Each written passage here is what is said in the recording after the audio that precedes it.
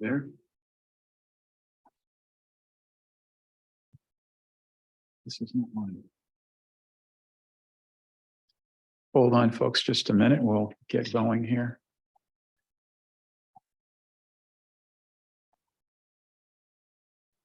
It might be this guy right here, yeah.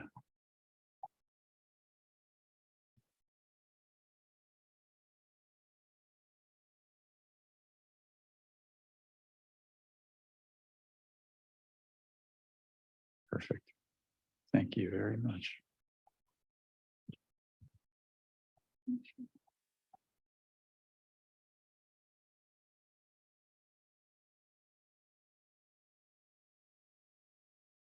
And maybe presenter mode or something. Great. Okay. Thank you, Captain. Well, good morning. Really fun to be here and really so excited to have you with us. As Julie mentioned, this is the second annual symposium that the Sanford Institute has created. It's been fun, I have to say, thinking about what to talk about and who to have come. You'll have a chance today to hear from really very exciting investigators, really extremely important new work. We're very, very excited about our guests and about those folks who work with us here at UCSD. Before I introduce the program, let me say many thanks to Fadel Zeidan, Dr. Zeidan, whose ideas and whose understanding of the field is not only, comprehensive, but really he has a great sense of which people are doing work that we really need to hear about. And so he really was the architect of the speeches we'll have today, the talks we'll have today. The folks at the Institute who really worked very hard to make this all possible are Rachel Tolano, Julie Freeman, Kaylee O'Meary, Catherine Christian, and Angela Ila Rivera. Terrific staff people who really make my life and the life of our faculty so much easier. They're wonderful colleagues, brilliant and highly dedicated to all the work we do. So this is the schedule. I'll talk very briefly, and then we'll follow up with a series of speakers.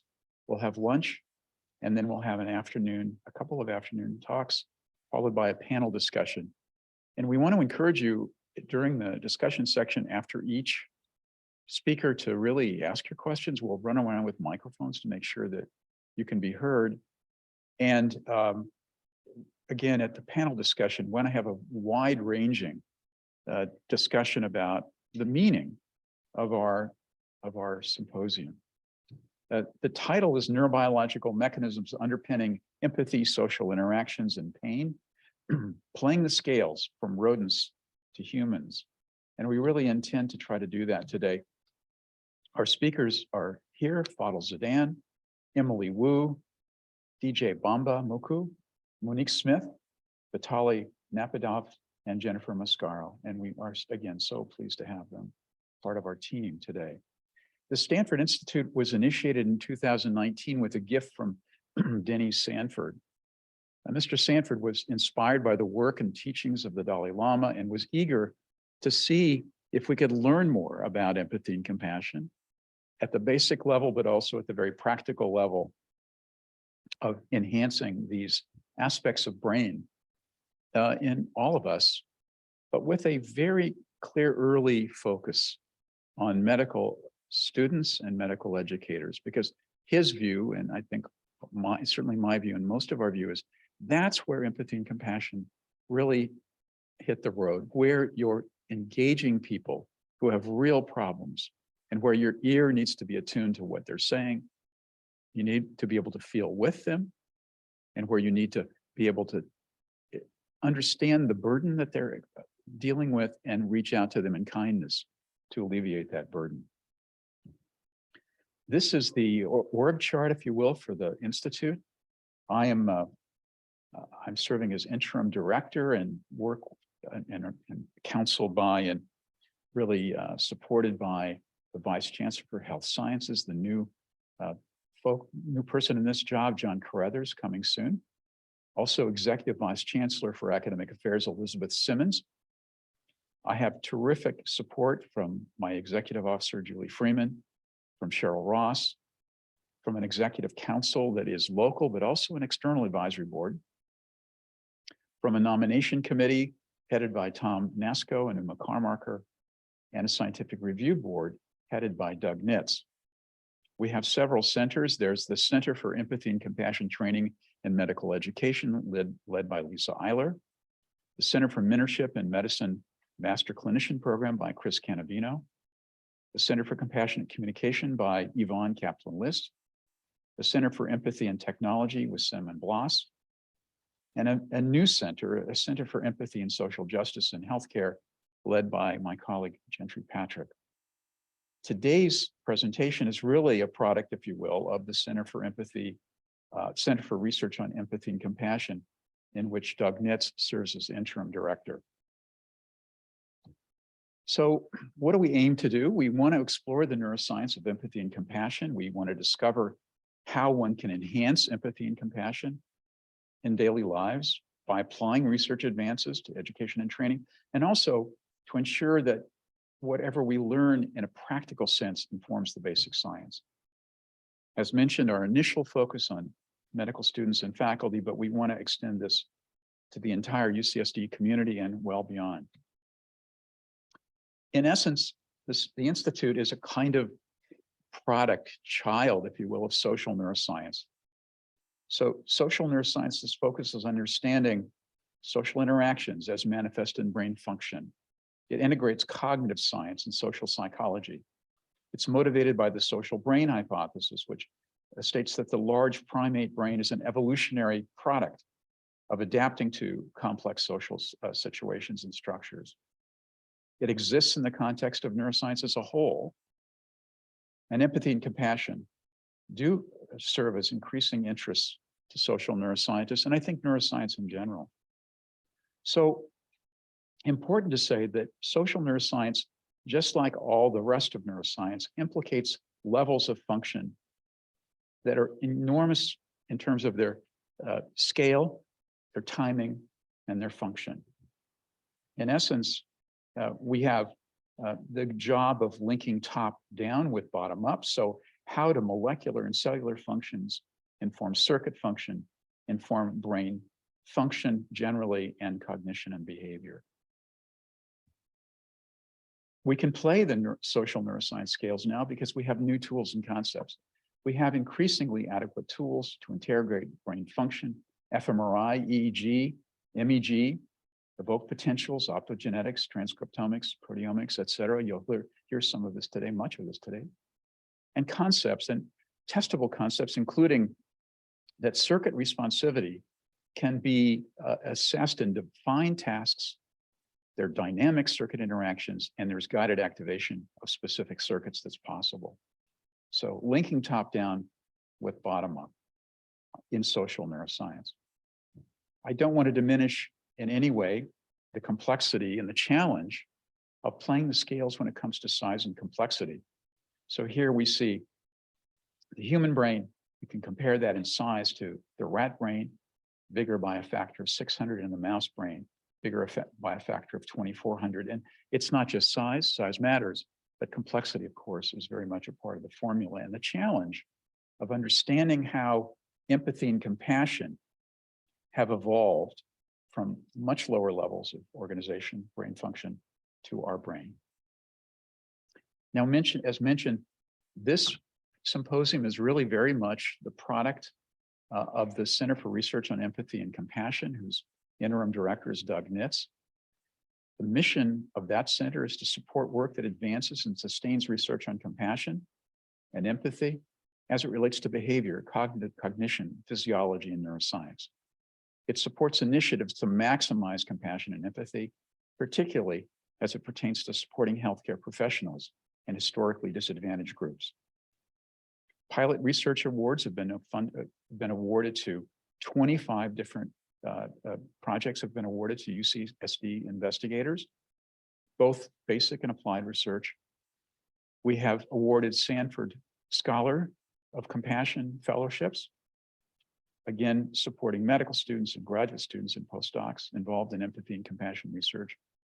And we are increasingly supporting collaborative research with colleagues beyond UCSD to foster connections with other leaders in the field to fund joint research projects. I'm very proud to say that so far we've funded approximately $3 million in research projects and fellowships and support for the Sanford Scholars of Compassion. We will continue to fund research on empathy and compassion with the goal of building an extensive, rich, robust research community focused on the science of compassion and empathy. So with that, I'll conclude, but look forward again to a very robust day with many, many exciting presentations ahead of us. I'll introduce the first speaker. Our first speaker is Dr. Fadel Zeidan. He's Associate Professor in Anesthesiology at UC San Diego. He's a leader in so many different ways on the campus. He holds leadership positions in the UCSD Psychedelic Research Health Initiative and the Mind and Life Institute. His research is focused on determining the psychological, physiological, and neural mechanisms that mediate the relationship between self-regulatory practices and health. His work specifically examines the mechanisms of action supporting mindfulness meditation on pain. He and his team have demonstrated in very elegant ways that mindfulness meditation is mechanistically distinct from and more effective than placebo, distraction, and relaxation. It's my great pleasure then to introduce my colleague, Dr. Zeidan.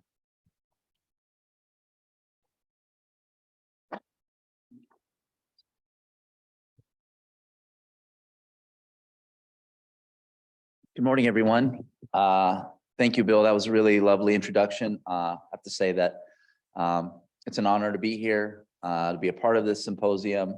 This is our second one, as Bill was saying, and I just want to give a shout out to Bill, Dr. Bill Mobley. He's been just an incredible colleague and friend and mentor to me and to many of us at the Institute. And without your incredible, tireless leadership, I don't know where we would be for this initiative. And it's an incredible initiative, actually, to create an Institute of Empathy and Compassion, which is the first of its kind. And so hopefully we can do a lot of good with this work. And so today, I'll be presenting research that was explicitly born out of one of the research proposals that was funded by the Institute. So this is one of the smaller proposals for out of the 3 million that has been spent on research. So very much looking forward to sharing these data with you all. Thank you, Catherine. And yeah, so it's a pretty, are we good? Yeah, okay. A pretty specific title called Neural Mechanisms Underlying Compassion or Supporting Compassion. Okay, so let's get going. This works, so I'll just press this. Whoops.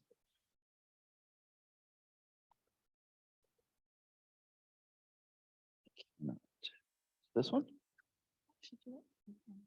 Okay, arrow keys, great, thank you. This is a keyboard. I'm learning about this very fancy technology. So I guess we should start by talking about what empathy and compassion are and what they aren't.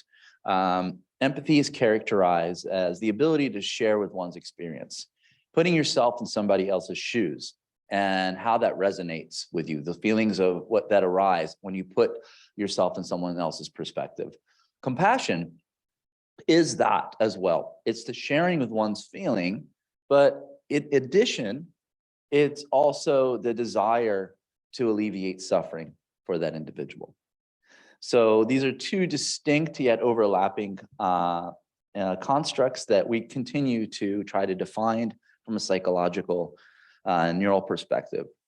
And there's been some work looking at brain mechanisms supporting empathy and compassion. And generally speaking, we see that rostral aspects of the anterior cingulate cortex, as well as anterior aspects of the insula, play a significant role in empathy. They also happen to play a significant role in salience. The allocation, the intrinsic bottom-up reflexive allocation of attention to arising sensory events. So you could easily make the case that empathy and compassion are also salient experiences. So our goal in my laboratory is to see if we could be a little bit more specific in human research on identifying the explicit active mechanisms to capture empathy and compassion. Generally speaking, this work has focused on what we call blood oxygen level dependent functional MRI. So this is a more temporally high temporal resolution of functional MRI that may not capture the tonic aspects of empathy. That is, there might be carryover effects that arise from experiencing empathy. If you could imagine watching a crying baby or somebody, a very disabled person that also happens to be homeless, that's carrying a child, things of this nature, you feel these things when you see them. That's what empathy and compassion are. So maybe employing a more continuous acquisition of direct quantifiable cerebral blood flow may serve as a better index of empathy and compassion, or at least provide us with a different perspective and lens of how empathy and compassion are manifested in the brain. So in this pilot project that I'll be presenting to you, it will be the first study that actually used a perfusion-based fMRI technique that provides a direct and quantifiable measurement of cerebral blood flow and how that translates in the brain. We did hypothesize that based on previous work, that aspects of the anterior insula and the rostral ACC would be directly associated with empathy and compassion, or let's just say empathy. We also examined the effects of mindfulness-based mental training, which I'll talk to you all about, 3 different meditation techniques, 8-week interventions, and we also assessed if mindfulness would increase self-reported empathy which I'll talk about with a romantic partner. So we'll get into those things in a bit. And we also looked at pain. Can mindfulness attenuate pain as well? So here we're trying to identify the neural mechanisms supporting the cultivation of empathy, as well as assessing if mindfulness-based mental training can increase self-reported empathy and compassion. And I'll get into the methods here. So what we did was recruited healthy female participants that were in a romantic relationship for at least 3 months. And we used a very validated romantic partner paradigm, that's what it's called, to elicit empathy and compassion. I'm going to show you that. And these are our fMRI metrics for those that are really interested in it. So the first thing that we did was we took this healthy female participant and we positioned her into the fMRI, and we administered noxious heat. I don't know if I can get this. Yeah, there we go. This is the noxious heat visual to the back of the calf while we acquired cerebral blood flow images. And then our participants rated, using a visual analog scale, their pain intensity and pain unpleasantness. And we look at these 2 sensory dimensions of pain because they actually are impacted uniquely by mind-body approaches. Pain intensity could be characterized as, let's say imagine that you're listening to a song on the radio that you don't like. Pain intensity would be how loud that sound is. And pain unpleasantness would be how much that song bothers you. So we try to look and separate sensory versus affective dimensions of the subjective experience of pain. We apply very frankly noxious stimuli, 10 8-second plateaus of 48 degrees Celsius. And it does not tickle. And so we do this while we're collecting brain images. Okay, so here's the romantic partner paradigm. So after she experiences noxious heat and she gives us our pain ratings, she then watches her romantic partner receive the same noxious stimulus. And we notice that in a lot of the literature, there isn't actually parcellation of when the person is supposed to attend to the romantic partner. So what we did was we created this visual input of a flame. And whenever the flame came on, the female participant where her brain was being scanned would know that the noxious heat was applied at that time. And then with our brain images, we were able to take out that explicit activation that corresponded to when the heat was turning on for her romantic partner. So here, she watches her romantic partner receive noxious heat. And then we ask her how much how unpleasant was it for you to see your romantic partner in pain? And then we got a visual analog scale of 0, not unpleasant at all, to 10, worst, most unpleasant imaginable. And then she watches a lab technician, which we deemed as the stranger, receive noxious heat. Same thing, we place the flame on whenever the heat is administered. And after this participant or a lab technician in our lab receives this noxious heat, the female participant is then asked the same question. How unpleasant was this for you? And we hypothesized that there would be greater empathy, behavioral and neural responses of empathy that correspond watching the romantic partner versus the stranger. Does that make sense? So she is not, we're not that complicated. We just assume that she's going to feel more empathetic for her romantic partner than a stranger. And then the idea is, can mindfulness training make the stranger look more like the partner? Can meditation make you more empathetic to where this delta between stranger and romantic partner is abolished? Does that make sense? This is why we had a talk yesterday, a symposium yesterday. I just love being in person again. That way I could see the nods. The nods are so important for my confidence.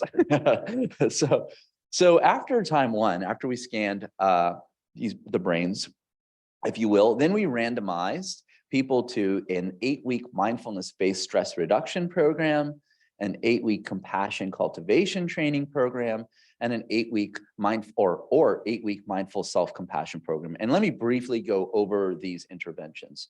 MBSR, as it's commonly known, is the most studied mindfulness intervention there is.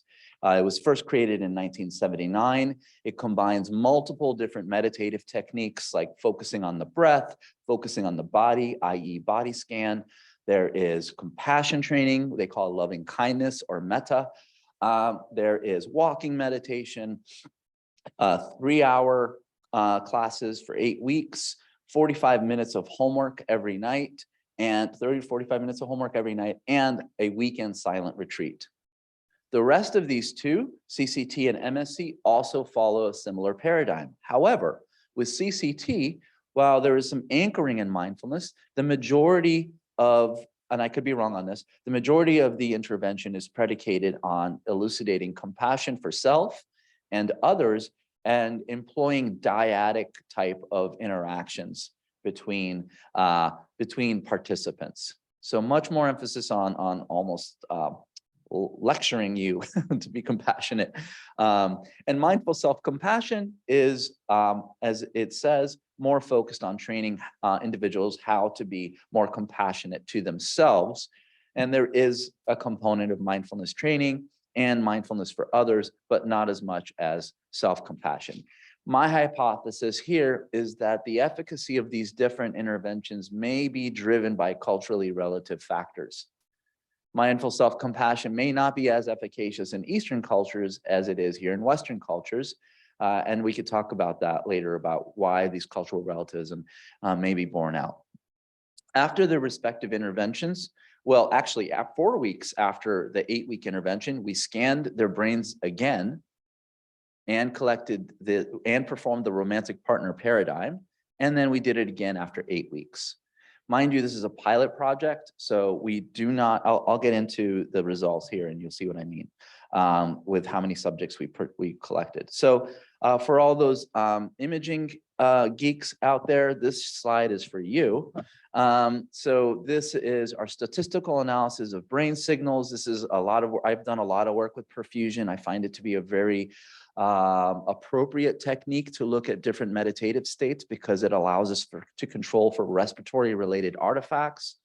And so after we performed our pre-processing, we also ran a conjunction analysis. We wanted to see not only which brain regions are associated with higher empathy for the romantic partner versus the stranger, but what brain regions are activated in conjunction in empathy for the stranger and the romantic partner. So that's why we performed a conjunction analysis. What do they have significantly in common?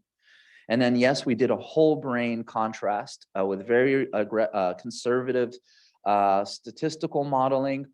And we did a whole brain regression where we entered the empathy for the partner and the stranger respectively.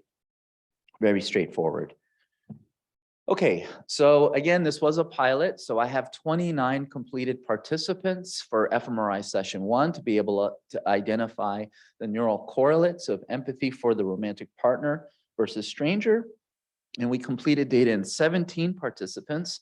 This was a lot of work, y'all, to do during coronavirus because we had to schedule not only the female participant who's going to be scanned, but also her romantic partner with the fMRI and also the 8-week interventions.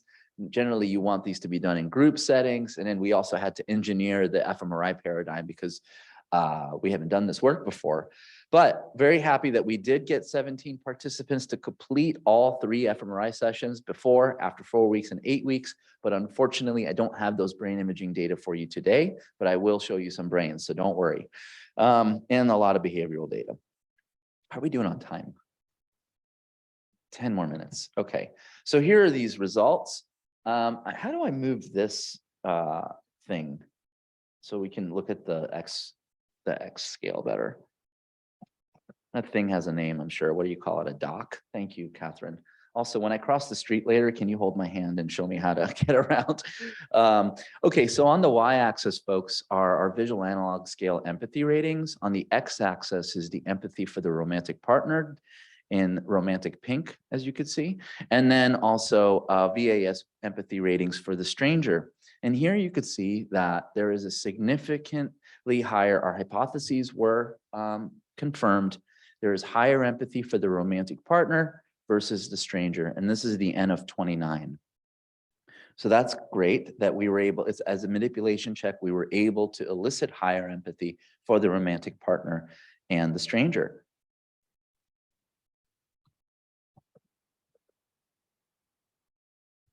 Okay, now the brain. So this is a sample of N of 29, and it was corrected for multiple comparisons with a very conservative threshold of 3.1 Z-score.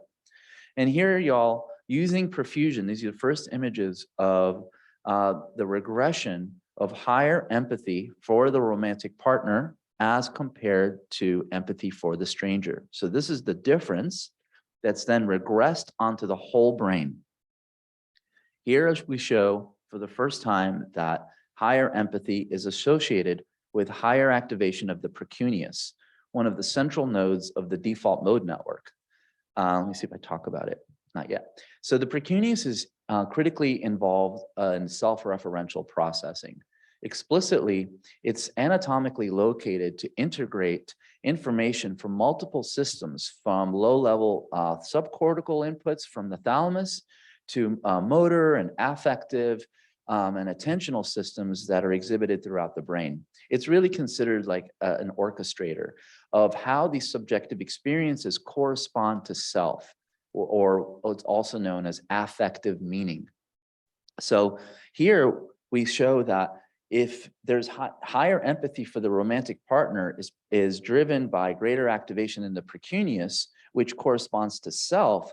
So she really, what we're inferencing here is that she feels as if the pain of her romantic partner is hers, i.e., I feel your pain explicitly, and in the context of self-reference, because this is the difference between viewing her romantic partner and the stranger.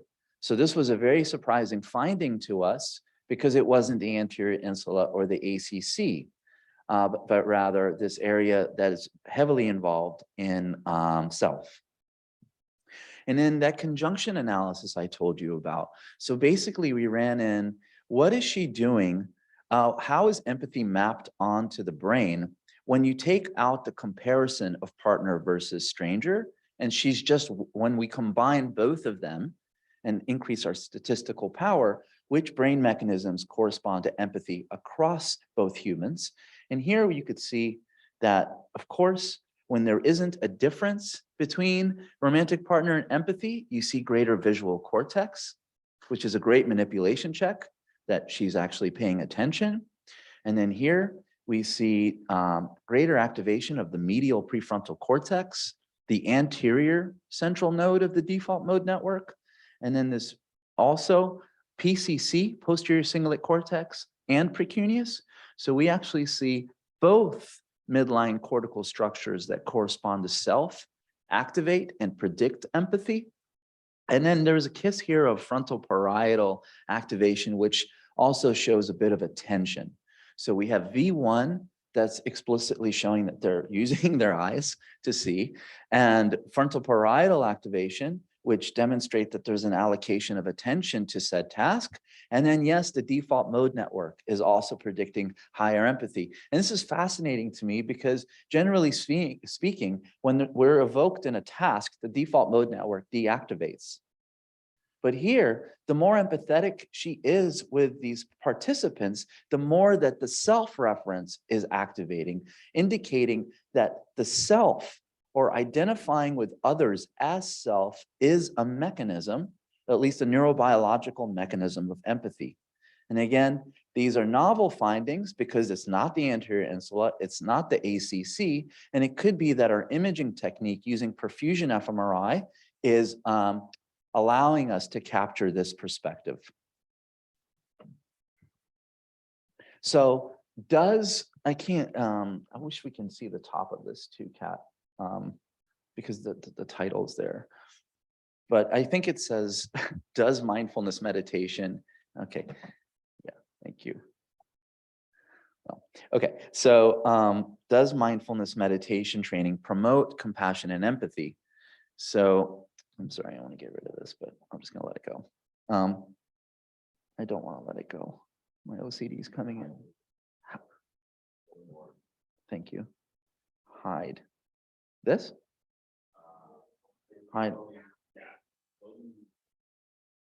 Brilliant. Thank you, Gentry. Also, when I'm going across the street later, you can also help me out. I know I'm probably short on time. Okay, so does mindfulness training promote empathy and compassion? There is evidence that these techniques can increase empathy and compassion and reduce pain, but the mechanisms involved in them are not known. So in the rest of this talk, we'll talk about the N of 17 that completed all the sessions, because we wanted to appreciate if there's a dosage response to meditation training. This is a big question that comes up. How much training is needed? Do the mechanisms change as a function of training dosage? So this is one of the first studies that actually does this as well. And then here you could see, this is with the N of 17, that yes, there's 49% higher empathy for the romantic partner than the stranger. This is at time 1. But check this out. After meditation training, our hypotheses were confirmed. She feels the same amount of empathy for her romantic partner than the stranger. So blue is empathy for stranger, red is empathy for partner. Yes, Joe? 4 weeks or 8 weeks? 4 weeks. Good question. Yes. So the biggest delta, the most significant and steepest delta occurs after 4 weeks. And after 8 weeks, this is still maintained. Although, as you could see, she starts to feel more compassion and empathy for her romantic partner after 8 weeks. And just to put into perspective, this is in all the 3 interventions, the last 4 weeks are generally when they start to introduce more compassion training. But this will be, if y'all can see this, it really is in the first 4 weeks that the most change occurs, and then this is stabilized. So yes, we show here that 4 weeks of mindfulness training significantly increases empathy for the stranger, and our hypotheses were confirmed that mindfulness training can, quote unquote, make the stranger look more like the partner. Okay, and then what about pain? So how are we going to get NIH funding with this project? So we have to look at a clinical outcome. And luckily we did, because pain elucidates empathy. And yes, pain. So can this training actually produce reductions in pain? And is this a dosage sensitive type of effect? From rest in the first half of the scan to rest in the second half of the scan before they were randomized, there was no change in pain. This is in response to noxious heat to the left forearm. And then here you could see that after 4 weeks of training, when we ask them to meditate, we see a clinically meaningful reduction of 32% reduction in pain from rest to meditation. And this is preserved. You can start to see that she is feeling less pain at baseline. It's an N of 17, so there's no real, I'm not expecting a major effect here, but her pain sensitivity is becoming less as a function of training, and she's still able to reliably reduce her own pain by 32% after 8 weeks of training. So mindfulness is no surprise works for pain. And this is my favorite result, one of my favorite results. So this is the Beck Depression Inventory on the Y scale. On the X scale, we collected depression data before every MRI. So MRI 1 is no training, MRI 2 is 4 weeks, MRI 3 is 8 weeks. And you could see that from time 1 to time 3, we have a 60% reduction in depression. By the way, these people aren't depressed. They're very healthy and happy. And you can see that the big delta occurs from 4 weeks, and then it gets better. It continues to become stronger as a function of more training, which really gives rise to the notion that mental training is synonymous and analogous to physical training, to where you work out a bicep, you get stronger and stronger, and then eventually you get strong. Well, maybe mental training can make you feel less dysphoric in a higher dosage fashion. And then self-reported kindness also significantly went up. How kind are you to yourself? We saw a significant increase to 28%, and then it just only went up a little bit more in MRI 3. So really the biggest change happens in the first 4 weeks for self-reported kindness. What about self-compassion? We see a significant 22% increase in self-compassion from MRI 1 to MRI 3. And again, the biggest delta occurs within the first 4 weeks.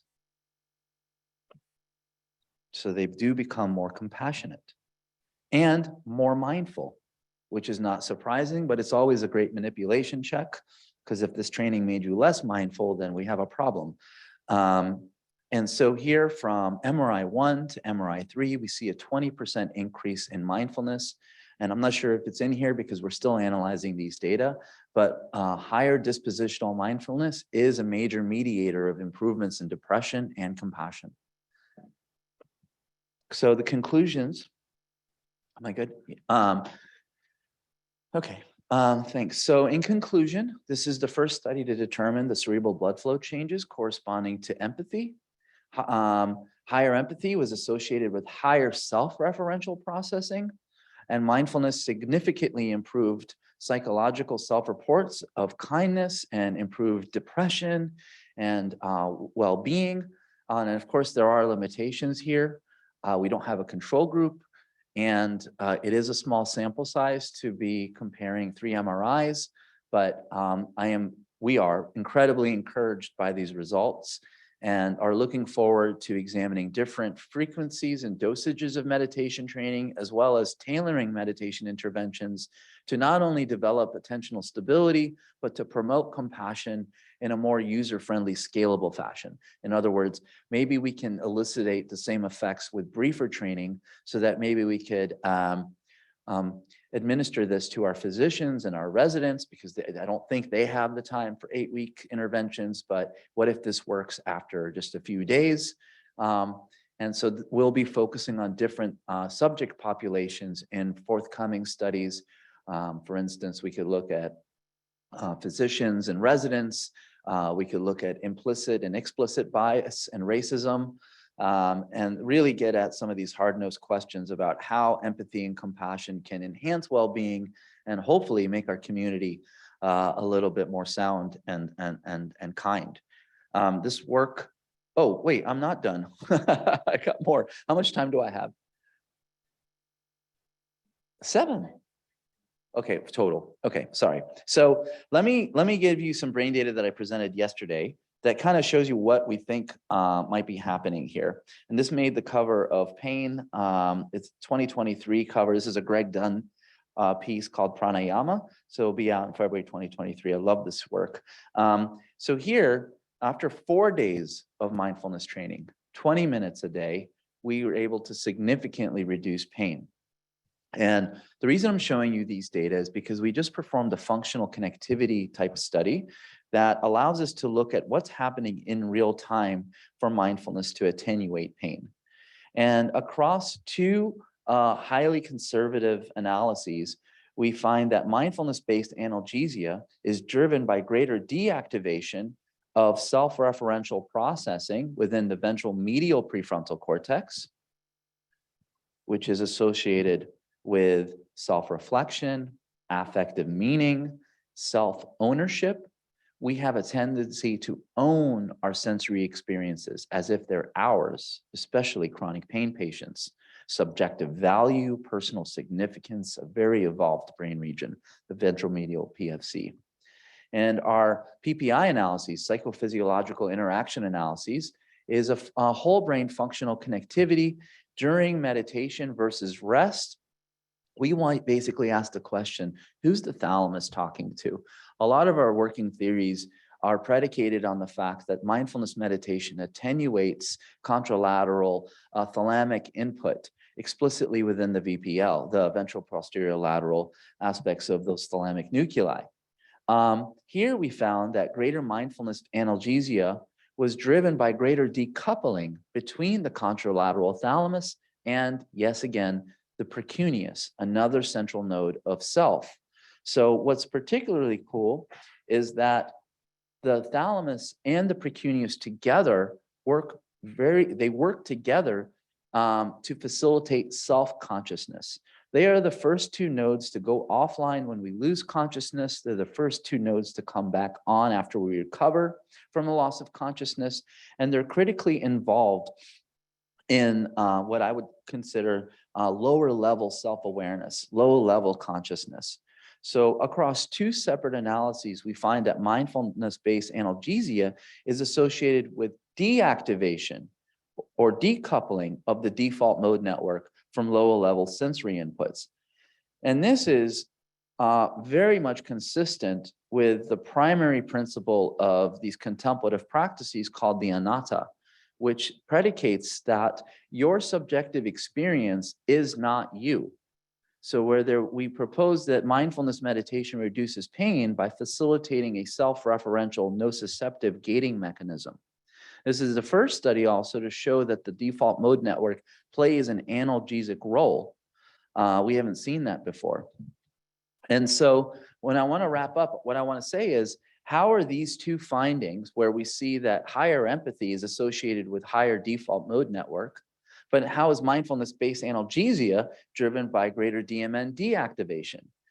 So the theory that we're kind of working on is the fact that when you attenuate self, others arise.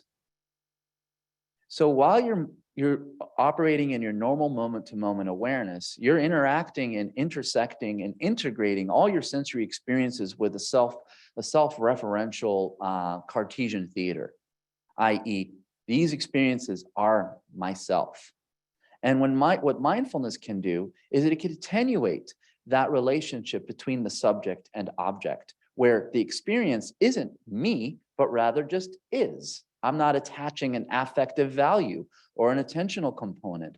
I'm actually just seeing it without contaminating it with my judgment, with my appraisals.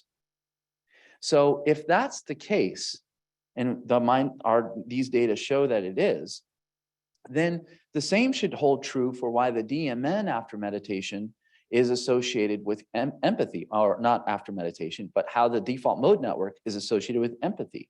And again, if self is attenuated, then others are elevated.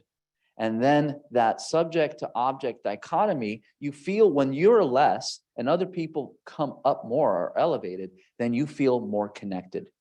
And in our data, we do see that meditation training does increase social connectedness. So they might be playing in this kind of antithetical mechanism by manipulating and modulating default mode network activity, i.e. self-reference. So we have a lot more work to do to hash out this theory, but taking together, this is what we think is happening. This work cannot be done. I don't have enough room on this slide for all the people that are involved in this project.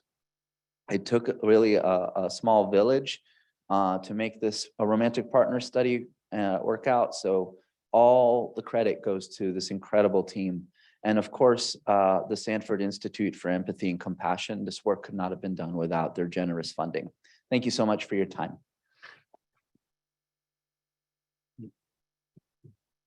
Sure, one or two questions.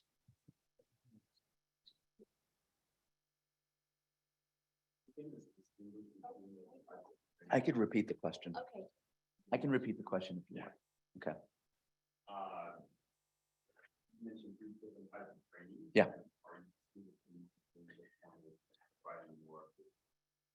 So Dr. Gentry Patrick, head of the Center for Social Justice, asked a wonderful question. Did we look at differences between the three interventions of MBSR, CCT, and MSC? We have not yet. We have 11 people that completed MBSR, 3 that completed CCT, and 3 that completed MSC. So we just didn't compare it because the sample size was too small. But in a perfect world, what I would do is add a real control group and then maybe compare those interventions to an actual non-manipulation control. That's going to be the hardest thing. Yeah. I guarantee you there won't be differences, but maybe in mechanisms. Okay. Thanks, Gentry. Very wonderful talk. Thank you so much. Thank you. So I'm curious about, first of all, I'm not an FMI person. So I'm curious about the temporal, like how temporal precise is a precision FMI. The reason I'm asking is that, so is that possible? So first of all, I would make the same hypothesis, like the setting network, the insula, so those kinds of brain areas. I mean, I have made the same hypothesis, like they can be involved. I mean, just based on my work, like on dementia, like frontal dementia, so the setting network is, hugely impaired, and the patients, they have the lack of empathy is huge compared to Alzheimer's, like more default more network. So I don't know if, there's any chance to look at the temporal dynamics, how different like default mode network may be like more early, phase of the process, and then it's like when you need to feel the emotion of others, and it's more like setting network.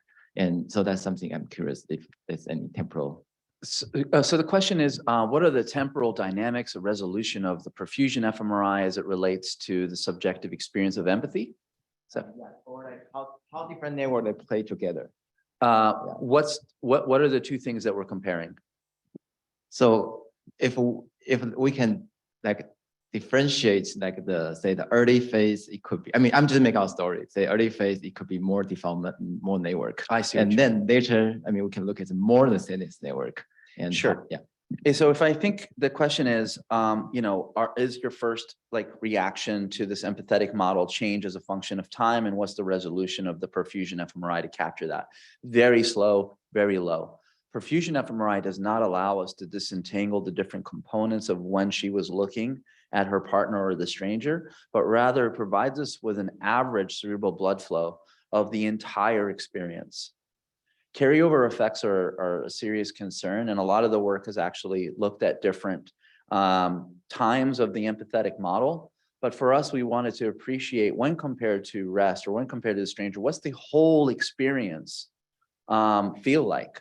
And so perfusion allowed us to do that. So the temporal resolution was actually very slow, but the spatial resolution was very high. Thank you. Zelda? Oh, sorry. Oh, sorry. There's a mic here. I didn't see that. Please. Thank you for the beautiful talk. Thank you. It's very kind of you. There's so many factors that go into empathy and compassion. The sample size, I guess, was relatively small. You mentioned this is pilot work. Very small. How long were the couples together? Some maybe for 3 months, some for 30 years, maybe. Does that make a difference?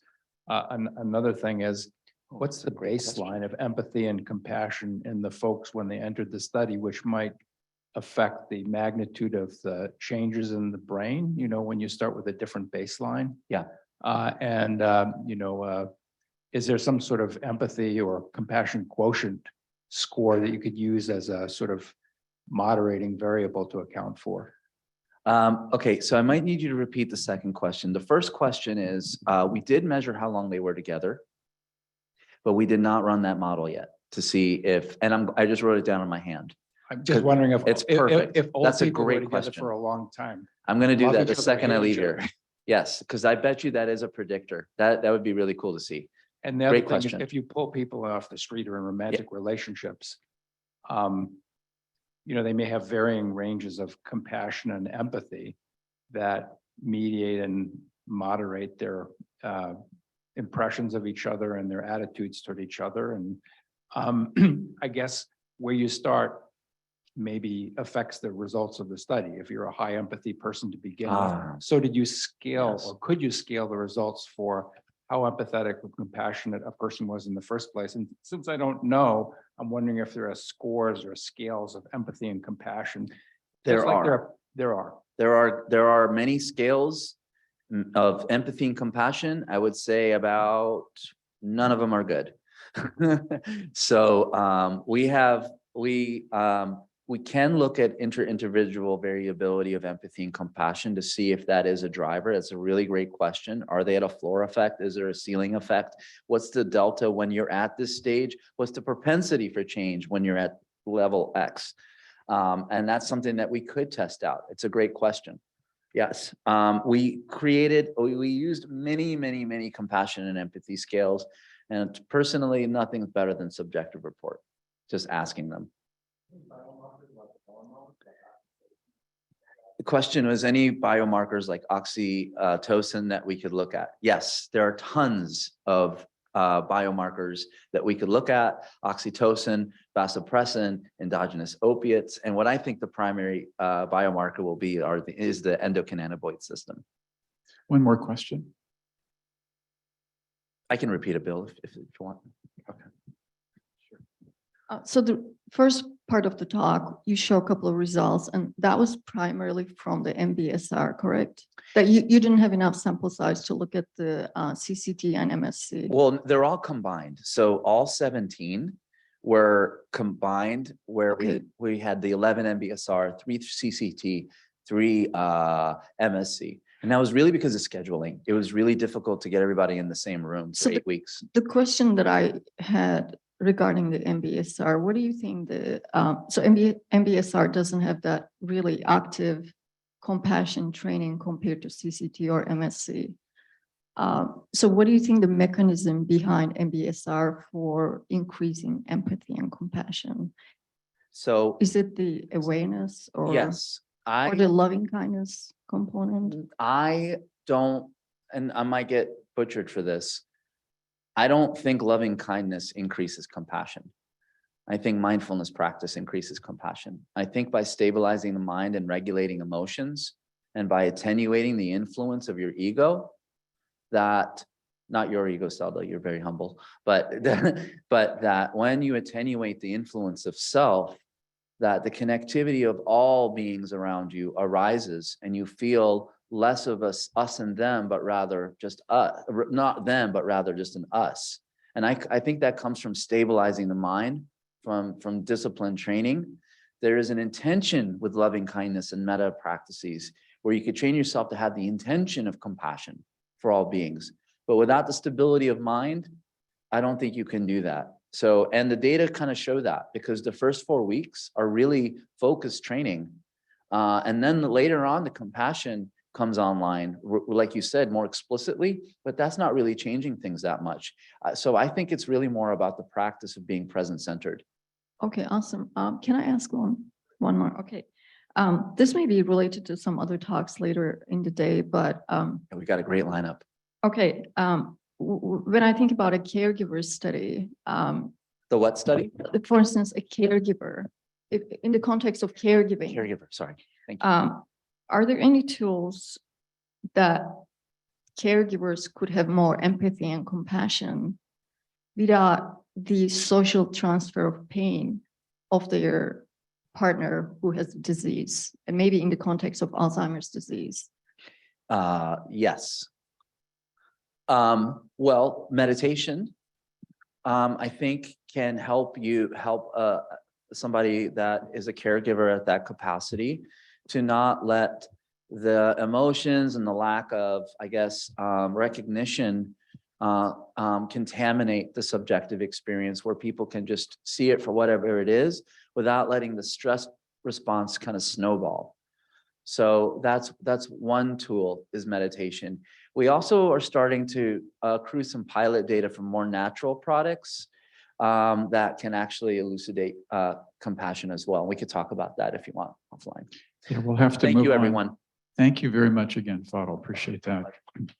And we want to make sure that the folks online know that there is an opportunity for questions to be sent in. Also, we'll have a panel discussion at the end, so some of these questions will come up again, and we'll have our various speakers engage one another and the audience, both online and virtually and in present. We're on a break right now. We're going to take a quick 5-minute break 5 minutes. per the schedule. So please take 5 minutes and we'll try to get back on schedule after that. Thank you.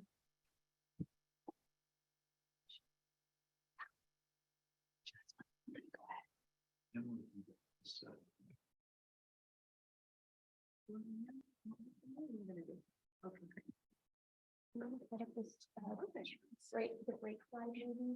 I figured out how to do it in my computer that way.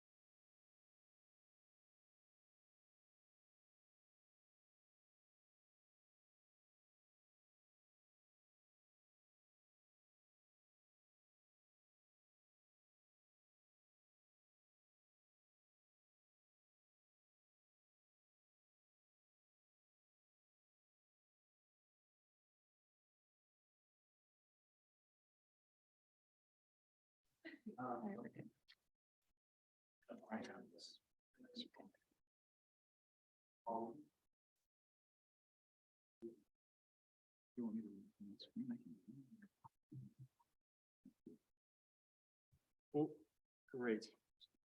We're really having fun. Thank you, Fadel. That was a great startup. You know, I wish everybody was here in person.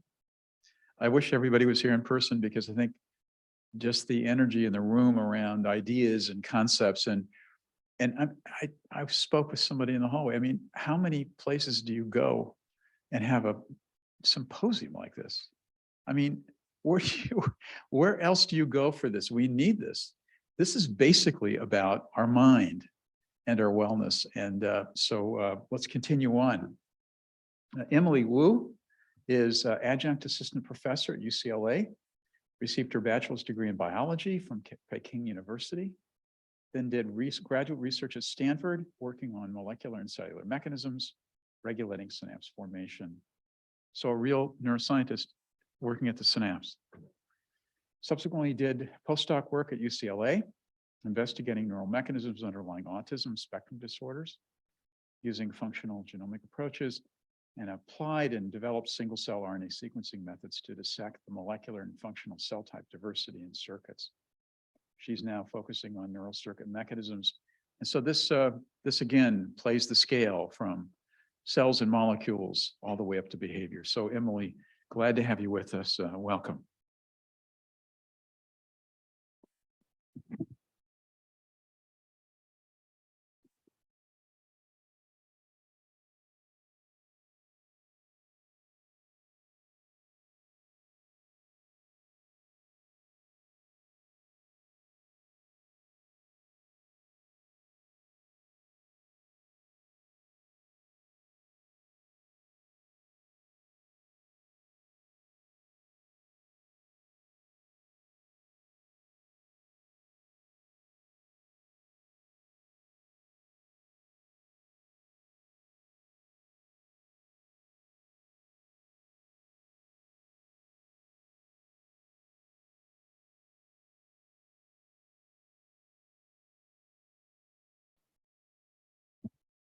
Thank you for the very kind introduction, and thanks to the organizers for putting together this wonderful symposium. I'm really excited and honored to be here to share our research, and I look forward to all the other great talks.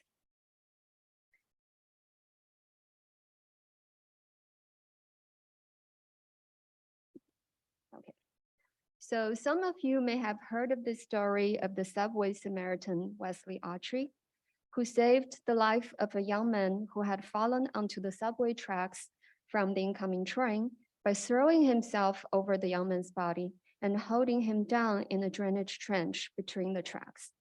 When the train finally stopped, 2 cars had already passed over them, close enough to leave grease on Wesley's cap. So this represents a dramatic example of a type of behavior that is associated with the intention or leads to the consequence of benefiting others, known as pro-social behavior.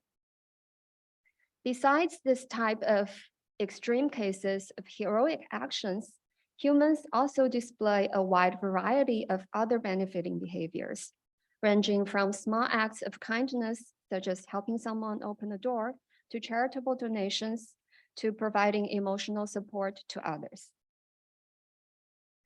Because these behaviors usually occur in response to others' emotional distress or unmet needs, one way to categorize these diverse behaviors is to group them by the type of negative state that elicits them.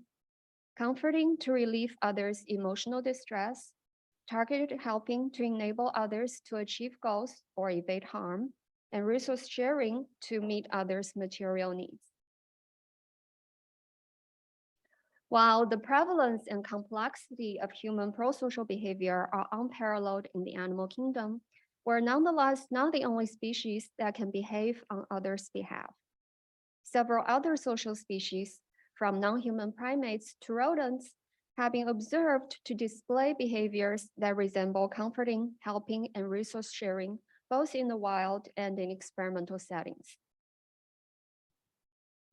Among the wide spectrum of social behaviors, pro-social behavior occupies a somewhat unique position. It not only is affiliative, but also usually benefit other individuals to a larger extent compared to general affiliative social behaviors, such as attachment or social bonding, which are primarily driven by individuals' own needs. And the existence of this type of behavior may at first appear inconsistent with the notion that behaviors are selected for because they promote the fitness of individuals' own genes. And that's probably why this type of behavior has intrigued evolutionary biologists ever since Darwin, and various theories have been proposed to explain how pro-social behaviors towards relatives or unrelated individuals could lead to a reproductive advantage. For example, pro-social behavior towards relatives may help increase the transmission of one's own genes from all possible sources. Helping unrelated others may also be beneficial if the favor is returned in a similar manner. In addition, groups with more pro-social individuals might be more likely to outcompete groups with more selfish individuals, thus gaining reproductive advantage. Pro-social interactions usually involve a complex multi-step process. First, an individual, a bystander, must be able to sense the emotional distress or unmet needs in another individual. This may in turn lead to a similar negative state in the observer through empathic sharing. This could further motivate the observer to take active pro-social actions, such as providing aid or consolation. And pro-social behavior per se, or the resulting reduction in another's negative state, could in turn lead to personal relief or a rewarding experience to the helper, which may reinforce pro-social behavior. The neuromechanisms of some of these steps, such as empathy, have been actively investigated, and many exciting discoveries have been made. Today, my talk will be focused on another critical step, which has been relatively less studied. And the central question we'll be asking is where and how the perception of another's negative state is transformed into a pro-social behavioral output. We would like to study this question in a mouse because of the diverse tools for monitoring and manipulating neuroactivity available in this species. But first, we have to demonstrate whether mice can display pro-social behavior.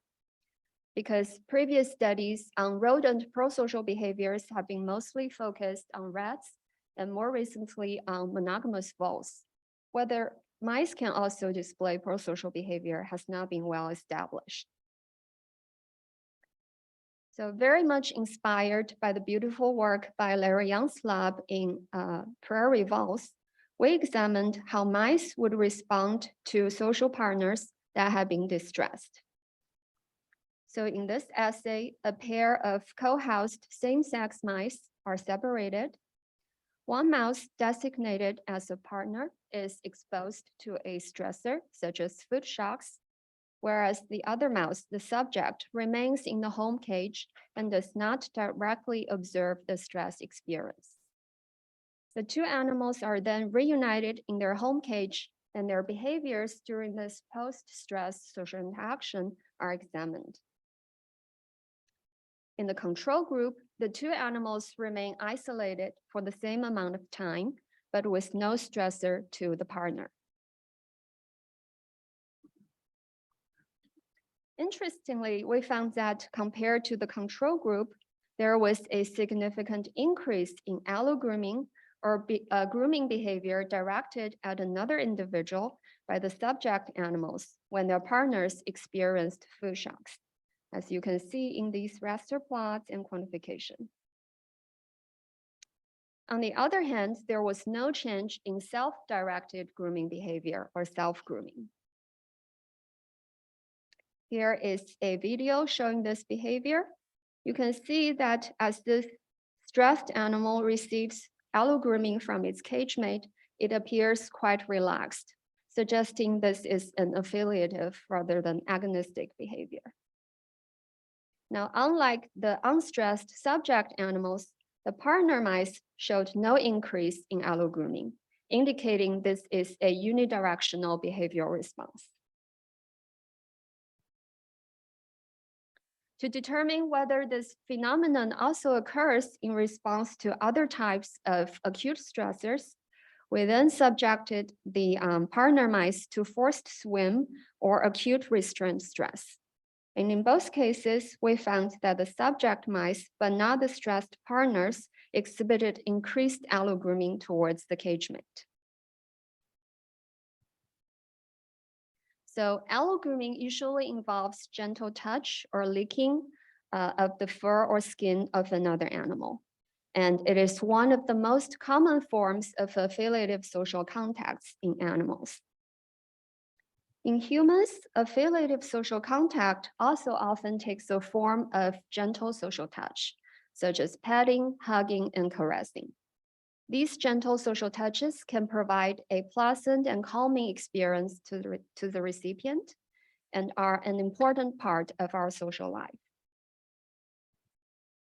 The observation that mice display increased allogrooming towards stressed social partners suggests that mice can display prosocial comforting behavior, which is defined as an increase in affiliative social contact towards stressed social partners, which provides a stress relieving effect.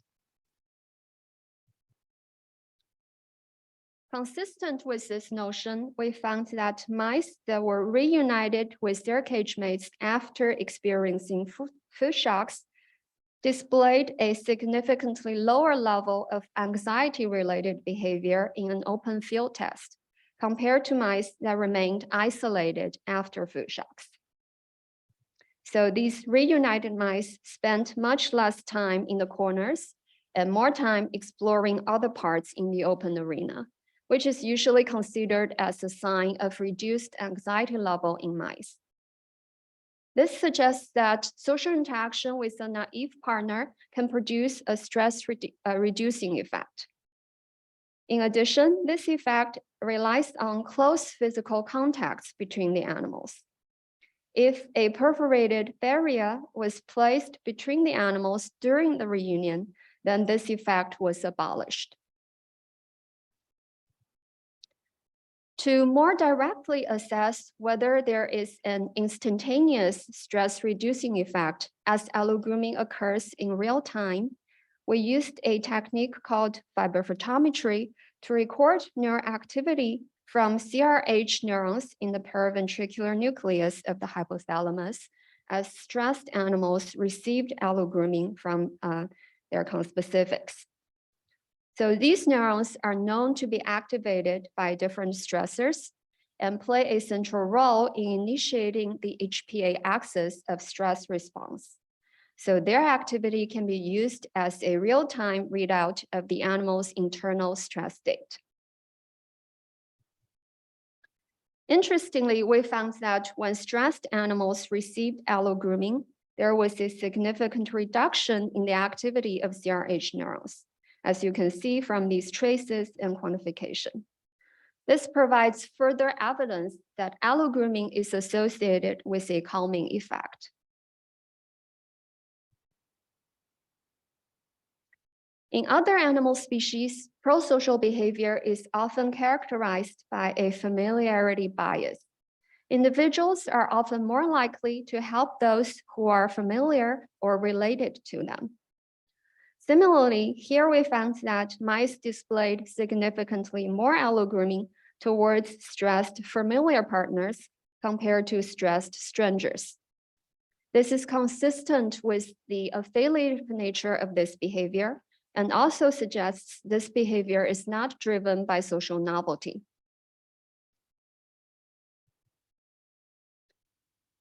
To characterize allogrooming in a more quantitative manner, we examined whether this behavior is associated with some characteristic spatial temporal features that can be reliably recognized using machine learning algorithms.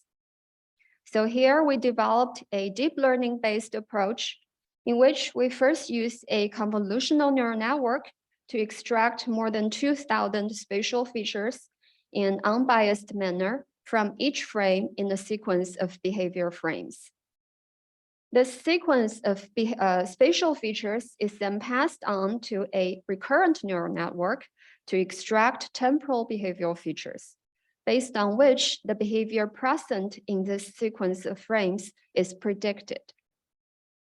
Compared to most other machine learning-based behavior classification methods, this approach bypasses the need to track the location or pose of the animals, which can be challenging and unreliable during close social interactions due to the physical occlusion between the animals. It also allows the integration of temporal features. Using this approach, we examined allogrooming and another social behavior, social sniffing, which also involves physical proximity, as well as self-grooming, which involves similar body movements. We found that all three behaviors can be reliably distinguished from all other types of behaviors. In addition, we could also reliably differentiate between allogrooming and sniffing or self-grooming.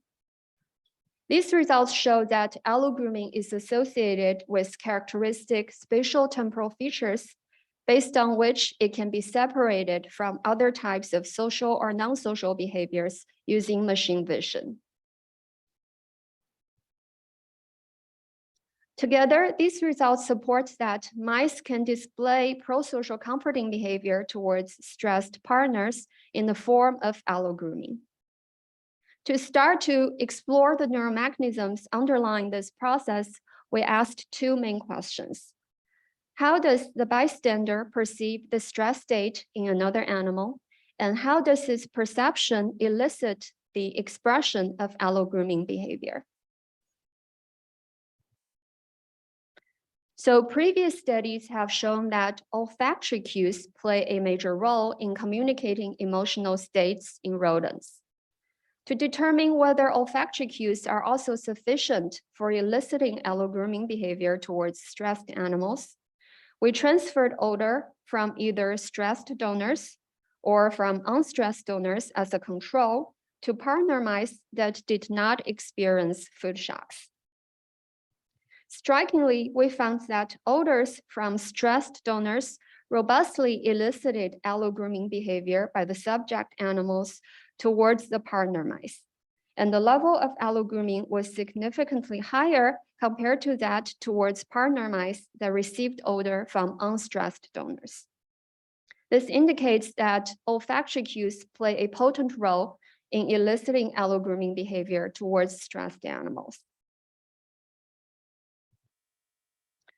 These observations led us to consider a brain area called the medial amygdala, or MEA, as a candidate that may mediate this process.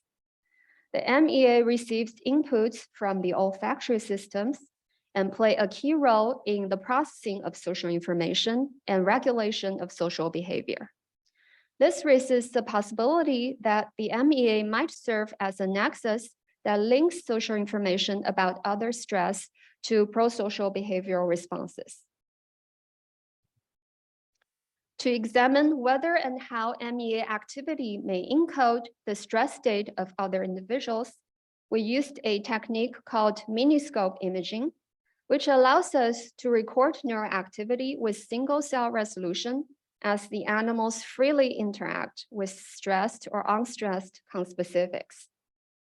So here we injected a fluorescence calcium indicator in the MEA and used the fluorescence signal as a readout of neural activity. Here is an example showing the single neurons that we extracted from the fluorescence videos taken in the MEA. So to determine whether MEA neurons may respond differentially towards stressed or unstressed animals, we first identified neurons that were significantly activated during social sniffing towards stressed or unstressed animals. We found these are two different populations with partial overlap, and a sizable fraction of neurons responded only during sniffing towards stressed animals, but not unstressed ones, and vice versa. In addition, we found that neurons that were activated by stressed animals showed a higher level of activation compared to those activated by unstressed animals, as you can see in the heat maps and traces. This suggests that MEA neurons respond differently and possibly more strongly to stressed conspecifics compared to unstressed ones. So odor provides a potent signal for communicating conspecific stress and eliciting allogrooming behavior. And neuroactivity in the MEA can encode the stress state of others. This prompted us to further ask whether MEA neurons play a direct functional role in controlling allogrooming. So we first examined whether MEA neuroactivity could also encode allogrooming behavior and other behaviors during prosocial interactions. We looked at the encoding of allogrooming and social sniffing. We identified single neurons that were significantly activated during allogrooming or sniffing towards stressed animals. Again, we found these are two different subpopulations with only partial overlap, and there were neurons that responded only during allogrooming but not sniffing, and vice versa. Furthermore, we found that population neuroactivity in the MEA could also differentiate between different types of behaviors. For example, here we performed principal component analysis, and we found that population activity associated with different types of behaviors, including allogrooming, sniffing, or self-grooming, could be well separated in the PC space. In addition, we could also construct statistical learning models using population activity to reliably differentiate between allogrooming and sniffing or self-grooming.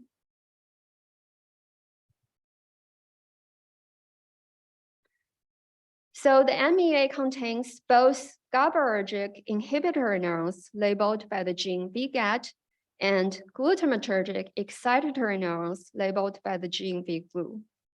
Previous studies have shown that the GABAergic population is primarily involved in promoting social behaviors, such as mating and aggression, whereas the glutamatergic population is mostly involved in regulating self-grooming behavior. Therefore, we first asked whether the MEA VGAT neurons are required for promoting allogrooming.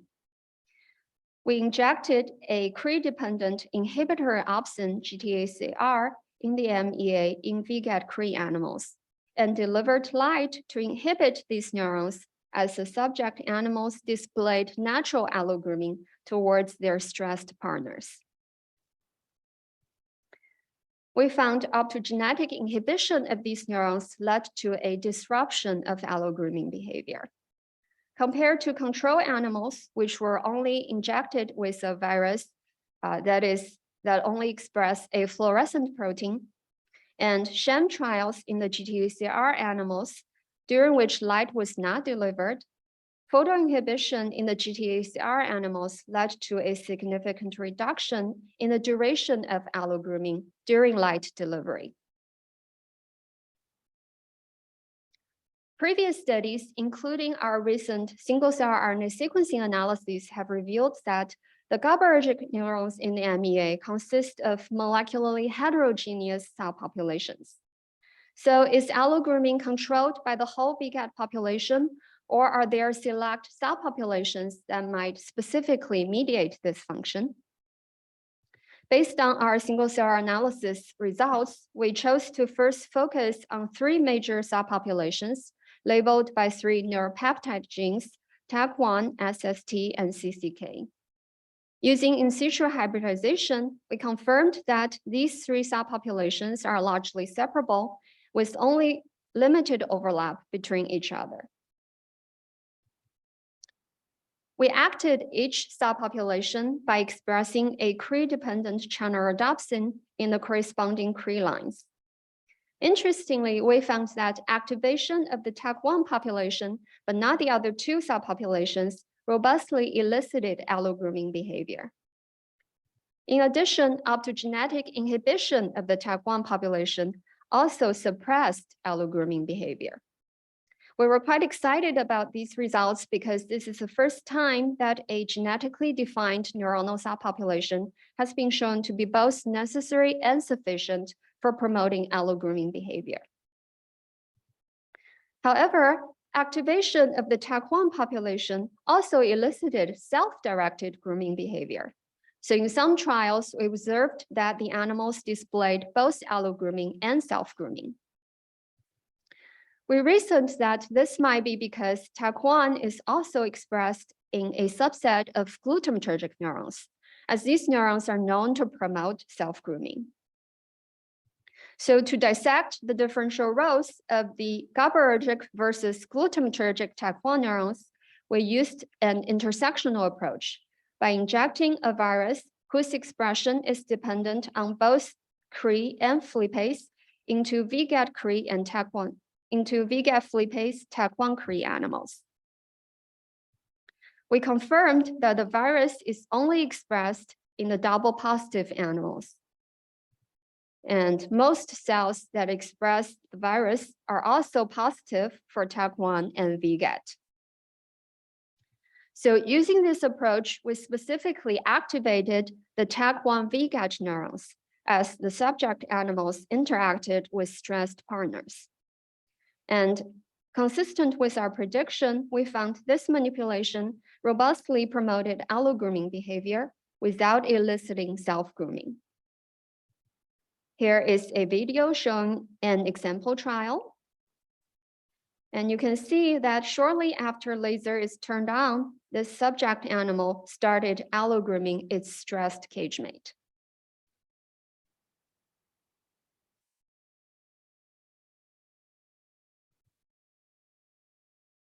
Using fiber photometry, we further confirmed that the MEA TAC1 VGAT neurons are indeed active during natural allogrooming behavior towards stressed partners.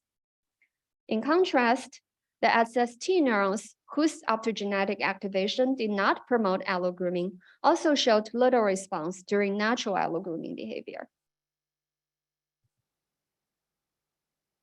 Using similar intersectional approaches, we further dissected the differential roles of different neuronal populations in the MEA. First, we predict that activation of the glutamatergic TAC1 neurons would promote self-grooming, but not allogrooming. We activated this population using a channel rhodopsin that is turned on by Cre, but turned off by flippase in the VGAT flippase TAC1 Cre mice.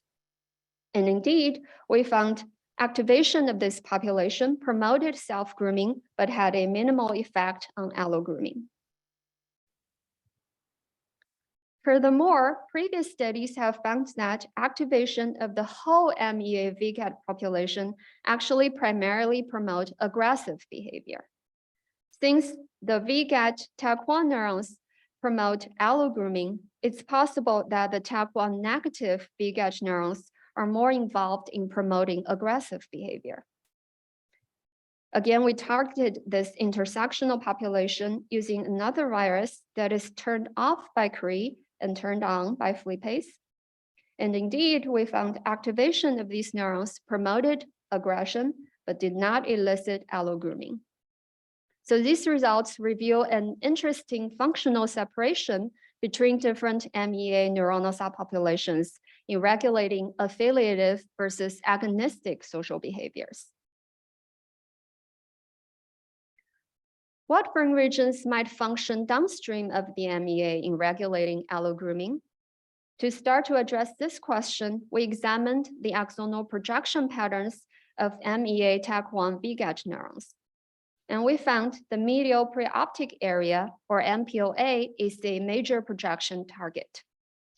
We were particularly interested in this brain area because it's known to play an important role in regulating social behavior, such as parenting behavior. To assess the functional relevance of this MEA-MPOA pathway, we did two sets of experiments. In the first experiment, we injected a retrograde virus expressing a double-dependent channelrhodopsin in the MPOA of TAC1 Cre VGAT flippase mice and implanted optic fibers in the MEA. This allows us to activate the somas of MEA TAC1 VGAT neurons that project to the MPOA. In the second experiment, we injected a regular double-dependent virus in the MEA, but implanted optic fibers in the MPOA to specifically activate the axonal terminals of the MEA TAC1 VGAT neurons in the MPOA.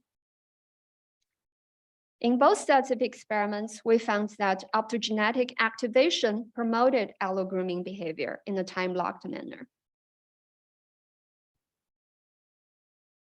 To further confirm that these effects are not due to antidromic activation of collateral projections to other brain regions, we performed two more control experiments. In the first experiment, we performed lidocaine infusion in the MEA to prevent the antidromic activation of somas and collateral projections while activating the axonal terminals in the MPOA. We found that lidocaine had no effect on the induction of allogrooming by activation of the MPOA terminals.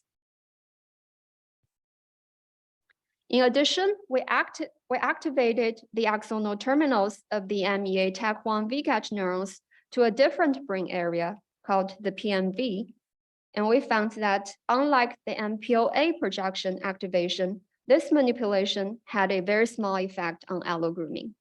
So together, these results support that the MPOA is a major projection target of the MEA in driving allogrooming behavior. So just to summarize this part, we found that the MEA TAC1 VGAT neurons constitute a select neuronal subpopulation that preferentially promote affiliative allogrooming behavior, and that the MPOA functions downstream of these neurons in driving allogrooming. Together, these findings identify a molecularly and anatomically defined neural pathway for the regulation of allogrooming behavior. So here's a simple model summarizing all the different processes involved in this prosocial interaction in mice. First, a stressor can lead to behavioral, physiological, and emotional perturbations in one animal. This stress state can be perceived by another animal, likely through olfactory cues and possibly through other sensory cues. This leads to the activation of this MEA-MPOA pathway, resulting in the expression of comforting behavior in the form of allogrooming. This can then lead to the reduction of stress in the recipient. So the last couple of years have seen some really exciting progress in using rodent models to investigate the neurocircuitry of prosocial comforting behavior. Recent work by us and several other labs have identified a number of brain regions involved in regulating comforting. Both gain and loss of function evidence I just talked about suggest that the MEA is both necessary and sufficient for promoting comforting in mice. One interesting open question is how the perception of others' negative state is transformed into a prosocial behavioral command in the MEA. This might occur through some local circuitries within the MEA, or may also involve some reciprocal connections with other brain regions.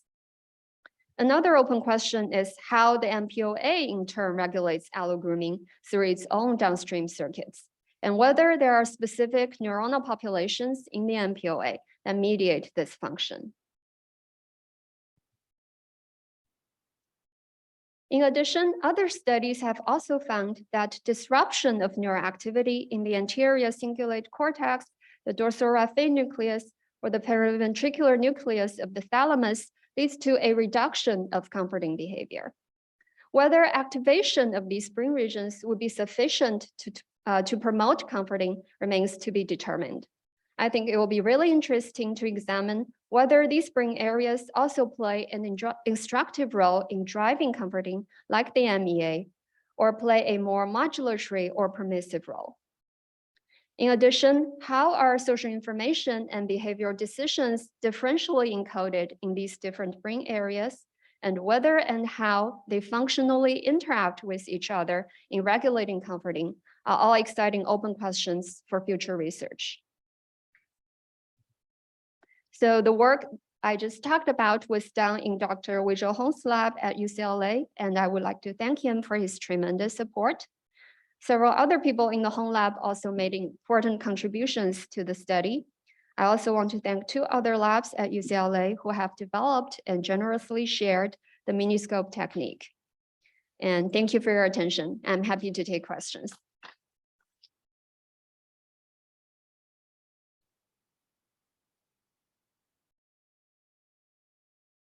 Yeah, let's have questions.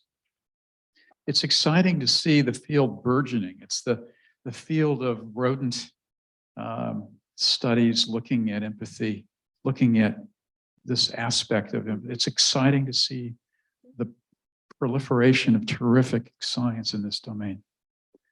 Monique. So I don't know if you know the answer to this because Mhm. I haven't figured it out yet. But so this is slightly selfish. I'm wondering, I'm trying to sort of incorporate your work into my own, which people will hear about in a little bit. And I'm wondering how you think the representation of understanding another in the ACC, Mhm. you know, how is that incorporated to this circuit with the MEA? Right, so there is no like rich direct connections between these 2 brain regions. So there could be some indirect information flow. My guess is that the ACC might be playing like a top-down modulatory role in the MEA, whereas the MEA is more involved in like almost similar to a innate behavior response. But the MEA, but the ACC and other like cortical areas could be providing additional inputs to modulate this response, or they could play a role in like learning of this behavior. Yeah. Okay, great. Yeah, we'll definitely have to talk more later Yeah. because it's Yeah, messing with my mind a little. Yeah, the ACC is a piece of the puzzle that we're trying to Yeah. figure out too. Yeah. You need to get your ACC organized around those questions, I guess. Yeah. Other questions from the audience? You mentioned something about plasticity. Where do you think plasticity is actually taking place in the? Yeah, actually, not from this study. So in this study, we did not directly examine whether learning or plasticity play a role in this.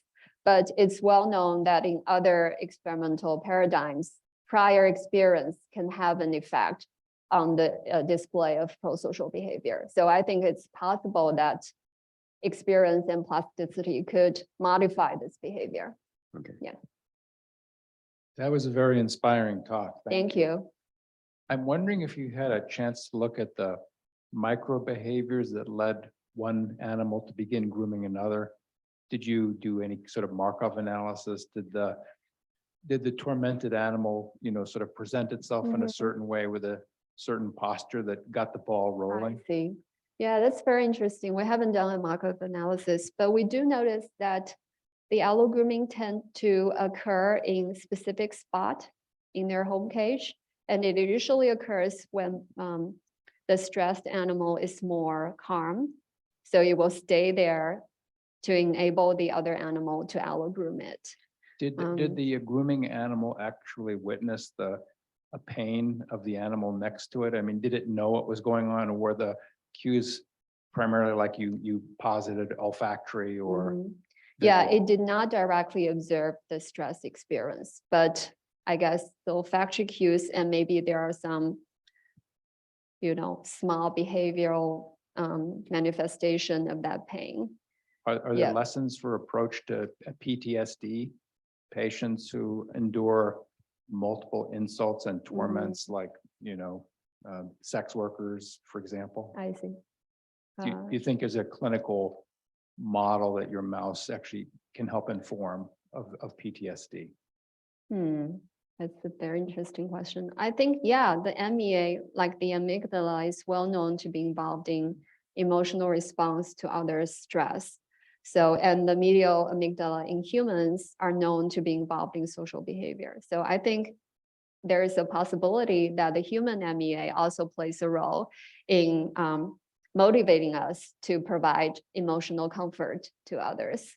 Thank you. And one last question is, how long were the mice in contact with each other? Were they familiar with each other? And would you Yes, expect the so- same result with non-familiar animals? Yeah, there are familiar animals that have been co-housed for several weeks.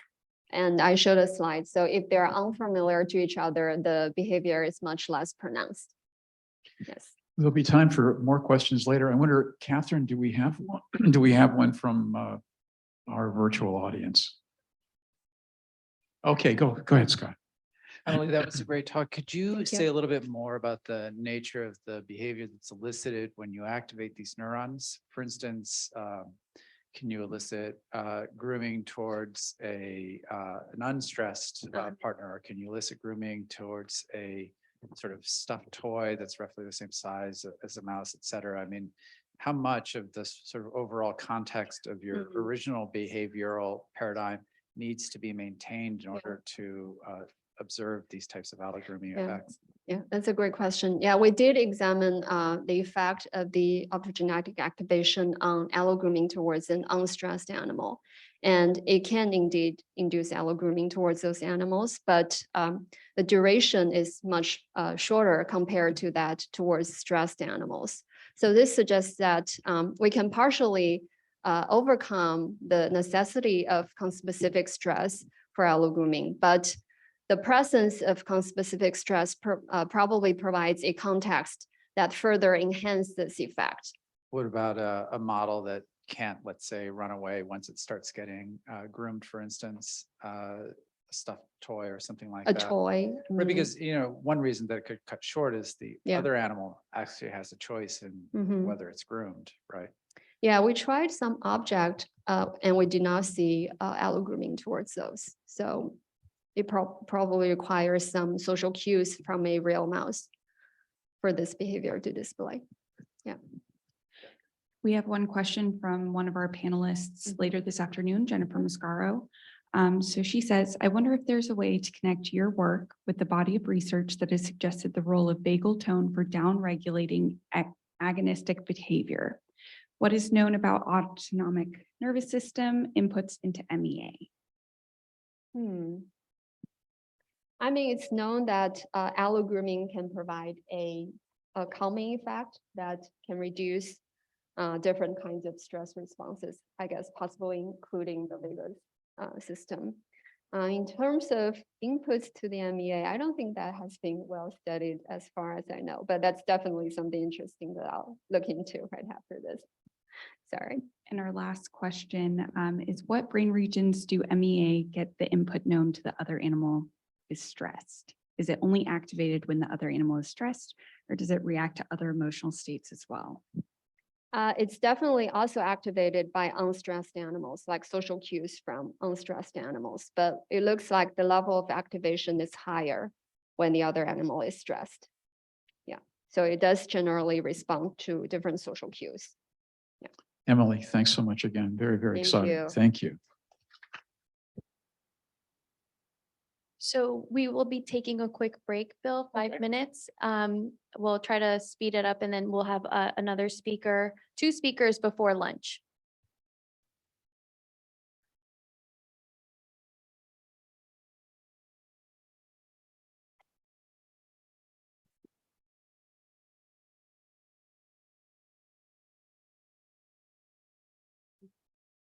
Yeah, yeah. Let's go. I don't think we.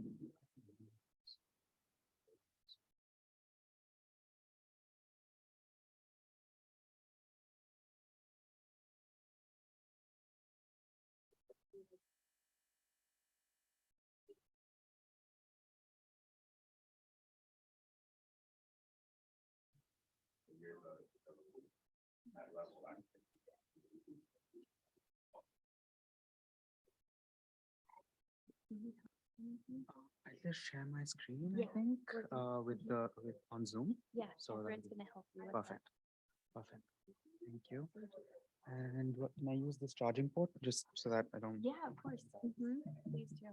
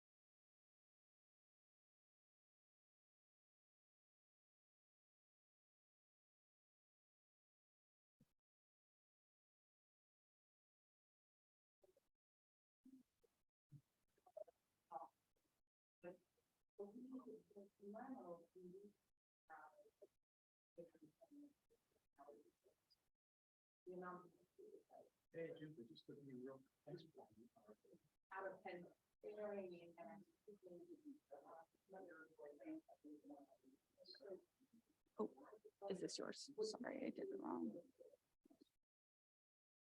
Oh, sorry, Yeah. where do you need me to be? Yes, sorry about that. And then when it's time, we'll just have you pull up the PowerPoint and share Right. your screen. Okay, from okay, here. okay. Fair enough. Apologies, we had some Oh, that's okay. fun IT hiccups. Oh, morning of. I, Always com- happens. that always happens, in remote, semi-remote world we live in. It's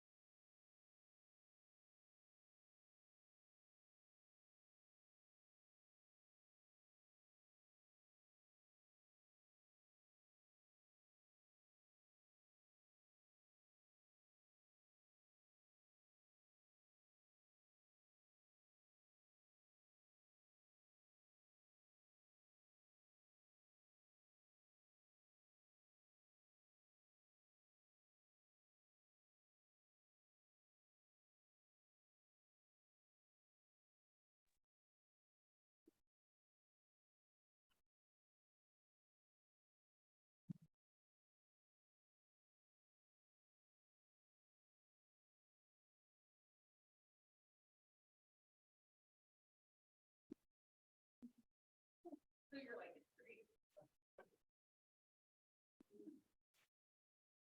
you, Catherine.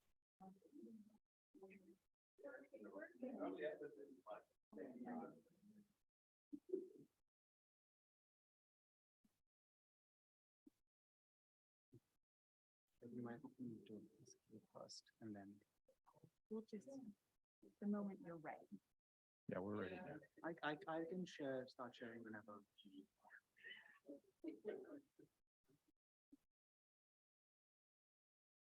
Let's let him do that. You can do that, right? Yeah. Okay, good. Good. I want to continue now. So if we can have a seat and come back to order, that would be great. Again, very happy that we're both in person and virtual. My pleasure to introduce DJ Bamba Muku, who is an assistant professor in the Department of Psychology at UC San Diego. He received his PhD training in Christina Alberini's lab at Mount Sinai and at NYU, and then was a postdoc with Catherine DeLocke at Harvard. Heard his talk, his job talk, incredibly impressed by his elegant studies, again, in a rodent model. He's interested in animal behavior and the biological underpinnings of emotion and subjective experience, and we're very pleased to have him as a colleague here at UCSD. His title is Neural Control of Behavioral Sex Specificity, and thanks so much, DJ. Thank you for the introduction, Bill.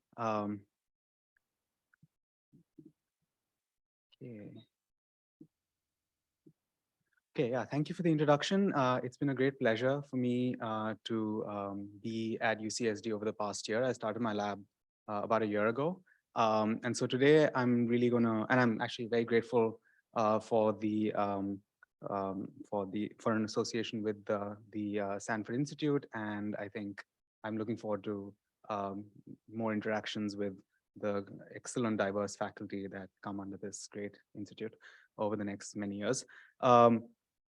So I've had my lab for about a year. So I'm going to talk about some unpublished data from my postdoctoral work. I thought I'd start by motivating this talk with this painting by the Viennese artist Gustav Klimt, who depicts in this painting the dichotomy between life and death as the dichotomy between loneliness and affiliative social behaviors, which range in interactions from birth all the way until a lonely death that awaits us all, I guess, in the end.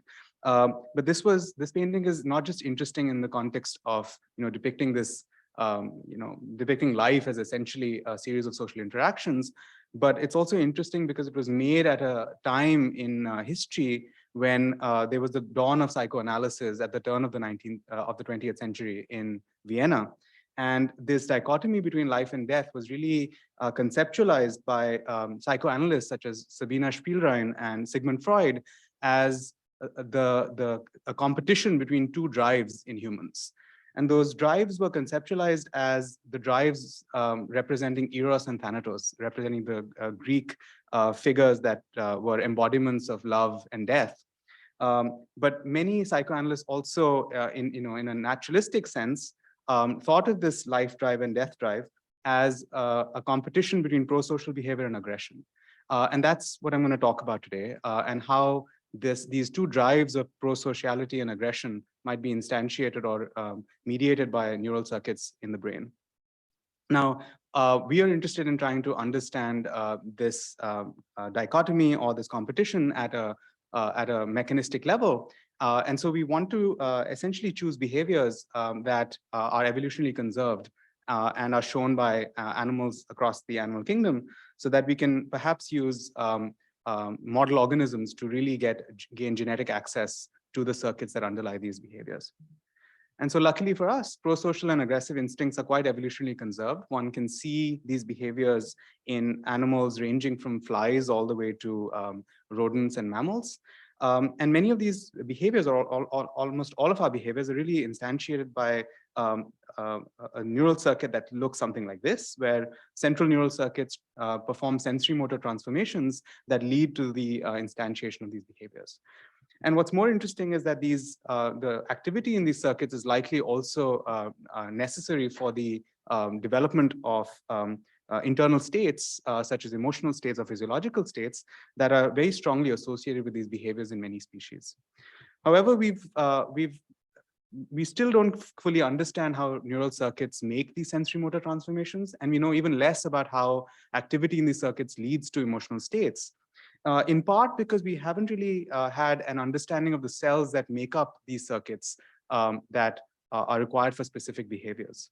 So today I'm going to tell you about a molecular approach we've taken to identify genetically circuits for prosocial and aggressive behaviors, and in our hopes to try and understand how these instincts are balanced in the brain.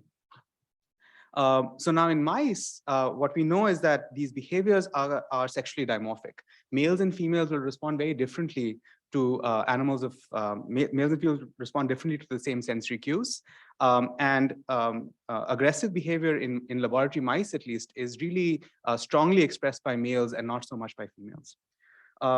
So let's start. I'm going to start with telling you a little bit about where sexual dimorphisms in behavior really arise from.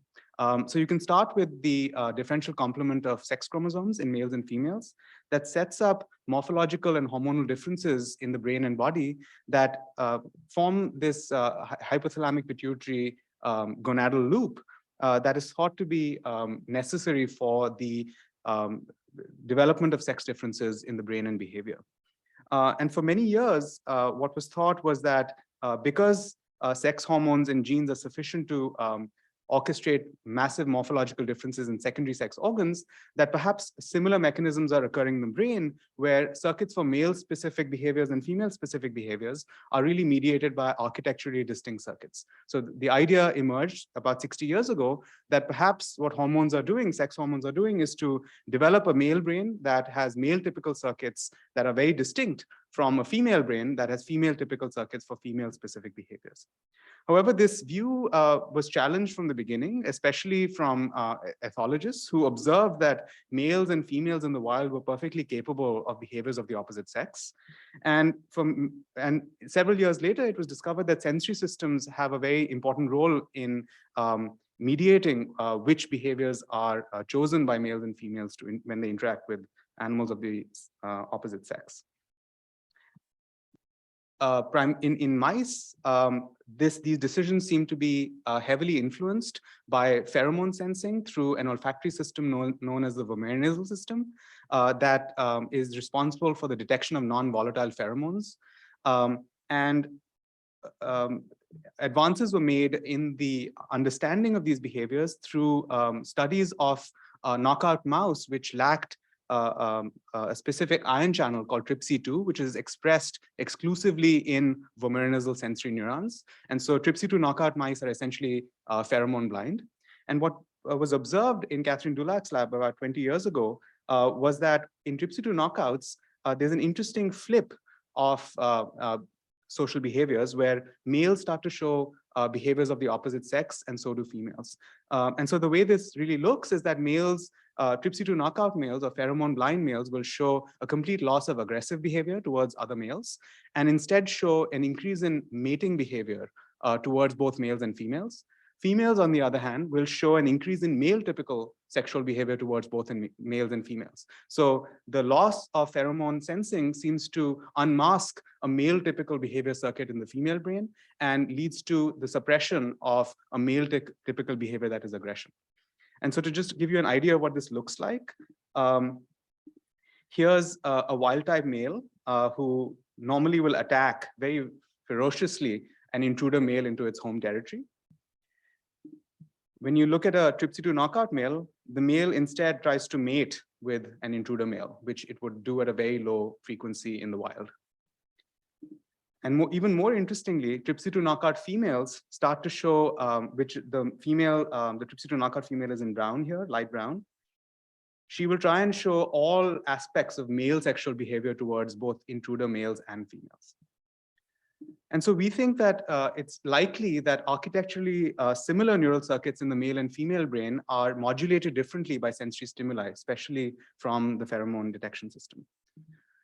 But one open question that remains in the field is how is it that central circuits in the brain use vomeronasal information to adjudicate these decisions between mating and aggression? And so to answer this question, we performed a screen in collaboration with Pavel Austin's lab at Cold Spring Harbor, where we looked at whole brain activation patterns using the expression of the immediate early gene CFOS in TRPC2 knockout animals or wild type animals after they responded to males or females. Our hypothesis was that if there were structures in the brain that were differentially activated in the knockout animal specifically, then we might have an entry point into understanding specific parts of the brain that might be involved in this balance between mating and aggression using pheromone cues. And so just to give you an idea of what the vomeronasal pathway looks like. So the vomeronasal neurons are located in this specific organ called the vomeronasal organ, which is a secondary olfactory organ. This is the main olfactory organ, which mice use to detect volatile odorants, like similar to humans. But the vomeronasal organ sends their projections to a specific part of the olfactory bulb called the accessory olfactory bulb, which then sends this information to a subcortical circuit and completely bypasses the cortex. The subcortical circuit includes nuclei that Emily has already described before, such as the medial amygdala, the cortical amygdala, and the bed nucleus of the stria terminalis. This information is then sent to the hypothalamus, where it's thought that neurons specifically required for to instantiate these specific behaviors reside. And so we looked at neural activity patterns across the brain, and what we found was that as expected, TRPC2 knockout animals had blunted activity in sensory relay structures. But one region that really caught our attention was a region in the hypothalamus called the ventral pre-mammillary nucleus, the PMV, which Emily's already described before, which gets inputs from the medial amygdala, for example. But this nucleus showed an activity pattern that looked very similar to a sensory relay structure, where animals that had an intact pheromone sensing system showed an increased activity in these neurons when males or females interacted with the same or the opposite sex, but blunted activity in TRPC2 knockout animals that had a deficit in vomeronasal sensing or pheromone sensing. So we hypothesized that perhaps these neurons are part of the circuit that mediate this balance between mating and aggression, or the instantiation of sex specificity in the brain. And this is just quantified here, where we see increased activity in heterozygous or normal animals when they encounter male intruders. So males, when they encounter males or females, will show an increased behavior, increased activation of these neurons, and this activation is blunted in TRPC2 knockouts in both males and females in response to both male and female intruders, right? So this nucleus seems to be activated by adult conspecifics, and that activation is blunted in pheromone mutants. So we wanted to gain genetic access to these neurons, so we could really do causal manipulations of these neurons to see their role in behavior. And so we performed a screen to find genetic markers of these neurons, and tachykinin makes an appearance again. We found that the peptide tachykinin 1, or the peptide substance P, which is encoded by the gene tachykinin 1, is really enriched in these neurons in the ventral pre-mammillary nucleus. And the neurons that are positive for tachykinin 1 really recapitulate the CFOS, or the immediate early gene activation pattern, quite well. That's quantified here. And we can even look at using fiber photometry at the activation of these neurons while the animal is actually interacting with another mouse. So the way we do that is to use a tachykinin Cree line, where we infect these neurons with a calcium indicator, similar to what Emily spoke about. We implant an optical fiber above the ventral pre-mammillary nucleus, and we ask if these neurons are activated when an animal sniffs another animal. So to just give you an idea of what this looks like, if you could direct your attention to the middle line of this trace, that's the behavioral epoch that is the current epoch. So you'll see, hopefully, an increase in activity of these neurons when this animal in its home cage interacts with this intruder. So as soon as it approaches the intruder and starts to sniff its tail, you start to see an increase in activity. And so it's olfactory triggered activity that you can see in these PMV neurons, and it remains active for quite a while the animal investigates the other animal. What I'm not showing here also is that, interestingly, these neurons are also activated by the bedding of, by the animal's own bedding. So that's an interesting thing that we might explore in the future as well, whether these neurons also encode the animal's own identity as well. But needless to say, these neurons are very specifically activated by social stimuli. And so we wanted to ask what happens if we ablate these neurons? What happens if the animal lacks these neurons specifically? And so to do that, we used another virus that expresses the diphtheria toxin to kill these cells in the PMV. And our hypothesis was that if these PMV TAC1 neurons are indeed downstream of pheromone sensing, then perhaps getting rid of them might recapitulate some of the aspects of sex-specific behaviors that we see that are lost in TRPC2 knockouts. So the idea would be that if we lose PMV TAC1 neurons, we again see this sex switches in behavior that we see with the pheromone knockout animals. And so to give you an idea of what animals usually do, so male animals will attack intruder males generally and hardly ever mount them, whereas they will usually mount female intruders and almost never attack them. When we ablate PMV TAC1 neurons, we see that the number of animals that actually attack other animals reduces and the intensity of the attack also reduces. Instead, we see an increase in mounting behaviors towards other males, which is again a partial recapitulation of the phenotype we see with TRPC2 knockouts. However, the behavior towards females is largely intact, which is again what we see in TRPC2 knockouts. TRPC2 knockout animals are perfectly capable of mating with both males and females. In fact, the phenotype is that they show an increase mounting towards males and a decrease in attack towards males. So this again recapitulates the phenotype that we see in TRPC2 knockouts by just ablating the hypothalamic PMV TAC1 neurons. In female animals, usually females, at least laboratory strains of females, don't show too much mounting or attack behavior towards intruders. And interestingly, when we ablate PMV TAC1 neurons in female brains, we see perhaps a little bit of an increase in mounting towards other males, but we see a huge increase in mounting other females. So it's possible that there are other relays in the vomeronasal pathway that are still sending information to downstream nodes that tells the female that mounting a male is inappropriate. But in the context of female information, it seems to not play as strong of a role. So again, this is a partial recapitulation of the phenotype that we see with global pheromone mutants.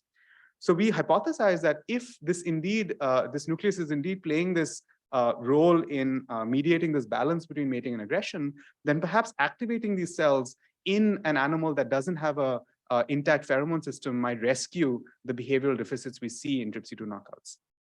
And so to do that, we crossed our tachykinin Cre line into a TRPC2 knockout background so that we'd have animals where we could control the activity of tachykinin 1 neurons, but who had deficits in pheromone sensing. And the way we activate these neurons is by using a chemogenetic method known as DREADS, or designer receptors exclusively activated by designer drugs. These are modified G protein coupled receptors that can increase neuronal firing when we inject an effector, a small molecule into the animal. In this case, we're using a modified version of the clozapine drug called deschloroclozapine. So what happens when we activate these neurons in a TRPC2 knockout? So just to recapitulate what happens in TRPC2 knockout animals, unlike normal males, TRPC2 knockout males will never attack an individual. Instead, they will mount male intruders as well as female intruders, and attack behavior is completely gone. So they show increased mounting behavior towards both males and females. What happens if we activate these TAC1 neurons in these animals, who, mind you, at least to our first approximation, have never attacked another individual in their lives, and these are adults. When we activate these neurons, we suddenly see a complete recapitulation of attack behavior in these animals that have never really attacked any other animal in their lives. And the attack behavior is really indistinguishable from normal animals. They show a reduction, the animals that attacked show a reduction in mounting behavior. And interestingly, the activation of these neurons doesn't lead to indiscriminate attack of female intruders. Most of the male animals will continue to attack continue to mate with females normally. So again, what we think is happening is that instead of these PMV TAC1 neurons are unlikely to be a simple attack locus, where activating them just leads to attack towards anything that's in the cage, which is a feature of one set of downstream neurons that do mediate attack. Instead, what we think the activation of PMV TAC1 neurons is doing is restoring a balance between mating and aggression that normally exists in animals towards conspecifics. What happens in females? Now, I mentioned earlier that TRPC2 knockout females, instead of not really, will show an unmasking of male-specific sexual behavior. So TRPC2 knockout females usually will mount both males and females, and they show the full repertoire of sexual behavior that looks like male behavior. What happens if we activate these TAC1 neurons? If our hypothesis is correct that it restores the balance that's lost in the TRPC2 knockout animals, then you'd see that they'd stop showing this male-specific behavior, and that's indeed what we see. So activating these TAC1 neurons in TRPC2 knockout animals rescues many of the social behavior deficits that we see in the TRPC2 knockouts. But more importantly, we think this also, again, adds some evidence to the fact that past experience may not be necessary for the full display of aggression. There has been some work on this from Nirav Shah's group as well. And so it looks like there is just the existence of a developmentally wired circuit might be sufficient for animals to launch behaviors such as aggression, even without explicit experience early in life.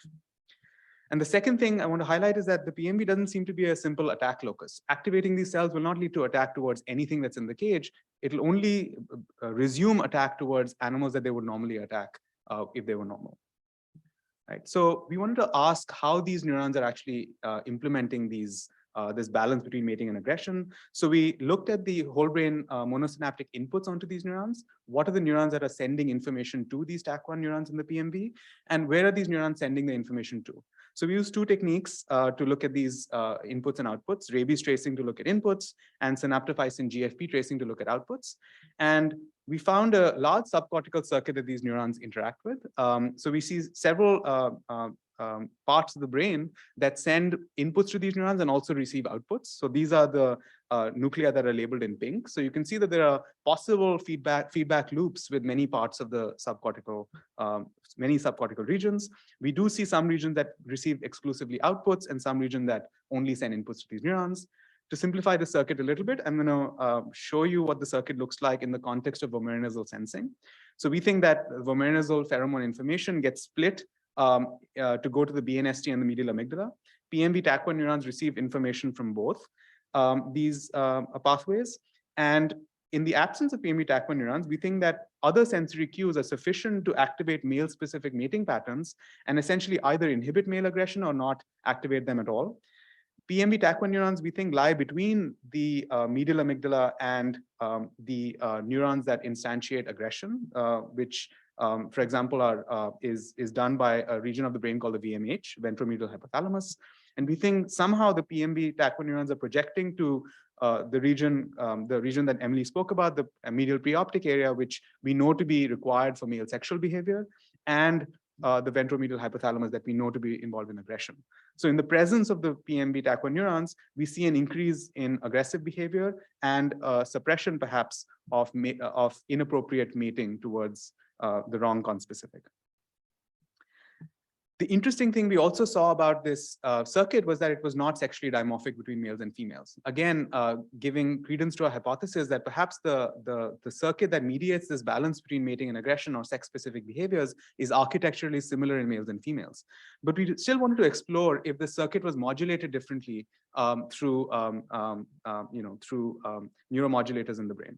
And so we asked if, even though these neurons are not connected in a sexually dimorphic way, might there be gene expression differences within these neurons in males and females?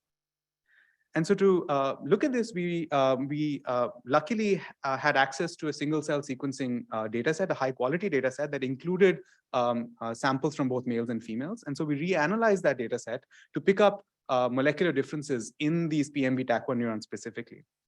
And just to give you an idea of genes that are not sexually dimorphic in these neurons, we find that tachykinin 1 is, of course, not sexually dimorphic. So we can use this to manipulate both males and females. But we also find that these neurons are enriched in the androgen receptor, the receptor for testosterone. And interestingly, these neurons do not express the receptor for estrogen at all, right? So these neurons are really a testosterone sensitive hub in the brain. And what we found was that there was a host of genes that were biased in their expression only in males, or biased in the other direction only in females. So we saw several genes that were male specific in their expression in these PMB neurons, and we saw several genes that were female specific. One of the genes that really caught our attention was the oxytocin receptor. Now, oxytocin is a neuropeptide that's been hypothesized to have a very prosocial role, but of course it has roles in many other behaviors and functions. And so we were very curious about what oxytocin might be doing in the context of the function of the PMB. We know from previous studies that oxytocin receptor knockout animals do show an increase in aggression behavior in males. And so we wanted to really explore this dimorphism a little further. So here is an in situ hybridization experiment showing you validating the single cell sequencing result, where you can see in adult males that there's much higher or many more oxytocin receptor positive cells than in the female PMV. And again, as I mentioned earlier, these neurons are really enriched for the receptor for testosterone, the androgen receptor. So we hypothesized that perhaps the oxytocin receptor was really dimorphically expressed because males have higher testosterone than females. But to just give you an idea of how that might be working, I wanted to highlight two different epochs of the animal's life when there's a surge in testosterone, specifically in males. The first time there's a surge in testosterone in males occurs when a few hours after birth in mice, where there's a male-specific surge in testosterone, which is thought to be an organizational surge in testosterone that leads to the masculinization of the brain. And interestingly, that happens actually through the conversion of testosterone to estrogen. Later in life, during the transition through puberty, there's what's called the activational phase of hormone release, where there's again an increase in testosterone and estrogen release in males and females when puberty hits. And so there were two different epochs of the animal's life where this sexual dimorphism could be set up.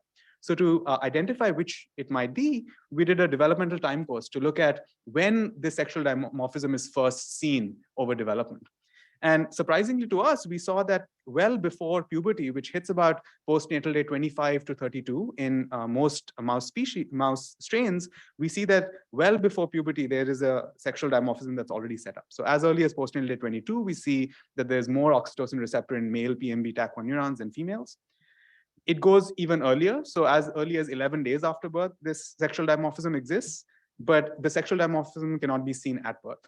And so we think that that early stage of testosterone release that I talked about, called the organizational surge, is what's at least starting to set up this sexual dimorphism in oxytocin receptor expression in adulthood.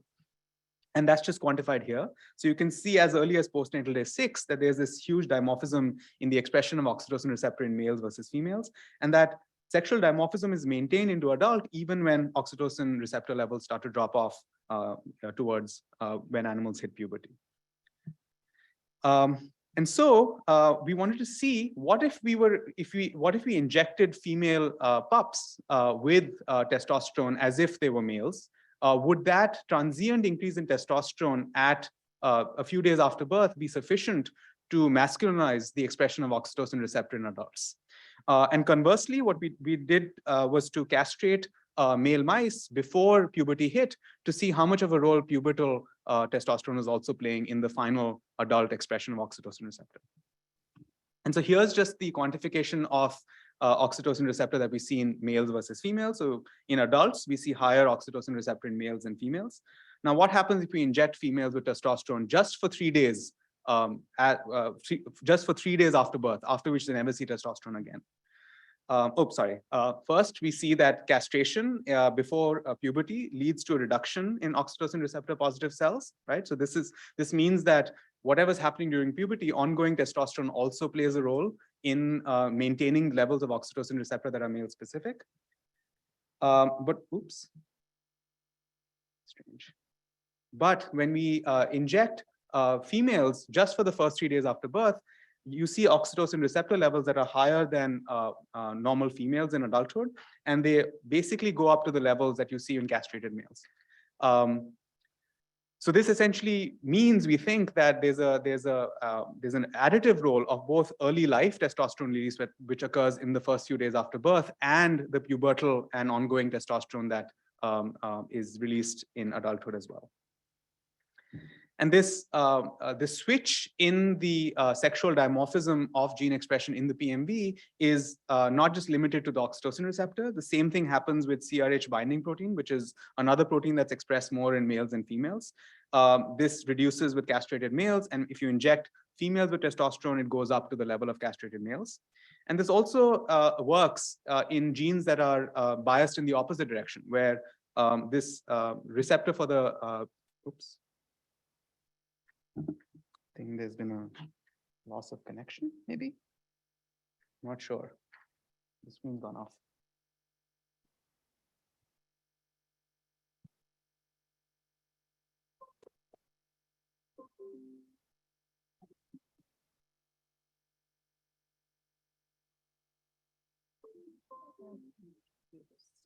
Okay, can the participants see me and hear me and see the slides still? If someone, oh, you can? Okay, great, excellent. And so we see that a gene that's biased, oh, well, the audience here can't see anything. Yeah.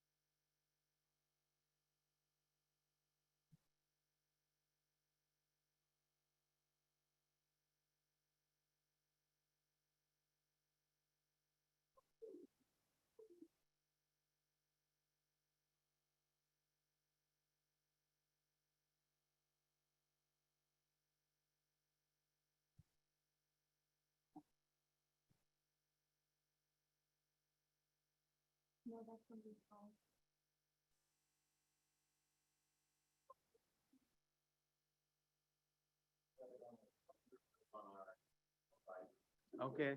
Yeah, we apologize for that. We also don't have IP because Okay, so if you'll bear with me,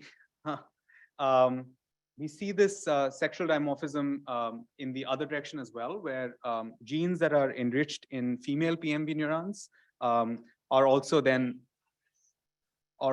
modulated by the early life testosterone treatment that we give to female pups. Okay, so so I've shown you so far that there's a developmental switch in the masculinization of the PMV neurons that depends on testosterone released very early in life, but also during puberty. But one thing we wanted to next test was whether oxytocin receptor played a role in male behavior in adults. And so to do this experiment, we used an oxytocin receptor floxed mouse, and we injected an AAV viral vector that would delete oxytocin receptor just from PMV neurons. And then we asked what the effects of deleting oxytocin receptor from PMV neurons might be on male behavior. And so we tested 3 different behaviors in males. We tested the males' response to infants, which virgin males will usually attack. And we find that deleting the oxytocin receptor from PMV TAC1 neurons has no effect on the attack behavior of males towards infants. So virgin males will continue to attack infants with the same aggression and as animals with an intact oxytocin receptor. We find that mating behavior is normal in these animals. So oxytocin receptor knockout animals in the PMV show mating behavior towards females just fine. But what we see is that there's an increase in, oh, it's back, I think. We see that there's an increase in attack behavior by oxytocin receptor knockout animals. So we see that animals that in which we've deleted the oxytocin receptor from PMB neurons show hyper-aggressive behavior. More animals attack intruders, and they attack with a shorter latency. And so it looks like, so to summarize what I've shown you today, what I've shown you is that vomeronasal sensory information impacts the balance between mating and aggression through these PMB TAC1 neurons that send their projections, we think, mainly to the preoptic area and the VMH to instantiate this difference. What I've also shown you is that this nucleus is sexually dimorphic, and that sexual dimorphism seems to be set up by a very transient surge in testosterone that occurs early in life.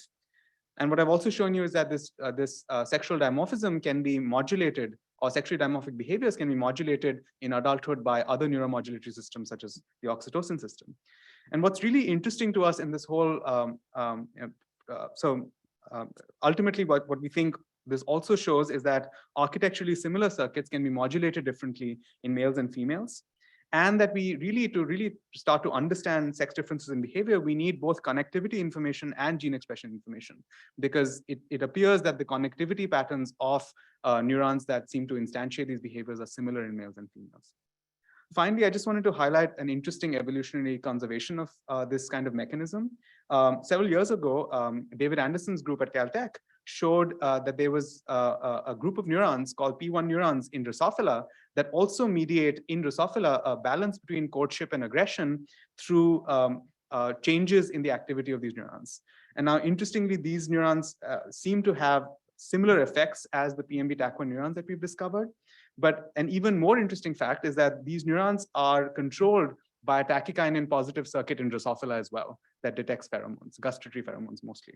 And so there seems to be an interesting solution to this problem that seems to be also evolutionarily conserved in the sense of both circuits and peptides. And so to end with, I thought I'd leave you with this quote from Virginia Woolf in her novel Orlando, which is really about this British aristocrat that lives for 300 years and flips between the sexes as they go through their march through history. And there's a paragraph in here, I think really recapitulates what I've spoken about today, which is that different though the sexes are, they intermix. In every human being, a vacillation from one sex to the other takes place. And often it is only the clothes that keep the male or female likeness, while underneath the sex is the very opposite of what it is above. And so with that, I'd like to thank the people involved. All of this work was done when I was a postdoc in Catherine Dulack's lab. Several people there helped me. We also collaborated with Pavel Austin for the whole brain CFOS analysis.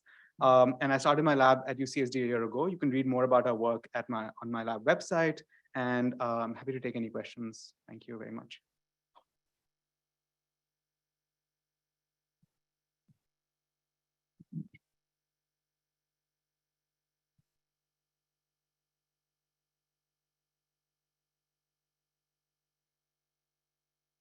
A very exciting talk. So I have two questions. The first one is there's also some paper like indicate these PMV DAT neurons also have some role in aggression. I'm not sure mating. Are these similar population or different population? Yeah. Is that it? Is that your question? Yeah. And the second question is like if you like block this tachykinin release, can you also see these the PMV TAC1 neurons in aggression or in mating? Right. Great question. So to your first question, yeah. So there has been a work on PMV DAT neurons, dopamine transporter expressing neurons by 2 or 3 labs now. And all of them have shown a role of the PMV DAT neurons in aggression. The PMV DAT neurons are a subset of the PMV TAC1 neurons that we're manipulating. And interestingly, if we hadn't looked at females at all, then we would have also concluded that these neurons have a role in aggression because ablating these neurons reduces aggression, activating these neurons increases aggression. But it's when we look at the female brain is when we start to see what these neurons really might be doing, which we think is this balance between mating and aggression, right? So in the female brain, what seems to happen is that when you activate these neurons, they reduce this non-specific or this unmasking of the male-specific circuit, right? So we think that these PMB TAC1 neurons are not really attack. They modulate aggression, but they're not an attack locus per se, right? The second question was about tachykinin in the peptide itself. We haven't done the experiments where we could, for example, delete tachykinin from these neurons or use a modulator of tachykinin signaling. We haven't done that. That'll be interesting to look at in the future.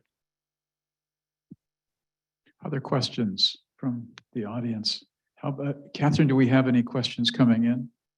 There's a question on top. Yeah. Okay. Up in the top.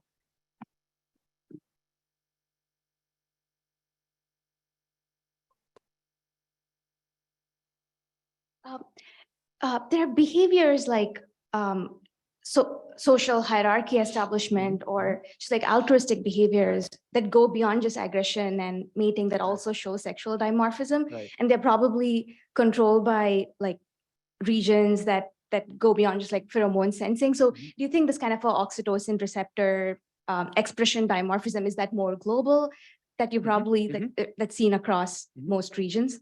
Right. So we do see sexual dimorphisms in oxytocin receptor in many different parts of the brain. And we see interesting dimorphisms in both directions. So, for example, in the medial amygdala, I think there's more oxytocin receptor in female medial amygdala than male medial amygdala. We don't really know the role of oxytocin receptor specifically in many of these specific cell types yet. I think that work is ongoing.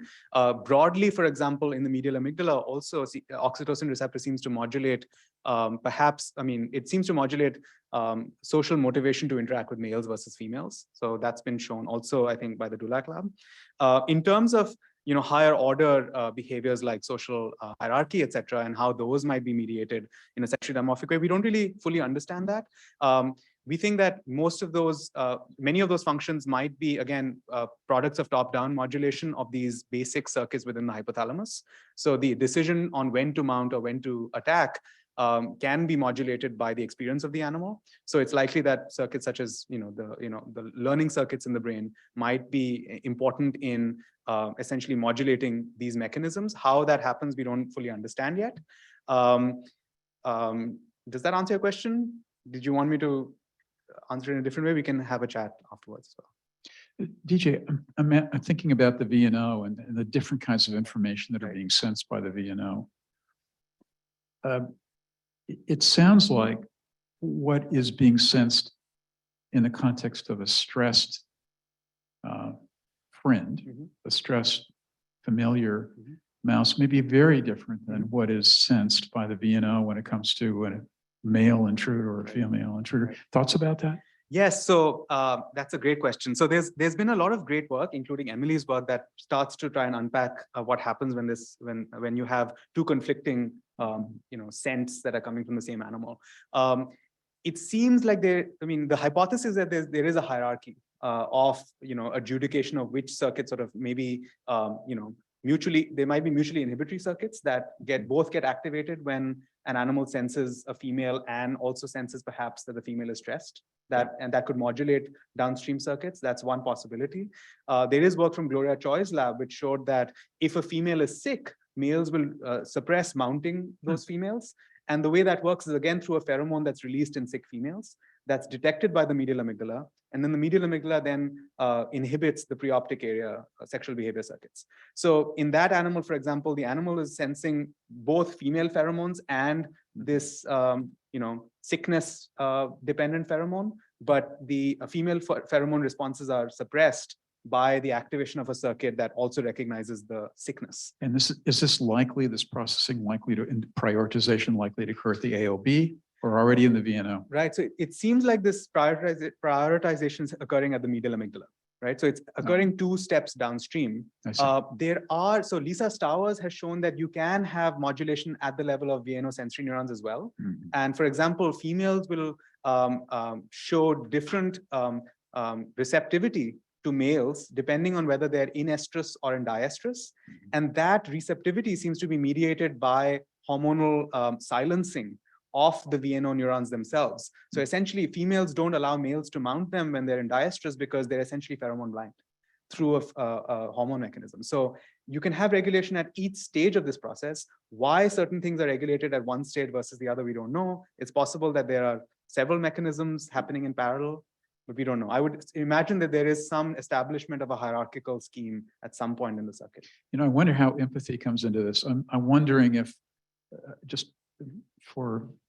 as a theoretical argument, if the intruder is a stressed intruder, what does that do to what does that do to the male mouse's response to that intruder? Is there some element in which a behavior that is really a rodent behavior nevertheless has elements that are similar to or mirror or mimic what we would call empathy? Right. No, that's a great question. So in the context of, for example, I'm looking at something a little more basic than something more higher order like empathy, but even within, looking at just aggression between mice, when animals are co-housed, then they usually, male animals at least, males when they're co-housed will usually form some sort of social hierarchy within their home cage. And that really suppresses aggressive bouts between them when you test them in isolation. So males will more likely attack an intruder male who is not familiar to them, rather than attack an intruder male who might be from the same cage, because there is an understanding between the two animals. So there is a higher order sort of cognitive process that's perhaps happening that essentially again superimposes on top of these basic circuits that are being activated by perhaps more of a hardwired circuit, right? And then there's all of these learning processes that then modulate whether the animal shows a response towards that pheromone or not. I imagine that's happening across all of these interesting higher order behaviors, but it remains to be seen how, for example, as Emily alluded to it in her own talk, how mechanisms from the prefrontal cortex might be modulating these basic processes in the hypothalamus. Thanks so much, DJ. Thank you so Appreciate much. it. Thank you.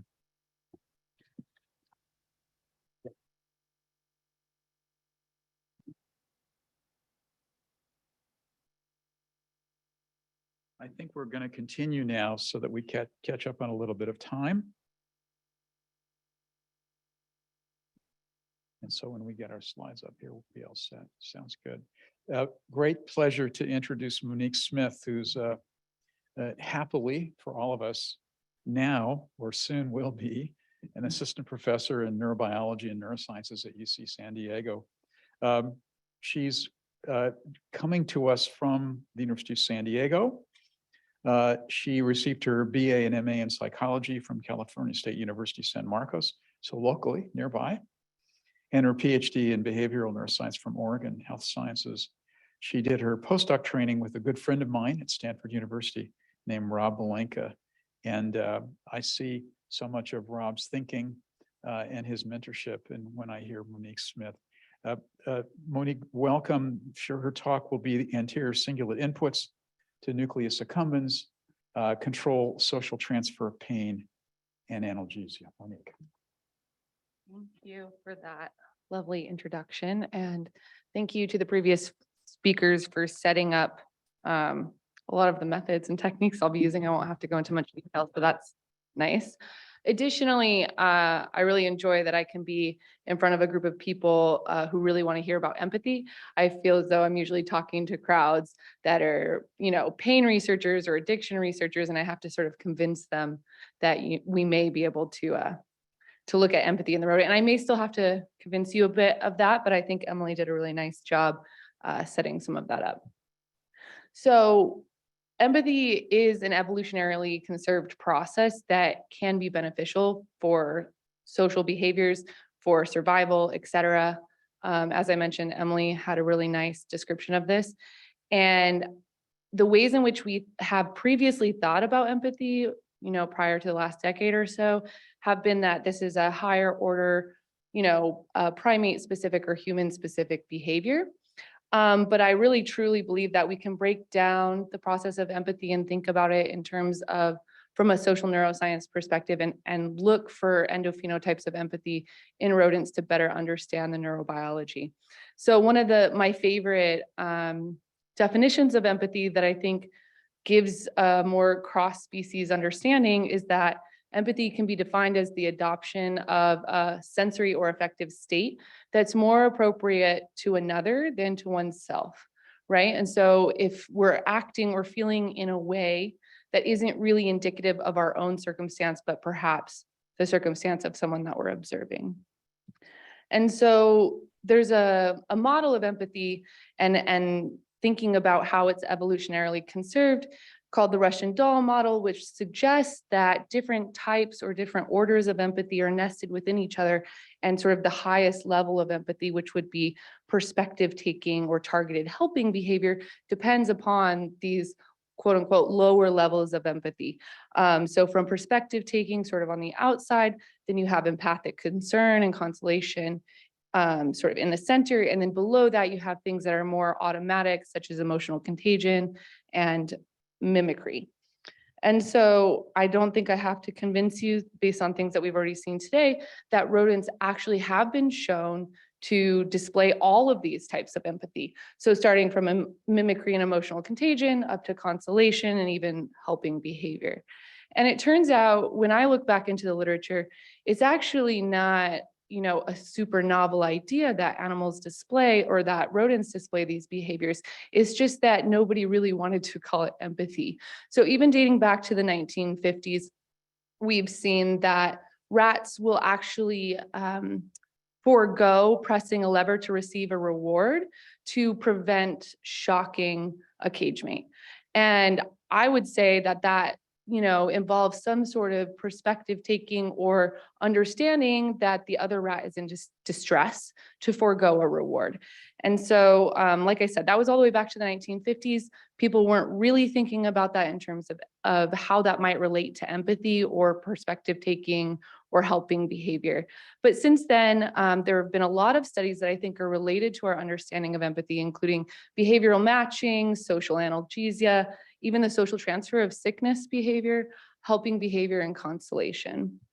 And so one of the first studies that came out of the Mogul Lab that really decided to use the word empathy in relation to rodents was by Langford and others in the Mogul Lab. And what they did in this study was they injected mice with acetic acid, which leads to this very stereotypical writhing behavior and pain. And when the mice are isolated, they show this pain response that we can predict and see. But what was clever about these studies is they added a familiar cage mate with the mouse that received the acetic acid, and they saw a dampening of that pain response just by having another mouse around. And then even more cleverly, they put two mice together that were both injected with acetic acid, and then they found that the pain was enhanced in both mice. And this could be done in a dose-dependent manner. And so they called this the social modulation of pain. And that really sort of broke way for us to start thinking about empathy in the rodent. Although I'll admit, almost 10 years later, I tried to use the term empathy in the rodent and get my PhD papers published, and people still didn't like it. I'm sure people still might not like it, but now I like to have those arguments and sort of justify my perspective. But I will say that some work going on around the same time and published a few years later has really looked at the social transfer of fear, or the observational fear paradigm. And in this paradigm, mice will observe either a familiar or unfamiliar mouse get shocked. And what they do is they demonstrate this stereotypical freezing behavior as if they experienced the shock. And this, I would say, the observational fear model is one of the most widely used models that's thought to be related to empathy in the rodent. And then finally, there's my own work, which was sort of, some of you may have heard, an accidental discovery in which I was doing some alcohol drinking studies. I was really interested in how alcohol withdrawal might lead to pain and sort of the neurobiological overlap between pain and alcohol drinking. And what I found was the mice all had open cage tops. They were just wire cage tops because of the way the alcohol and water bottles were placed on top. And they were all housed in the same room with their water drinking controls. And like fun side note, up until that point, I had gone to many alcohol conferences as a grad student and said, I really think that we can use pain as a model of withdrawal and dependence. And all the alcohol researchers were like, no, we've tried this. They don't show pain. After voluntary alcohol drinking, they do not show pain. And what I saw when I tried these studies myself is the alcohol mice showed pain, but so did all of the water drinking controls. And I had to go back and say, no, it's not that the alcohol mice aren't showing pain, it's that their controls are matched on their level of pain and they're all hypersensitive. And then I spent several years trying to prove this to my dissertation committee. It did work though. And so with that, I really started thinking about empathy at this point in my career and how this might relate. Being sort of steeped in the pain field, we know that there's activation of this distributed brain network during pain. There's a lot of really beautiful functional imaging work to show that similar regions are activated over and over in different types of pain. And when I started digging into the empathy literature, there's something called the perception action model that suggests that, when we're observing someone else, we really sort of use the same pathways that we would use for experiencing something ourselves. And then when you start to think about it like that, some of the earlier empathy studies in humans really make a lot of sense. And so early studies by Singer and others have shown this. And in one particular example, in 2004. What they did was have someone lay in an fMRI and receive an electric shock, which is painful, and this leads to activation of these areas of the pain matrix, like I mentioned. So somatosensory cortex, anterior cingulate, the thalamus, all areas that we know are involved in nociception.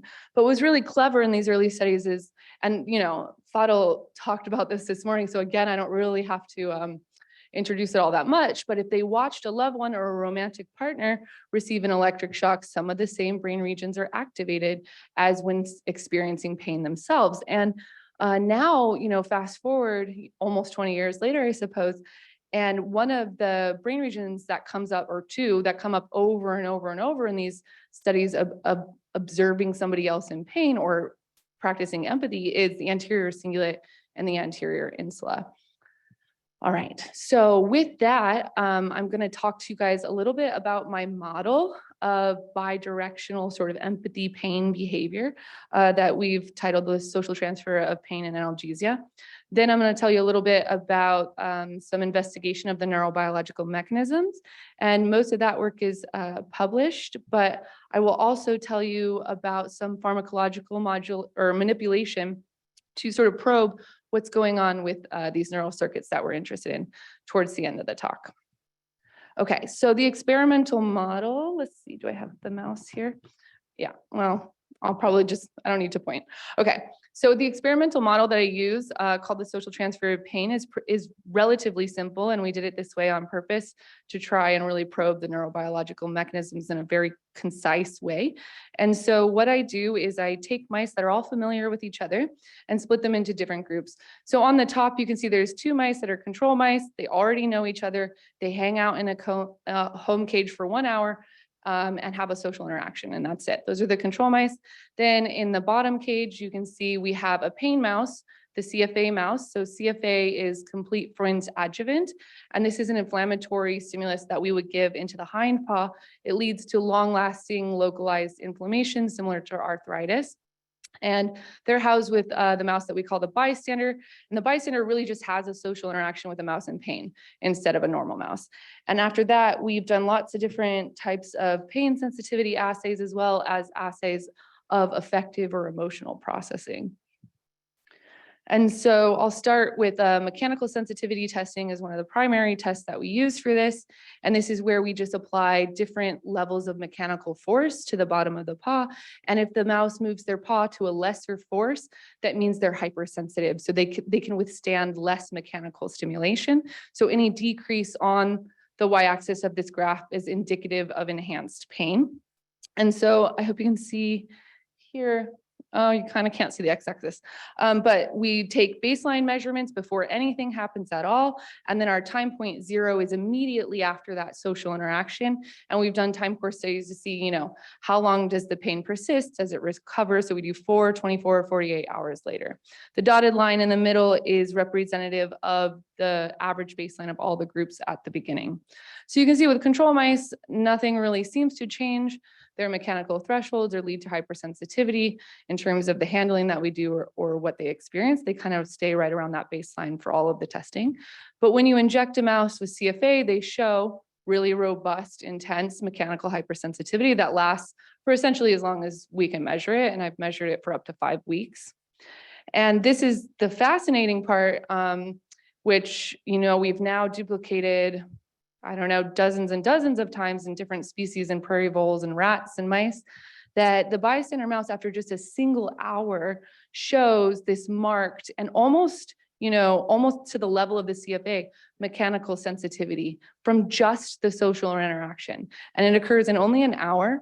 And even more interesting to me is that pain behavior lasts for up to 4 hours. They're not quite recovered by 24 hours, but they typically recover somewhere after 24 hours and go back to baseline. So these bystander mice are showing this robust hypersensitivity from just a social interaction. So some social cues that the pain mouse is giving them is leading to mechanical hypersensitivity. So that's very interesting. But what about sort of some other assays that might get more at the affective state or the aversive nature of this experience for the bystander? So one thing that we look at is called the thermal place test. And this is looking at thermal sensitivity as well as, does the animal not like that sort of level of pain stimulation. And so on one side of the plate, it's 30 degrees or room temperature, and on the other side, it's 40 degrees, which is warm but not painful for a normal animal. And what we see is control animals spend about 50% time on both sides. CFA and bystander mice both avoid that warm side, suggesting they don't like that thermal stimulation and they're in a state of negative pain. So another assay that we use is the emotional discrimination assay. And the way that this works is you take a stranger mouse and you allow them to investigate 2 mice underneath cups. And the mice underneath cups can have both positive affective changes or negative affective changes. And a stranger will spend more time investigating or sniffing those mice. And this is previous work that's been done. And so what I did was put either a CFA mouse and a neutral mouse on the other side, or a bystander mouse compared to a neutral mouse. And what we see is that, you know, the stranger mouse will spend a little bit of time investigating control stranger mice, but it spends more time investigating the pain mice, so the CFA and the bystanders, and to an equal degree. So the stranger can sense that there's some change in emotional state in those animals and has an enhanced interest in them. And then another test that we've done that hasn't been published yet is looking sort of at more depressive-like behaviors. We've looked at anhedonia and behavioral despair. So behavioral despair is a test where we hang the mice by the tail, and typically mice don't like this very much, although it's not painful or anything, and they'll try to escape. So we measure the amount of time they try to escape, and mice that have been induced with a lot of stress or things that might induce depression will stop struggling, essentially. They'll kind of give up. And this is called behavioral despair. And so what we can see is that CFA and bystander mice show more time immobile, suggesting that they have more behavioral despair. So we see not only these changes in pain thresholds and mechanical, thermal, chemical sensitivity, but we also see changes in their affective state. Okay, so that's the model that we're going with, is the rapid social transfer of pain, but they also socially transfer or require these changes in affective state in only a single hour. But I said that this was bidirectional. So our question was, can analgesia or pain relief, a sort of more positive affective experience, be socially transferred or socially communicated from one animal to another? And so the paradigm is very similar. We take the mice, except the only difference is now the mice in the control group also receive CFA. So all the mice receive CFA. They are all in pain. So the 2 control animals interact and they are both in pain. And then the only difference is the animal that's paired with the bystander receives an analgesic dose of morphine. So they are no longer in pain. And so we wanted to see, would the bystander then show some pain alleviation? And so you can see we're using the thermal place test here, and the control mice, who are both in pain, really avoid that warm floor. And the mouse that's given morphine does not avoid the warm floor. They can't tell the difference anymore because they're analgesic from morphine. And what you see is the bystander mice also show analgesia. And in all honesty, I really didn't think these studies would work. And it's still really fascinating to me that they do. And if anyone has questions, I think the potential human relevance of something like this is just really fascinating. Okay, so the bystander mice acquire pain relief from a social interaction, even though they were given no analgesics, which is pretty astounding because CFA is quite a robust stimulus. All right, so we have the social transfer of pain and the social transfer of analgesia, so this bidirectional pain behavior. Now, what about the neural mechanisms? Does this have anything to do with what we know about empathy in the human?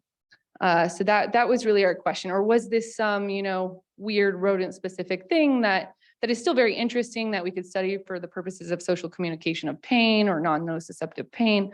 But when I went to my postdoc in Rob's lab, we both really agreed that we thought this might be related to empathy and we wanted to find out. But we wanted to use sort of an unbiased screen to see, brain-wide, which regions are activated during the social transfer of pain or during this behavior. And so we used some genetically modified mice called trap mice, which show in a time and an activity dependent manner which neurons are activated or which neurons show CFOS during sort of a specific time window.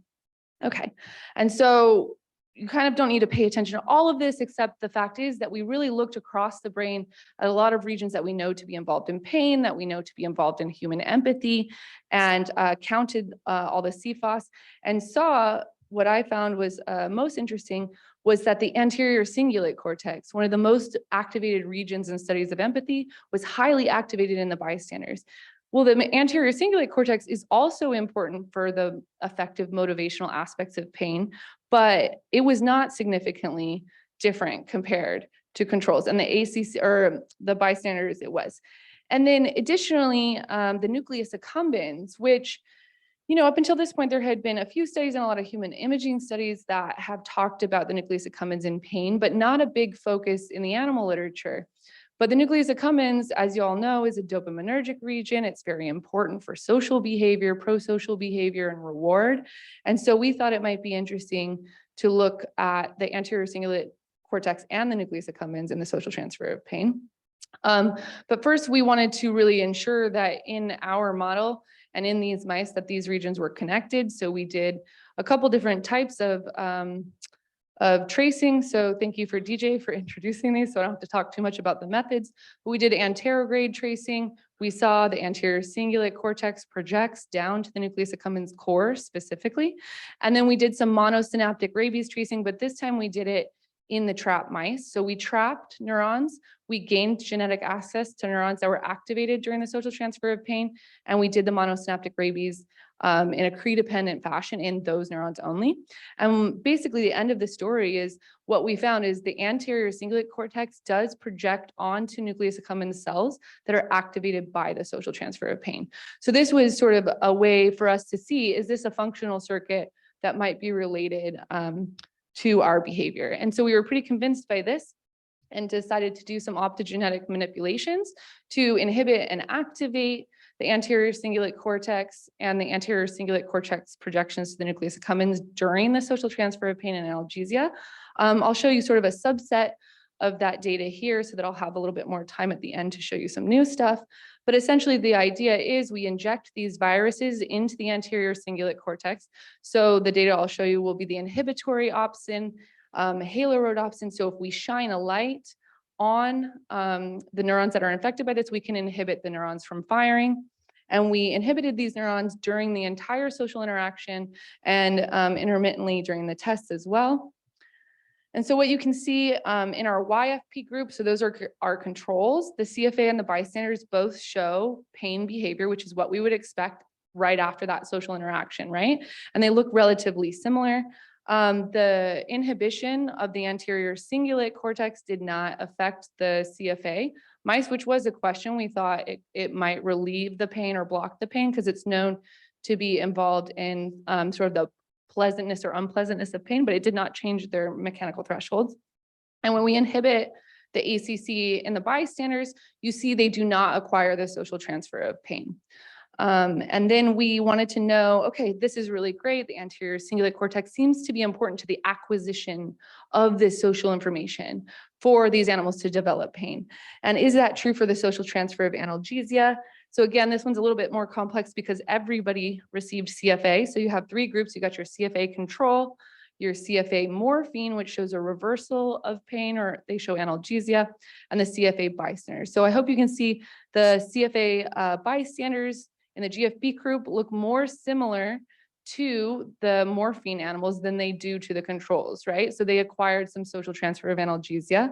And if you inhibit the anterior cingulate cortex during the social transfer of analgesia, now the bystanders look more like the control mice. So they did not acquire the social transfer of analgesia. So it looks like the anterior cingulate is really key for acquiring information about both pain and analgesia. So it's not specific on the valence of the information, right? Whether it's positive or negative. And then we did basically the same thing, except this time we placed the optical light over the fibers in the nucleus accumbens core. So we still injected in the ACC. So this would be inhibiting only the ACC inputs to the nucleus accumbens. And again, you can see this entirely blocks the social transfer of pain in the bystanders. And the same thing is true for the social transfer of analgesia. So we found this circuit that we think is very important for the acquisition of socially transferred pain and analgesia. And that's this circuit from the ACC to the nucleus accumbens core. Again, I'll be completely honest. I didn't think these studies would work to the nucleus accumbens, and they did. And so I'm still trying to wrap my mind around what's happening in the nucleus accumbens, what neuromodulators might be sort of functioning in this. And if anyone has ideas, I'd love to talk. But one of the most widely used models, as I mentioned, of empathy still today that we know the most about the mechanisms of is observational fear. So we wanted to see, is empathy for pain or an understanding of pain different than empathy for fear? And we know that if you block the ACC and observational fear, it abolishes the effect, but we didn't know anything about what happens with ACC projections to the nucleus accumbens. So we replicated what many others have done with the observational fear paradigm. In this paradigm, we actually pre-expose the bystander mice to shock because this is known to enhance the effect. If they sort of know what a shock is, they have a better understanding of what it looks like in another mouse, although it does work either way. And that was an entirely different room, different context, different cages. And then on the conditioning day, we exposed a bystander mouse. They watch a mouse get shocked. These were familiar mice again. And then we did a retrieval session where we put them back into the context to see if they would still show that freezing behavior if they acquired a memory for what this context was. And so this isn't anything, mind-blowing. This is what a lot of people have shown. But what you can see is the bystander mice show significant freezing behavior when just watching another mouse get shocked. And they show a substantial amount of freezing behavior if you just place them back in that context. And that's the retrieval session. That'll become important in a minute. So now we wanted to see, is the ACC projection to the nucleus accumbens important for the observational fear? We actually know from work by Kei Tai and Hee-Sup Shin and others that ACC to BLA is important specifically for that retrieval portion of observational fear. And so first we said, okay, what about ACC to nucleus accumbens? I think you can see here there was absolutely no effect. So it did not block the acquisition or retrieval of socially transferred fear. But then, Bill spoke a little bit about Rob, and Rob said, yeah, but you got to take these same mice and just make sure you didn't miss all your injections. I was a little insulted by that because I was like, I've been doing this for a while. I don't think I missed all of my injections, but we will take those exact same mice and put them through the social transfer of pain to see if we can inhibit that in these same mice. And lo and behold, we did prevent the social transfer of pain in these mice, in the exact same mice where we did not prevent the social transfer of fear. And so then we wanted to see, okay, can we replicate what others have shown with the ACC to BLA? And is that important for the social transfer of pain? So, the amygdala and the BLA, I thought could very likely also be important for the social transfer of pain.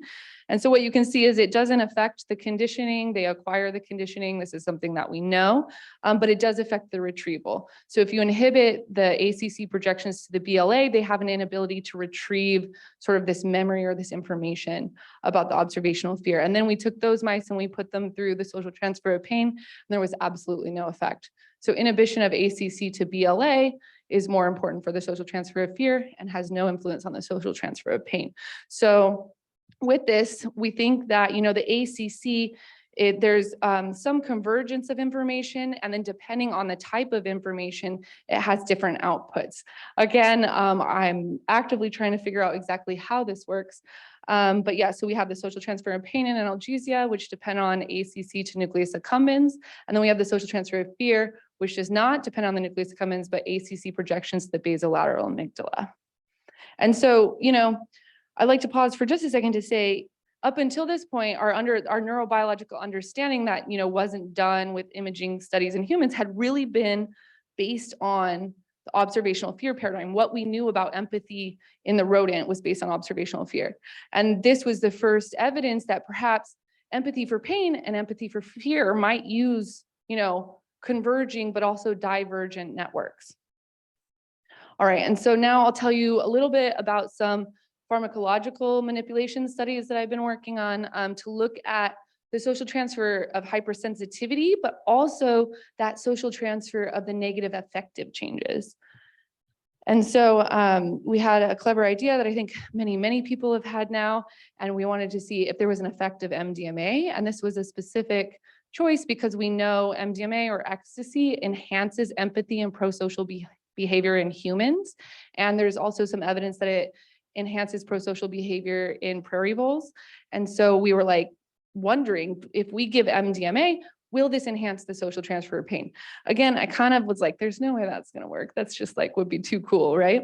Well, if you give the bystanders MDMA, they show an enhancement in the social transfer of pain such that it no longer recovers between 4 and 24 hours, but it lasts for up to a week.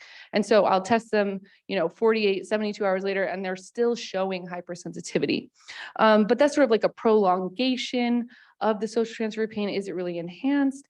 And so a postdoc in Rob's lab, Ben Rain, is still following up on some of these experiments. And what he did was very clever. He shortened the social interaction to only 10 minutes, where you can see the CFA mice are in a substantial amount of pain. In the blue bars, we have saline injected bystanders. In 10 minutes, they don't acquire the social transfer of pain. It's not long enough. They need more time than that. But if you give them MDMA, they're hypersensitive. And so in just 10 minutes, something that MDMA is doing, I'm hoping it's something about serotonin in the nucleus accumbens, but we don't quite know the answer to that yet, is enhancing the social transfer of pain. So it happens faster and it lasts for longer. Okay. Another sort of interest of mine, like I said, is this negative affective state. And so, after the social transfer of pain, we've done the behavioral despair task. And I wanted to know the rapid and long-lasting antidepressant ketamine. If you pre-administer that prior to the social transfer of pain, would that reverse this behavioral despair? And though I think we probably need to replicate this just to really make sure, but what you can see is that the saline injected animals, CFA bystanders, show behavioral despair, and the ketamine actually only prevents the behavioral despair in the bystanders, but not the pain mice, which to me, if this continues to be true, is very exciting that you can see a difference between what's happening with nociceptive pain and pain that's acquired by social cues. Okay, so with that, some of the future directions that we're interested in looking into is really just untangling all of the neurobiology and understanding this empathy behavior, and what brain regions are, coming into the ACC. We also have an aspect of this looking at olfactory cues and how those are involved, what neuromodulators sort of in which regions are impacting this behavior. And then I really would like to expand these behavioral models to be a little more complex, right? I want to look at some more like spontaneous pain behaviors like the mouse grimace scale. I want to look at more depressive-like behaviors like anhedonia. We also have an aspect of the lab that's looking at models of empathy deficits, so autism models and things like that. Okay, and I think, yeah, so anyone that wants to talk about future directions, let me know. I have lots of ideas. I want to thank everyone in my lab and Rob and Ben who've done a lot of this work. And then I want to end by saying the Smith Lab's now here at UCSD. We are hiring. If you know any good postdocs, graduate students, technicians, please send them my way.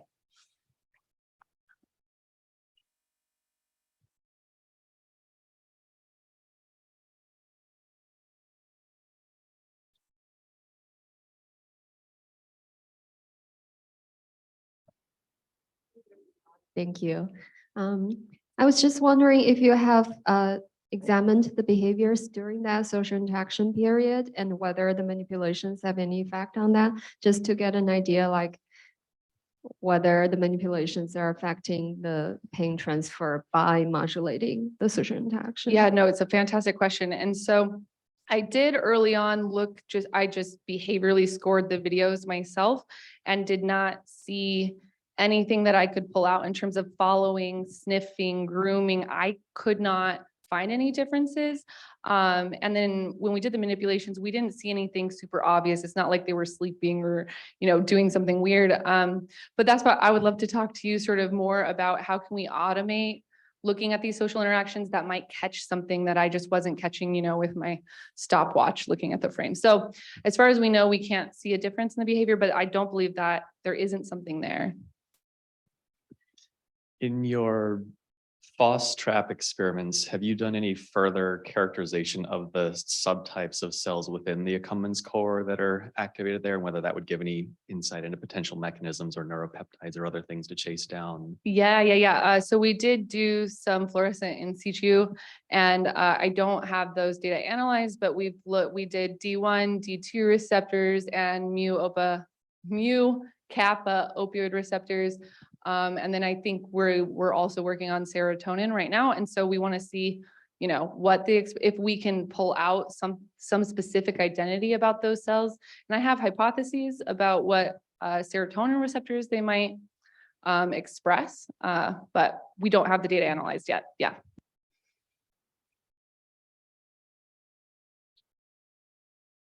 Thank you so much for the wonderful talk. I have a very naive question about so you mentioned that the duration of the interaction matter, and duration, like how much how much the interaction is, measure the effects. And I wonder if that's a linear effect. And that actually remind me, so when I'm from Taiwan, and in Taiwan, a physician see like 200 patients like a day. Sometimes it can be even more. Right. And it's like really you come in, you don't have an interaction with the physician, and then this gone is the next. So I wonder how much that had implication to how like the duration of the real social interaction will affect those kind of effects. So is your question, how long does the time period have to be? Yeah. Okay. So I don't know that it's directly related to humans in terms of the time course. But what we see is 10 minutes isn't quite long enough. After a half an hour, the bystanders are starting to show hypersensitivity, and by an hour, it doesn't make any difference to leave them in there for 2 or 3 hours. An hour seems to be sort of the plateau of that hypersensitivity. So it happens pretty fast. But I don't know exactly how that would translate to a human time scale, because we would probably be using different sensory cues like language, facial expressions, et cetera, that might facilitate that. And then did you have a no, okay. The other thing is the implication I'm thinking, but thanks so much. Yeah. After the social transfer of fear or pain, do you feel like there's a tipping point where till a certain point they want to allogroom and comfort the other mouse, versus like after a tipping point they care more about self-preservation? Yeah, so I was actually talking to Emily earlier, because once her paper came out, I was like, we didn't see grooming that much, but I was like, maybe we just weren't looking hard enough. Let's analyze all those behavioral videos again and look for constellation and grooming. And we saw, I think my students just sent me the data the other day, it was like 3 or 4 seconds in 10 minutes, and it was not 100, 200 seconds. So I am curious about sort of like which level of the sort of Russian doll we're in, and maybe this pain behavior is somehow giving us a different model than stress-related behavior. And with the observational fear paradigm, the animals actually never interact. And actually when they interact is exactly sort of what Emily did, so. One more quick question. Do you see any social rank or sex-dependent effects? It's fantastic. Okay, so females acquire the social transfer of pain in the same way. But females are more hypersensitive to pain. So we haven't seen any sex differences, except that females show lower baselines at the beginning and they show a more intense effect.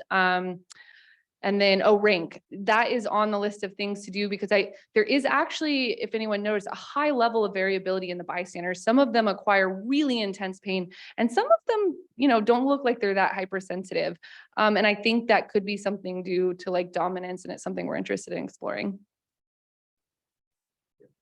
Excellent talk, Monique. My question is more about maybe the use of the words terminology around hypersensitivity and empathy. Could you talk about the difference? Is one more like unconscious and the other is more conscious? Yeah. And so as a follow-up, when you talk about, you just said that's hypersensitivity can be different in different mice. How do you measure? Is it by inhibiting ACC that you see?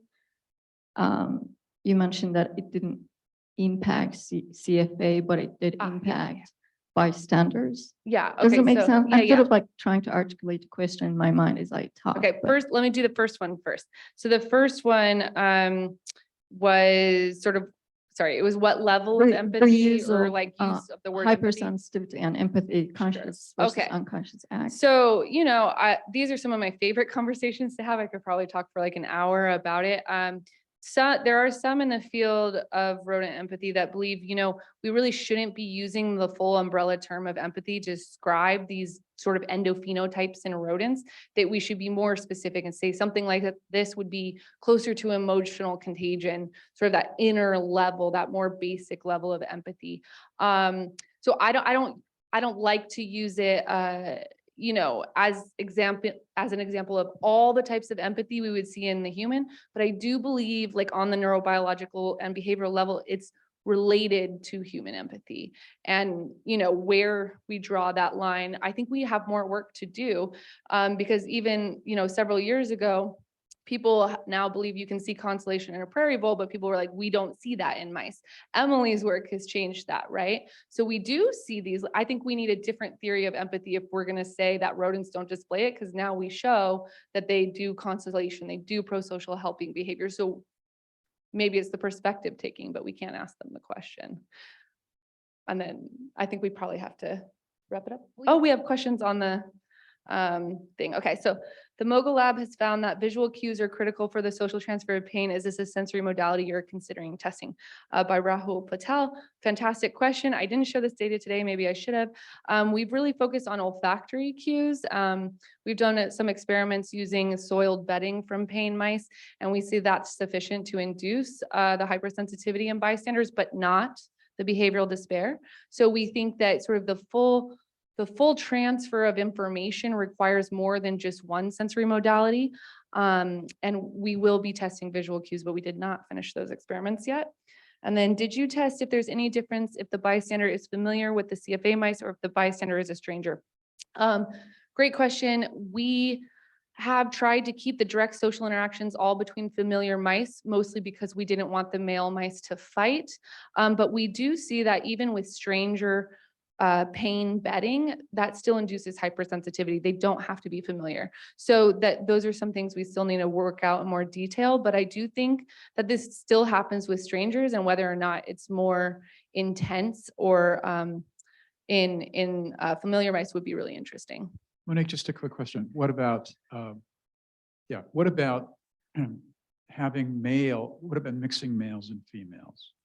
Does a female respond more robustly to does a female bystander respond more robustly to a stressed male or not? Yeah, so we've never actually done like male on female. We've only done male on male or female on female. Mostly we were trying to avoid the confound of like mating behavior or something like that. But it would be interesting to see if you changed the dyads into like different sexes, how that would impact it. And I actually don't know. But maybe DJ Another could help. possible sexual dimorphism. Yeah. It'd be very interesting to know that. I think we have to now let you have lunch. Is that right?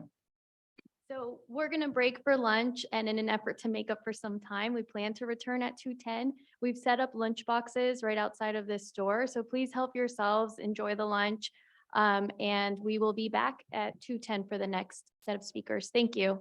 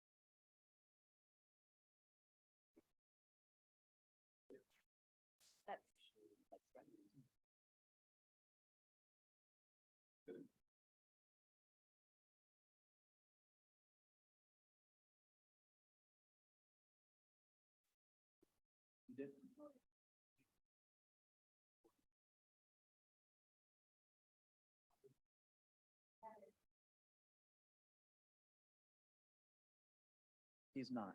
He decided he's gonna go home. Yeah.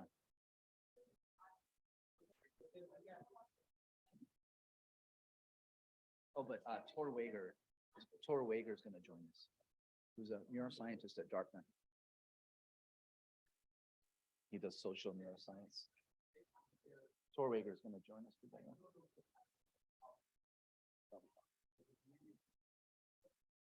Oh, you're okay. Yeah, good afternoon, everyone. Welcome back from lunch. I'm very excited to continue our day here with our next presenter, Dr. Vitaly Napadow, who's a professor at Spalding University in the Department of Physical Medicine and Rehabilitation, also with a joint appointment in radiology. On a personal note, Vitaly is a great friend and colleague, and honestly, he's, in my opinion, doing some of the best work out there, especially in the context of compassion and empathy. And I think what you'll be seeing today is exactly the type of work that we look for when we try to translate mechanistic neuroscience research into applying it to the cultivation of compassion within clinical settings. So without any further ado, please welcome Dr. Napadow.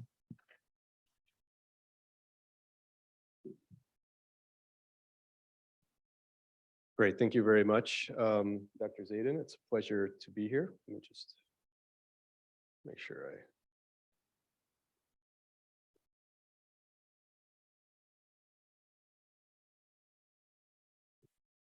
Can I ask you a question? How do I do the pointer? With this, just like no?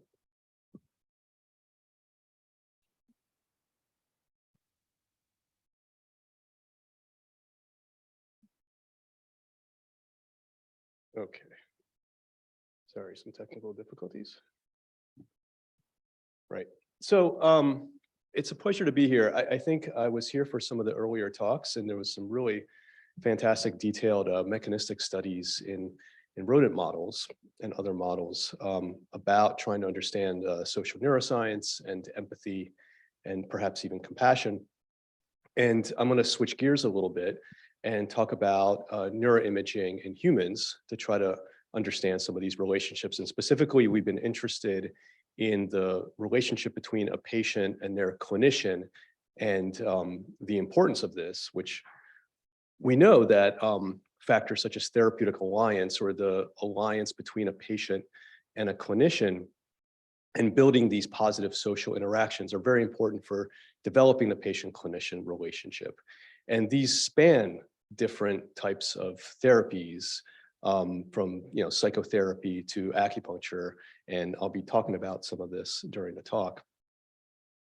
So social interactions significantly shape how we feel and how we conceptualize pain. This has been well known for many years. I like this, highlight this 2013 RCT of spinal manipulation and exercise for chronic low back pain, where they found that the therapeutic alliance as rated by the patient-clinician therapeutic alliance was an important predictor and moderator of pain and other outcomes. And in fact, in a discussion section, these authors suggested to potentially boost the efficacy of interventions by enhancing therapeutic alliance. And that goes along very well with this meta-analysis by Bruce Wampold from 2015 in psychotherapy trials. And here he looked at all kinds of different factors that contribute to beneficial outcomes in psychotherapy trials. On the y-axis is the effect size, and on the x-axis is all these different factors. And the thickness of the bars is how many trials have explored this factor. And so you can see there's been a lot of different trials, for example, exploring differences between different types of psychotherapy, and yet the effect size is quite modest for differences between different types of therapy, whereas the effect size for something like these contextual factors, non-specific factors, as they're sometimes called in clinical research, such as empathy and alliance, are much larger than any differences between different types of psychotherapy. So empathy and alliance are very important factors, and it's something that we really need to study to better understand why somebody gets better from an intervention, why a chronic pain patient gets better. So how do we investigate this? How do we investigate the brain circuitry supporting therapeutic alliance? Firstly, clinical and social neuroscience research has paradoxically studied single individuals in isolation. So you place somebody in a scanner, you show them some sort of social engagement, social cue, and you look at brain response to that cue. But we know that these single person methods are assuming things. They're assuming that the mechanisms of passively processing these social stimuli are identical to dynamic real life social interactions. And that's probably not the case. So understanding the brain circuitry supporting social interactions, I would argue, requires two-person methods in an ecologically valid context. So these mechanisms that are emerging through the interaction, through the dynamic interplay between individuals can only be understood by studying both systems together. And that's the contention that I'm making. So how do we do that? Well, there's techniques, neuroimaging techniques called hyperscanning. And hyperscanning really just means the synchronous neuroimaging of more than one individual concurrently. And so a lot of this work has been done with techniques such as EEG and FNIRS, functional near infrared spectroscopy.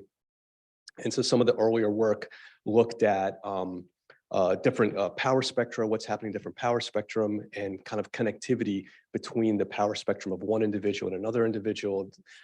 Work's been done with pilots, pilots and co-pilots interacting together in a flight simulator, or with individuals that are going through a circus art school, like juggling and learning how to juggle, and how the two individuals learn how to juggle together. Or of course, in the music sphere, and musicians and duets, guitar duets, for example. So a lot of this work has been done in using techniques such as EEG.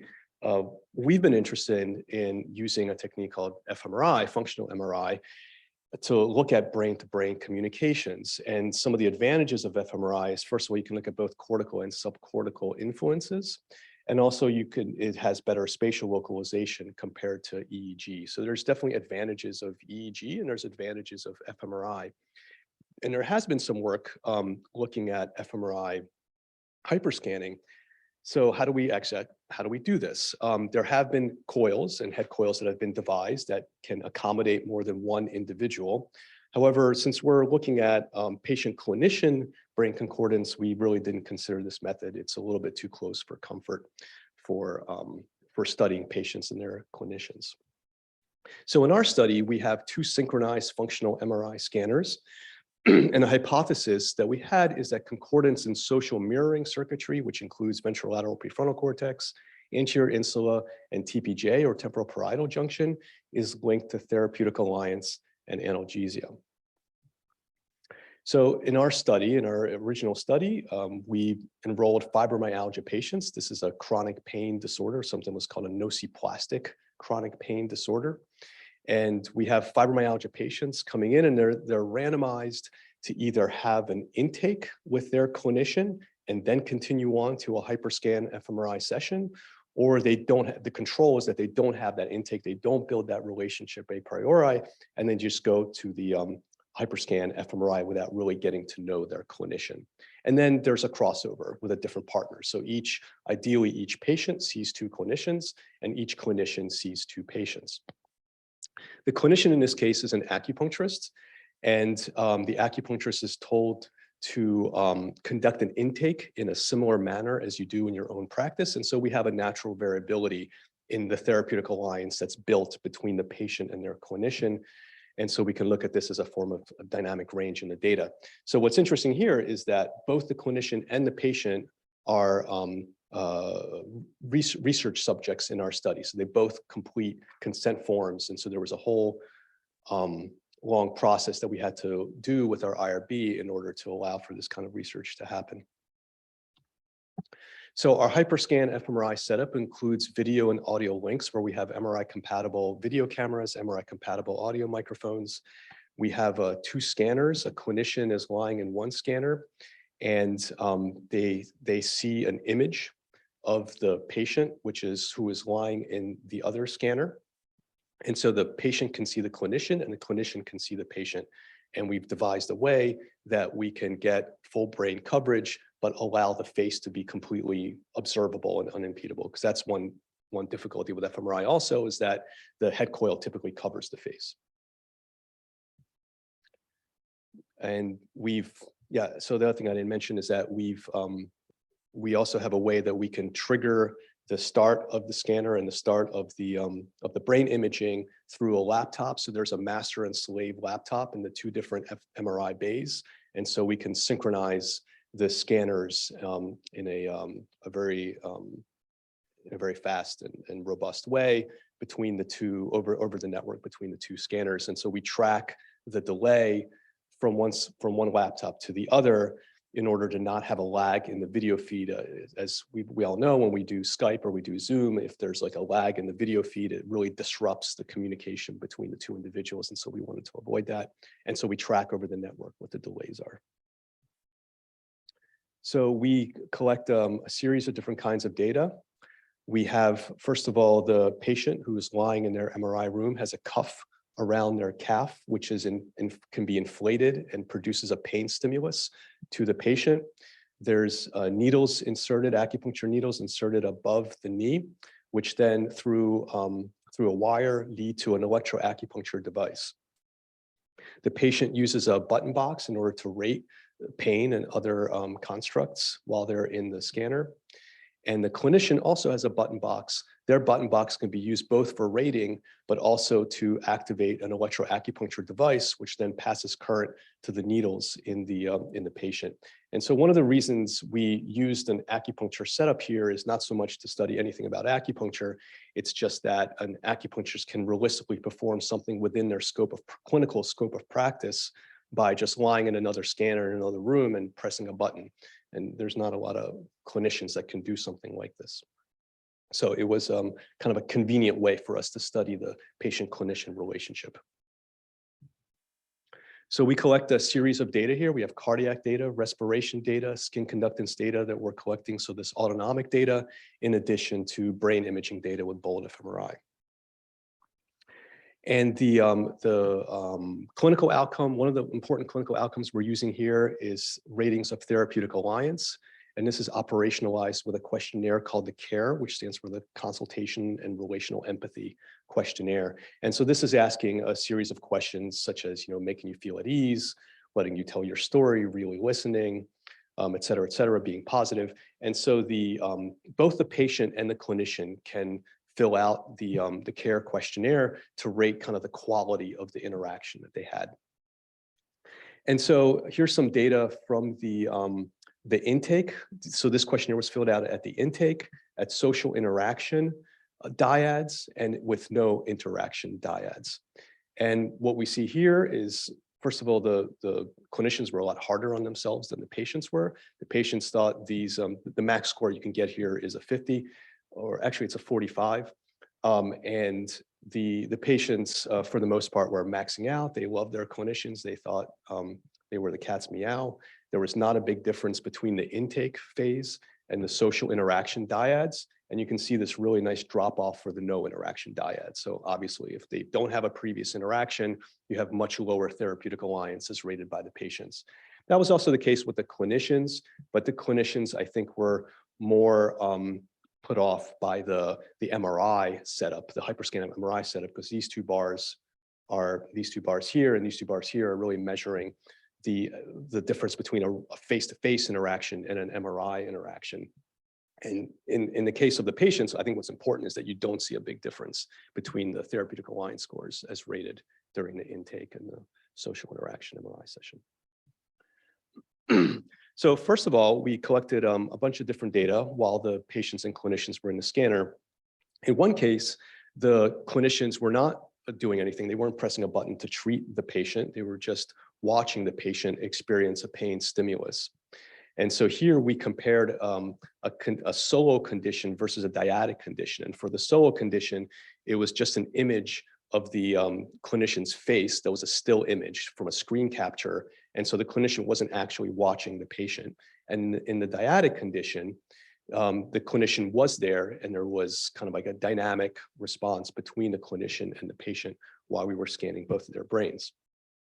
So the protocol was a block design where a resting period was followed by an anticipation cue, where green, there would be a frame that would light up around the patient's or the clinician's face, showing green, there would be no pain coming, or red, there would be a moderate amount of pain coming. And then the frame would turn blue when the actual cuff was inflated, and they would feel either a little pressure or a pressure that was high enough in order to induce pain that was individualized to that subject. Then there was a rest period, and then they would rate both pain and empathy. And so the patient would rate how painful was the cuff and how well did the clinician understand your pain, whereas the clinician would rate how painful was it for the patient. So we're looking at kind of vicarious pain and how well did you understand the patient's pain.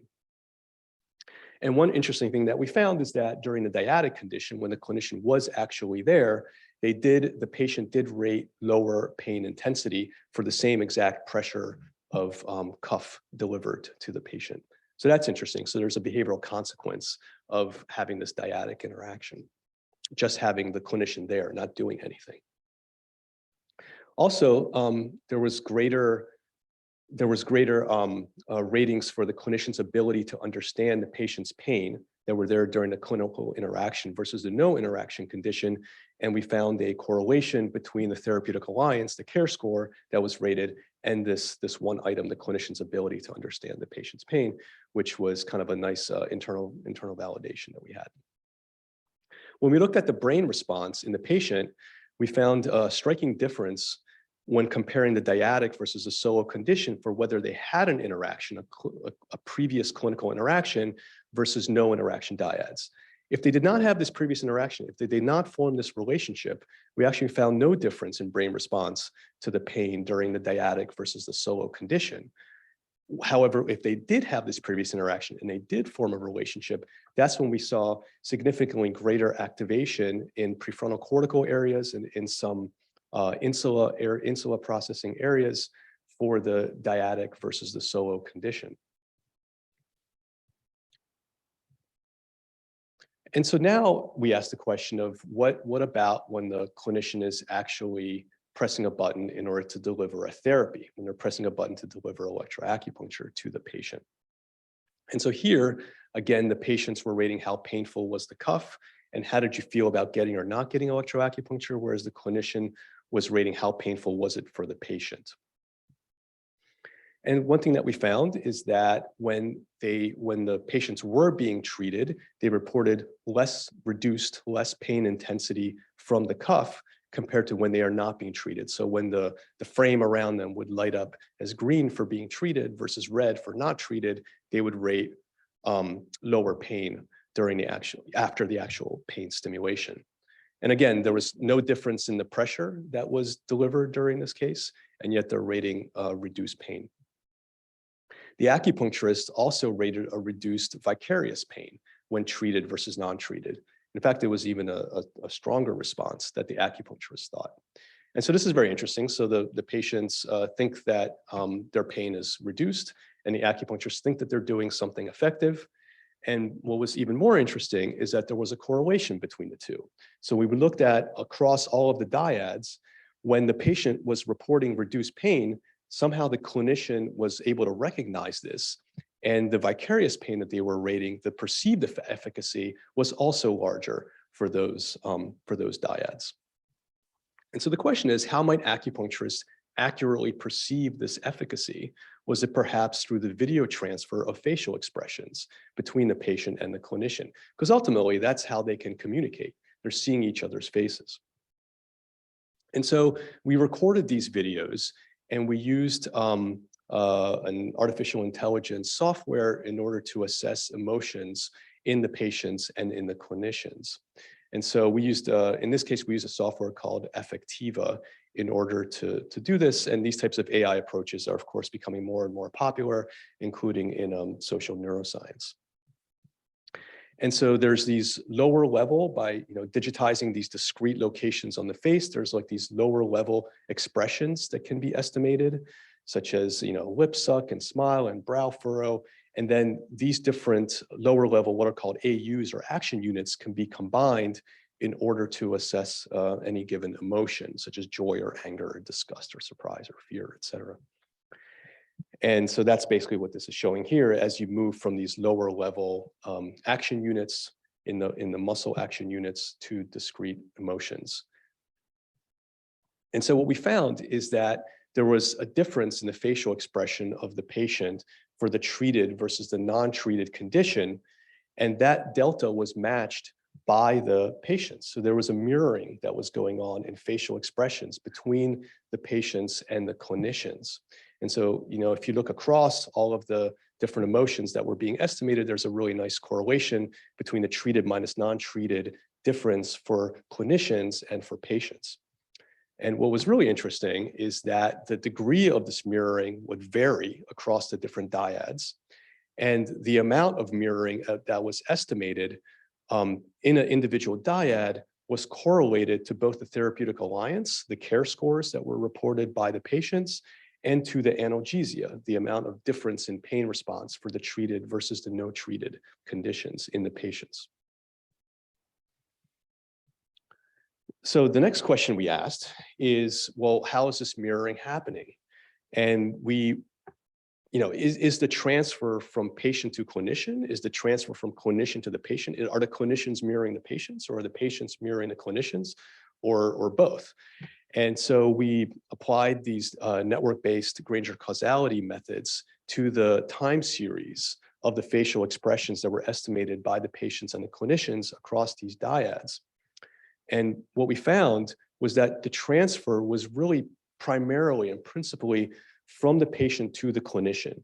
It wasn't the patients that were trying to mirror their clinicians. It was the clinicians just doing their darndest to support their patients and trying to form a bond, even though they're lying in an MRI scanner in another room. And so they were doing this by mirroring the expression of the patients.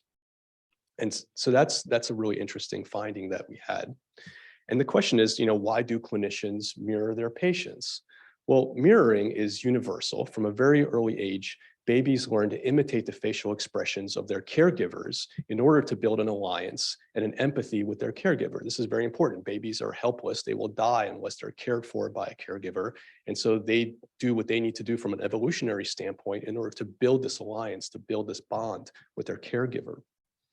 So in terms of a patient-clinician relationship, does clinician-patient mirroring reflect a therapeutic alliance and empathy? Is this supported by brain concordance and social mirroring circuitry? That was the next question that we asked. So here we look at a time during our protocol when the patients and the clinicians were kind of experiencing the same thing. They see the image of the other, and they see either a green or a red box, you know, appear around this face. So this is part of this anticipation cue showing what's like about to happen for treated versus non-treated. And one thing that we see here, if we look at just brain response during this time period, here's the patient's brain response, and here's the clinician's brain response. They look kind of similar qualitatively if you look at them. You see a lot of activation in social mirroring circuitry areas such as ventrolateral prefrontal cortex and TPJ and anterior insula. And what was actually really interesting is that the clinicians actually activate stronger than the patients do. It's the patients who are about to receive the pain, and yet it's the clinicians who are activating more than the patients, which I thought was really interesting.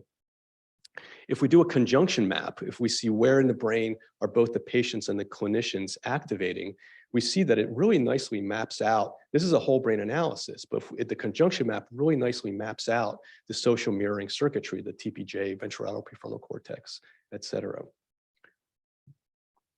So how then do we assess brain concordance? And one of the problems here is that activation in similar consistent brain areas does not actually mean that there's an information transfer between one brain and another brain. There's not necessarily an information flow. And this is this problem in the hyperscanning field of pseudoconcordance. So if you think of it one way, if I clap my hands really loud, all of our auditory, first of all, we all wake up.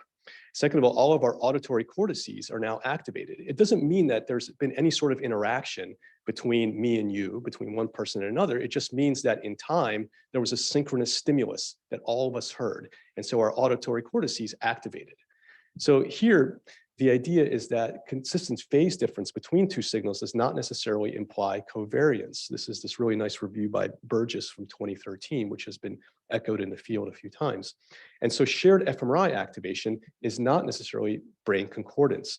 Instead, and I go on to quote Burgess, two oscillators can be said to be synchronized if deviations from the regular oscillatory cycle of one oscillator provides information about deviations in the oscillatory cycle of another. So really what we want to know is not so much the mean, the conjunction activation in the two, but the variance. How does that change over time? And does it change over time between two different individuals? And so the way we approach this is that we actually estimated the brain response in the patient for each individual trial. There was multiple trials, like 16 trials of pain that was delivered in the patient and the clinician. And we modeled each one separately. And so now, even though we know that there's, for example, activation in temporoparietal junction in the patient, that activation varies over time. Sometimes it's really high, sometimes it's really low. And so the question is, what happens in the clinician for those different trials? Is there somewhere in the brain, in the clinician, that also is high when the activity is high in the patient and low when the activity is low in the patient? And so we create this map as a second level regressor in the clinician's response. So we do it for all of the dyads out to, in this case, dyad number 37 that we studied. And when we combine them and looked at differences between a social interaction and a no interaction condition, we found a lot of the social mirroring circuitry light up again: ventrolateral prefrontal cortex, temporoparietal junction, anterior insula, lateral temporal sulcus. Actually, you see that as well. And this was all greater during the social interaction versus the no interaction condition when they built this relationship. When we looked at all of these different brain areas, because there certainly is a lot of brain areas that are active there, when we looked at all of these areas, it was only the TPJ in the clinician, so TPJ transfer from the patient to TPJ in the clinician, that showed a relationship to analgesia. So we think that this TPJ to TPJ connection between the patient and the clinician is most reflective and most important for the patient-clinician relationship in order to induce analgesia, as reported by the patient. So the TPJ is a really interesting brain area. This is a really nice study from Lopez Sola back in 2019, where they had a condition where a romantic partner was holding the hand of somebody who was in the scanner and receiving a pain. And what they found is that when the romantic partner was holding their hand, they had the person receiving the pain experience reduced pain intensity, reduced pain unpleasantness, greater emotional comfort, et cetera. And when they looked at the brain regions that are associated with this, the anterior TPJ is squarely seen there as a really large area that's supporting this effect. And this is similar to a study that we recently completed. And because this is a compassion seminar, I wanted to highlight the study as well, where we did a pilot study in patients with low back pain who experience a brief self-compassion called loving kindness meditation training. And so they basically came in, they had an MRI beforehand where they had an evoked pain task with cuff pain again. There was only 2 days of training that they received in self-compassion meditation, and then they came back afterwards. And as you can see here, there was nice reduction in pain, not surprisingly, by the low back pain patients before the training versus after the training. But what was interesting is that when we looked at brain response in these individuals to the cuff pain for baseline versus after the training, we see a really nice reduction in TPJ, similarly to the hand-holding effect, right? You see this reduction in response to the pain in the temporoparietal junction. And this reduction was also correlated with a reduction in back pain. So those who reduced the most in TPJ activity in response to the pain were those whose clinical pain, their low back pain, was relieved the most. And this is a small pilot study, so caveats all aside, but it was an interesting finding that was really like focused on the TPJ in this study as well. So what is the TPJ and why is it important? In 2012, there was an ALE meta-analysis of functional MRI studies of empathy and theory of mind by Bizdock et al. And what they found is that the TPJ is responsive to tasks for both empathy and for theory of mind. But if you actually contrast theory of mind and empathy, this is where the TPJ really lights up. So the TPJ is a much more prominent region for theory of mind processing than it is even for empathy processing. And so our provocative speculation here is that if we were to try to train clinicians or to train anyone in how to have a better therapeutic alliance between a patient and a clinician, the idea here is that training in theory of mind might actually be even more important than training clinicians in empathy in order to build this therapeutic alliance. And that's important because theory of mind is a cognitive construct. It's something that is trainable. There are groups out there who have developed theory of mind training protocols, whereas empathy is somewhat more difficult. You know, there's people that are more empathic, people that are less empathic. It's actually harder, I think, to train an affective emotional construct like empathy than it is a cognitive construct like theory of mind, potentially. And so our conclusions is that understanding brain circuits supporting patient-clinician interactions requires two-person methods such as hyperscanning. Therapeutic alliance and TPJ concordance is enhanced by patient-clinician interaction. Greater alliance was linked with facial mirroring. I think I showed you that. And this transfer was definitely more from the patient to the clinician. Greater TPJ to TPJ concordance and facial expression mirroring was associated with better analgesia. Theory of mind processing by facial mirroring might be a really important construct by which some of this happens. And one of our sort of future directions is actually to try some of this theory of mind training in order to improve therapeutic alliance and seeing if our speculative hypothesis is actually on point.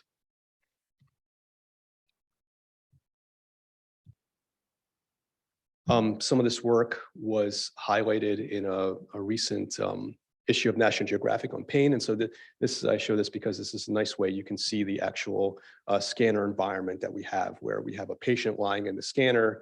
And this is what we have on our laptops. We can have like a real-time view of what each is seeing, the patient, the clinician, and the clinician, the patient. And so you can kind of see that we do have generally a full facial representation of one to the other.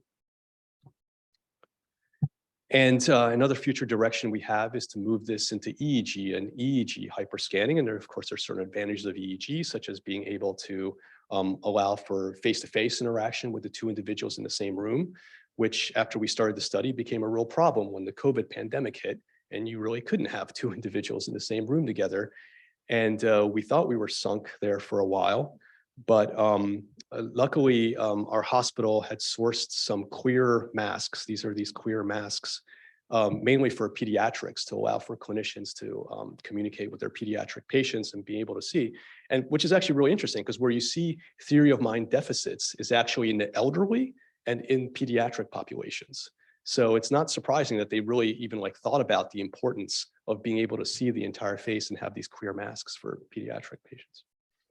So we got these masks, and we were back and running, and our study kept going. And so our EEG hyperscanning setup has the patient and the clinician in a room interacting together, and we have a one-way mirror where the experimenters could be outside of that room, so they're not getting in the way of the clinical interaction. And we see that in real time their brain signals appear and are able to monitor the experiment in this way. And I just wanted to highlight the work of Dr. Anzolin and Dr. Graal, who are here at SFN at this conference. So if you're interested in any of this work, our posters, both of them have, Alessandra is the EEG lead, and then Arvina is running kind of our next generation fMRI hyperscan study, where we're looking at longitudinal processing. So what happens if you treat somebody not just once, but over the course of multiple weeks? And so these posters will be up on Sunday. So hopefully if you're coming to the conference, you guys can meet them and engage. And thank you very much for your attention. This work requires a large team to simultaneously staff 2 different MRI scanners.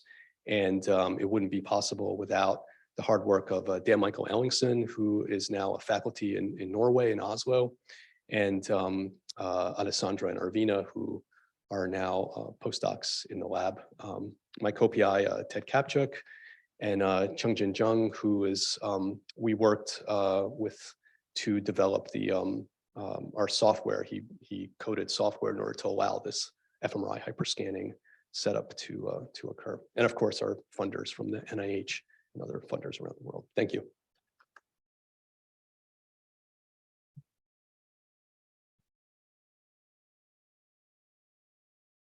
I'm going Thank you. Beautiful.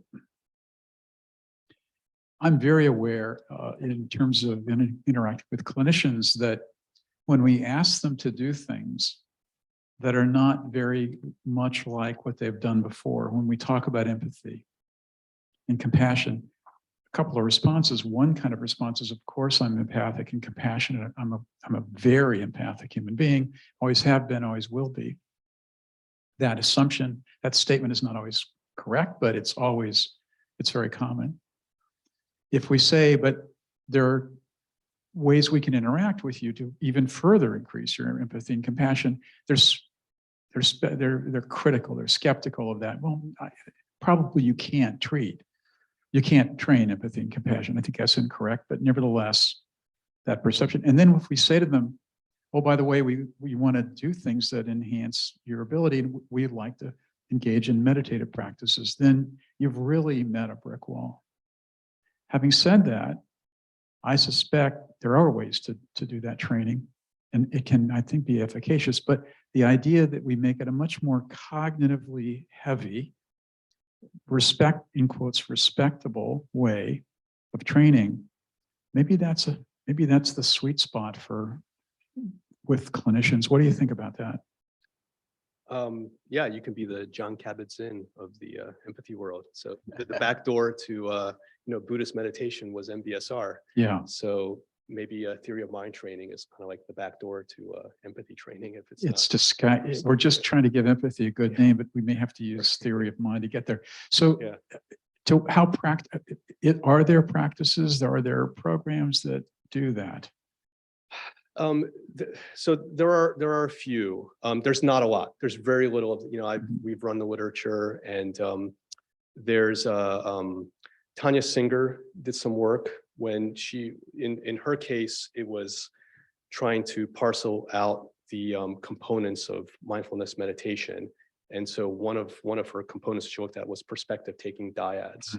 And so she had individuals that were being trained to like engage in kind of like dyadic sort of talking in relationships. It's hard to find something but that's not really easily extendable to a patient-clinician relationship. Yeah. So we couldn't just take that. There's been some work done in theory of mind training out of groups in Italy in working with nursing homes, because people who are elderly, that's one thing actually that you lose as you get older is your theory of mind ability. And so they were finding better outcomes if they worked with the elderly to try to train up theory of mind processing. Yeah. So that's some interesting work there too. So, but I think what we ended up having to do is, and we're literally developing a protocol right now, because we're about to get a grant to be able to do this, to try to do theory of mind training and see if we can modulate the brain-to-brain concordance. Just a quick question. I can imagine, it seems to me reasonable to say that taking an empathic perspective builds on theory of mind. I would think it substantiates theory of mind. It could enable theory of mind. Yeah. Yes? So it's a little confusing in the field. So sometimes people who study empathy talk about affective empathy and cognitive empathy. Yes. And I think cognitive empathy is kind of what you're talking about when you're talking about mentalizing or theory of mind. Yes, yes. But a lot of times, if you're looking at the difference between theory of mind and empathy, you're really focusing on affective empathy. Yeah. Empathy is thought to be more of an affective. So that's my question. So if I take a mentalizing attitude, if I train to mentalize, therefore limit the emotional engagement, yeah. Do I have as an effective outcome? Do I have empathy to the same effectiveness as if I go the route of emotion to theory of mind, as I would theory of mind back to emotional sharing? In other words, do you think that emotional sharing an affective state is a necessary part of getting to a point where with perspective taking, one can really be compassionate? I think speaking specifically for in a patient-clinician relationship, yeah, there's been a lot of work about being able to understand like borders, and because clinician burnout, which is a massive problem right now in our healthcare system, a lot of it is thought to be over engagement of empathy. Yeah. And so whether the two can be as effective is a really good question. I don't know the answer to that. But I think in the patient-clinician context, and the patient-clinician relationship, I think you have to be a lot more careful with empathy processing or affective empathy processing than in mentalizing in theory of mind. So it's another kind of good reason to train up theory of mind. Great. Other questions, please? Yeah.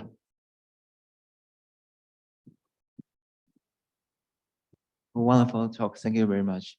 So in your paradigm, so that's an anticipatory like period. So people know it's like a trial with, the pen or not.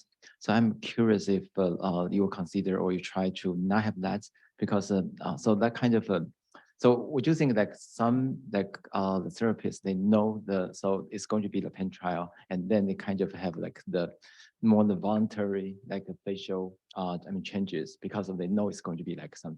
And maybe if you don't have that, that phase, there'll be more variations within the therapist. Yeah, we in our analyses, we tried to have enough, basically we had tried enough trials in order to do correlations. It's hard to do correlations with n equals 5 or 6. So we combined treated and non-treated trials in that case. When we compared treated and non-treated facial expressions, we did not find any difference between those two conditions. So I don't know whether one is inducing a stronger response than the other per se, but it's a good question. You know, they might have been doing something differently during the treated and non-treated. If anything, I think we have some data showing that there's greater brain activation during the non-treated than the treated trials, because when it's almost like an oddball task. When it's like a non-treated trial, they really they know that there's a button that they can press to treat the patient, but they're not allowed to press it. And so the salience is higher, the arousal is higher, and there's greater brain response during those trials. Is my interpretation of why we saw that. Just a quick question. In that trial, was there a sham for treatment?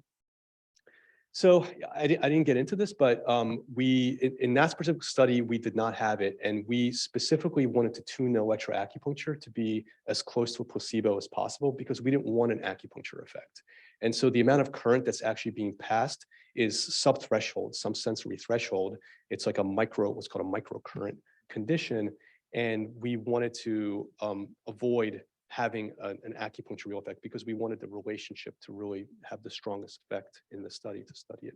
So yeah, it's kind of a detail of this. I'm just wondering also if you can, what if you have an actor patient? A what patient? An actor patient. An actor. Mhm. Now you've got a patient that actually has learned to use facial expressions to induce a response from the clinician. Mhm. I'd love to see that study. Is the patient basically behaving in a way that's drawing out the TPJ mirroring from their doctor? Yeah, interesting. So in the follow-up study that Arvina is going to be presenting on at the conference, we've actually taken a different tack and we've trained not the patients, but we've trained the clinicians, the acupuncturists, to behave in either an augmented or a limited fashion to see if there's going to be any difference between those two conditions. Yeah, makes sense. And so we have, it's interesting because we have a smaller number of clinicians, but they see more patients. And we've gone through this training process with them. And there's been work from Ted Kapchuk, who's my co-PI in this, where if you train an augmented versus limited style of interaction, you can get stronger placebo responses in patients. In that case, he was working with IBS patients. But that was kind of the model that we chose for this as well. So Very getting nice. some interesting data there. We have a question online, yes? It's actually there, yeah. Any work in mirroring through, so the question is fascinating research. Have you done any work in mirroring through verbal communication and how that impacts patient and physician? Yeah, it's something that I think we could do if we record the interactions in the EEG study. We can't do that with the fMRI because it's so loud. And that's why like audio transfer is also kind of like difficult. But I think in the EEG study, we have video and audio recordings. And I know there's been a lot of really interesting work with audio recordings of depressed patients and trying to do like machine learning algorithms to try to pick out depressed versus non-depressed individuals just strictly from the audio recording, which is really interesting. So maybe some of those techniques can be applied here to look at mirroring, verbal mirroring between patients and clinicians. Great. Catherine, anything else from online? No, that's it. Very good. Vitaly, thanks again. Appreciate it very much.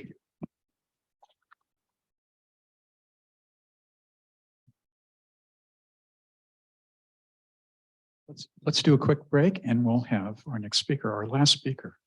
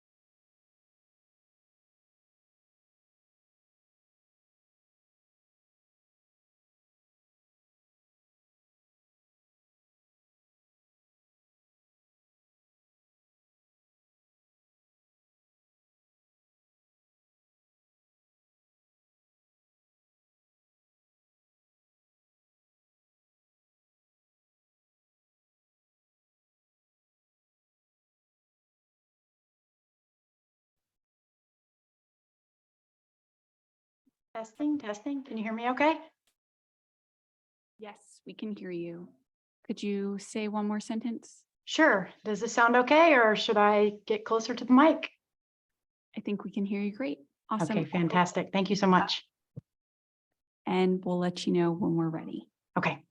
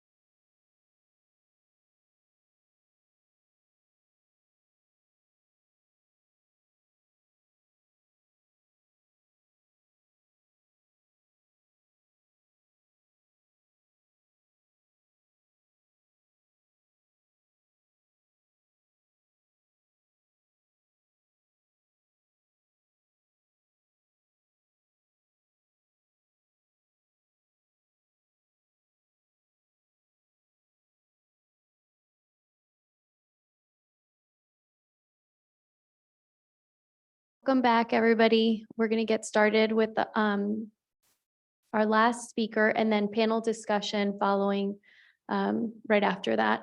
So Dr. Zeidan will introduce Dr. Mascaro.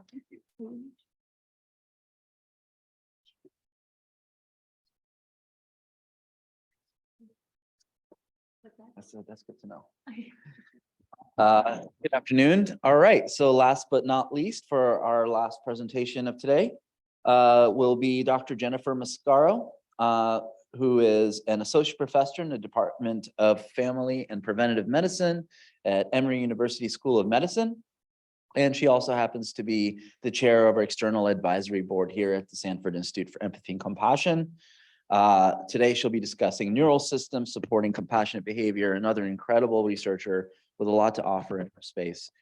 Please help me welcome Dr. Mascaro. Thanks so much. It kills me not to be there in person, and I'm have just enjoyed the previous talks so very much.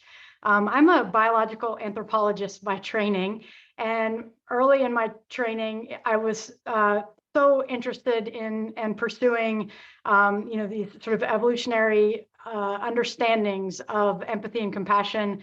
And in previous years, I would have been at SFN, happily devouring all of your research. And so I'm really bummed not to be there, but also now that I'm in preventive medicine, I get a lot more of this, a lot less of this type of research. So I'm just so excited to learn from you all today. And so the research that we do as a team really is as close as we can get to being embedded in healthcare. And so it does seem a little bit fitting that there's been this sort of trajectory where we're expanding out to the research that we're trying to do in healthcare systems, sort of embedded there, to try to understand what compassion looks and sounds and feels like to patients as well as providers, and to identify ways to optimize these processes. And so the roadmap for my talk is I'm gonna kind of breeze through an overview of the neural systems supporting compassion, because we've talked a lot about these systems already.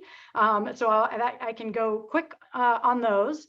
I'm going to do a little segue into kind of some brainstorming we've been doing, and that I'd love to invite y'all into for how we can identify neural systems supporting compassionate behavior with an emphasis on the behavior part, and really looking to try to maximize ecological validity. And these are things that I know that those there in the room and on this Zoom have thought a lot about. So I'd love to talk about that just a little bit. And then I want to talk about two different bodies of research that we've done over the past several years that really, to my mind, gets at how we can learn about the neural systems supporting compassion by looking at tests of compassion, situations in which compassion is incredibly difficult. So one of those is in the context of paternal caregiving. Any parent in the room or anyone who's cared for an infant at all can understand what I mean by tests of compassion in caring for an infant and for children in general. And then what we spent more time with recently is trying to understand what compassion looks like in healthcare in the context of people who are severely ill and really suffering. And so I'll begin, as I said, with a breeze through here and really, I think it's important, we've already alluded to this in some other talks, but with the importance of starting with a definition, an operational definition. And so I'm talking about compassion, but we'll notice that it overlaps very closely with other discussions today of empathy and of empathic behavior and of pro-social behavior and so on. The operational definition that I use for compassion, it comes from several different places. So these are some definitions that are out there. This is an early definition that came from Jennifer Getz and Emiliana Samatamas and Dr. Keltner, and basically one of the first really major papers about compassion and putting it in an evolutionary sort of empirical setting. So the feeling that arises in witnessing another's suffering and that motivates a subsequent desire to help. Another definition, a multidimensional construct comprised of 4 components: an awareness of suffering, which is a cognitive component, being emotionally moved by suffering, or an affective component, a wish to see the relief of that suffering, or an intentionality, and a responsiveness or readiness to help that relieve that suffering, motivation. And then finally, more recently, in the context of measurement in clinical psychology, Strauss's definition, the awareness of someone suffering, being moved by it emotionally, and according to some definitions, cognitively, and acting or feeling motivated to help. And so just to point to the major components that are consistent over these operational definitions that have been proposed. So there's sort of that awareness or witnessing component. There is that affective or emotional component, being moved by. And then what a lot of people have proposed distinguishes compassion is a real motivational component, a readiness to help and feeling motivated to help.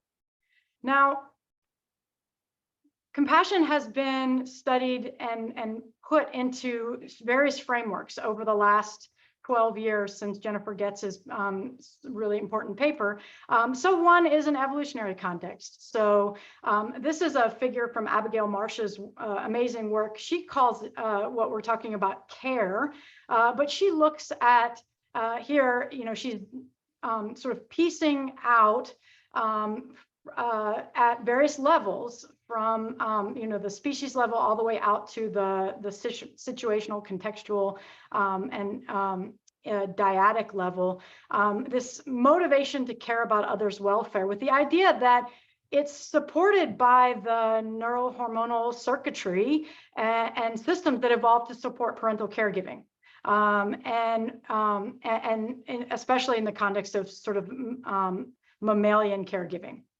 And so we've heard tons of amazing work today that operates under this model, at least to some extent, or others have called it today, you know, this Russian doll model, the idea that we can understand layers of systems involved in compassion, care, pro-social behavior, and that in part helps us understand the evolution of these systems, so that we're not discounting potential examples or evidence of these systems in non-humans.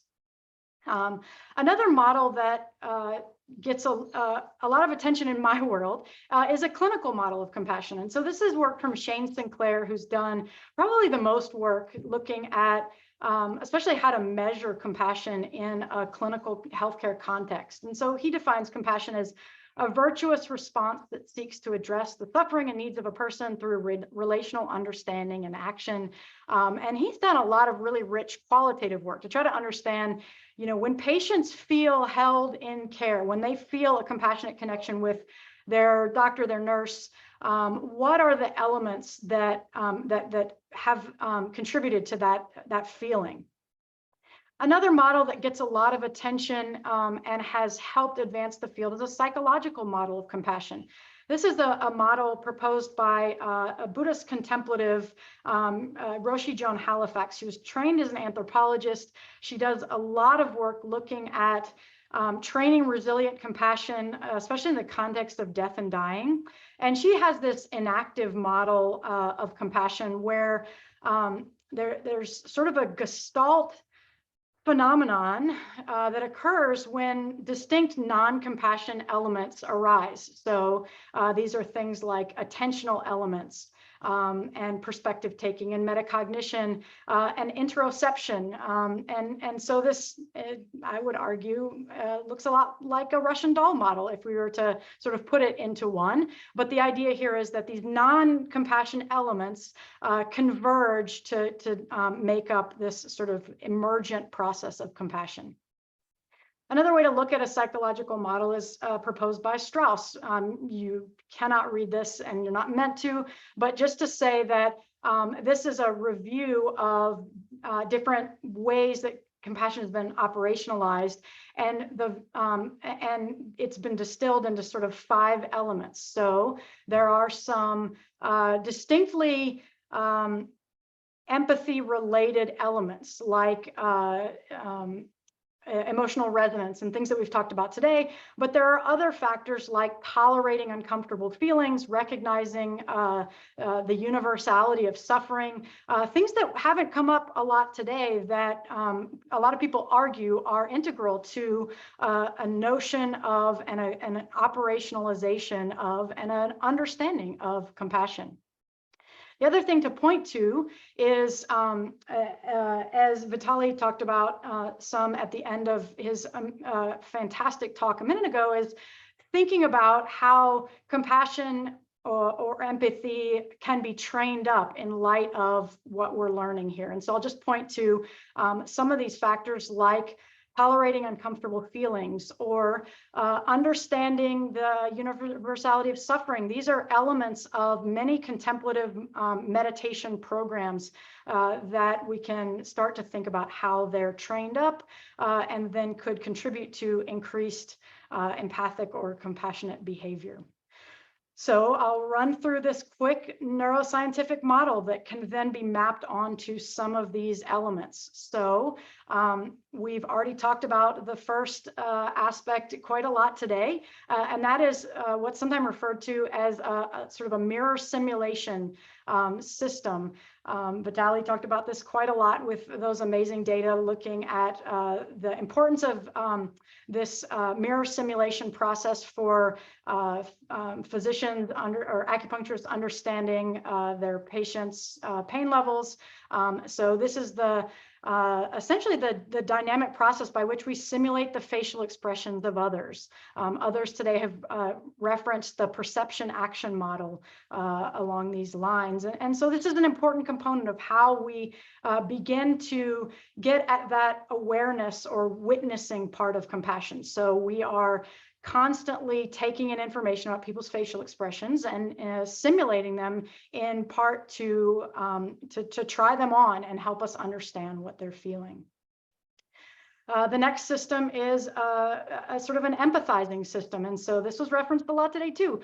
This is the system that was first pointed to by Tanya Singer's amazing 2004 paper that Monique discussed earlier this morning, where people are empathizing for the pain of others in the scanner. The areas that arose in that study and have arisen in many, many studies since then are the anterior insula and the dorsal anterior cingulate. The interesting thing I think about this brain system is that, not surprisingly, it is a system that didn't evolve necessarily for empathizing, but it's often referred to in other contexts as a salience system, sort of a pay attention to this thing system. And so the other domain of research that the anterior insula arises in is in interoception, or sort of bringing the state of the body to conscious awareness. So in essence, what this system is doing is bringing the state of the body and sometimes simulating another's bodily state to sort of issue an alarm call, a pay attention to this. This is important to me call. A third system is that mentalizing system that's come up a lot. It came up earlier in Fadel's talk, this sort of mentalizing or theory of mind system. And then finally, systems that we think bring on what may be distinct about compassion. So what is referred to in animal models of maternal caregiving as an approach system. It's sometimes referred to as an appetitive drive to nurture that arises when someone views another in pain or distress. And so, this is a system involving the mesolimbic dopamine system, the medial orbital frontal cortex, and the ventral striatum and nucleus accumbens, as we saw earlier. And so a lot of what we know about this system, as I said, comes from animal models of maternal caregiving. But when researchers began to look at fMRI studies of maternal and then paternal caregiving behavior, these systems are what arise when people view their offspring in distress and help people care for vulnerable others. The other important system is an avoidance system. So this is one that needs to be suppressed. So the down regulation of this avoidance system, Emily pointed out with amazing detailed research, and this importance of looking at agonistic versus approach behavior, and this is in part that system, the amygdala, that's involved in that avoidance system. And so then, of course, we have these systems modulated by neuropeptides like oxytocin and hormones such as testosterone. And so a few just summary points before I move into our research that is attempting to map healthcare behavior and compassion to some of these systems. So, I think this supports Roshi Joan Halifax's notion that compassion arises from distinct non-compassion elements. And it also suggests that there are potentially multiple ways into compassion. So that idea came up in the talk just now, that maybe a really phenomenal way in for physicians is with perspective taking, and that might be the most important way in. But the point here is that there are distinct ways into increasing this system, and I think it helps us understand how we might enhance empathy in different contexts. Now, the human research is really difficult to do, and it's not without not contention, but some questions. So this was an activation likelihood estimation, or ALE meta-analysis that came out a couple years ago that looked at 16 fMRI studies of compassion. You can see some of those systems have arise in this meta-analysis. So the anterior cingulate is there, bilateral inferior frontal gyrus, substantia nigra, or periaqueduct, or ventral tegmental area, excuse me. And then on the bottom there, anterior insula, some of these subcortical regions like the putamen. Interestingly, this meta-analysis did not find areas that are really thought to be important for compassion, like orbitofrontal cortex and the amygdala. So some outstanding questions, I think, in trying to understand the neural systems supporting compassion. So as I said, the studies that we have been trying to do, we really want to try to understand compassionate behavior. As I said, an emphasis on the behavior. And there are a couple of reasons for that. So I'm going to take a quick detour into some of the thinking that we've been doing about how to measure compassion in the wild, in the real messy world, especially in the messy world of humans. And so this is one way that we've been thinking about it. I'm going to use this somewhat silly example, but I always feel moved by it as a parent, as a former athlete. Those in the room probably may remember this episode, this instance from the '92 Olympics in Barcelona. This is a British runner, Derek Redmond, and as he's running in the 400-meter semifinal, he tears his hamstring right at the beginning of the race and sort of collapses to the ground, and clearly can't finish the race. And what happened next was that a man jumped out of the stands, fought off security guards, and started to go to him.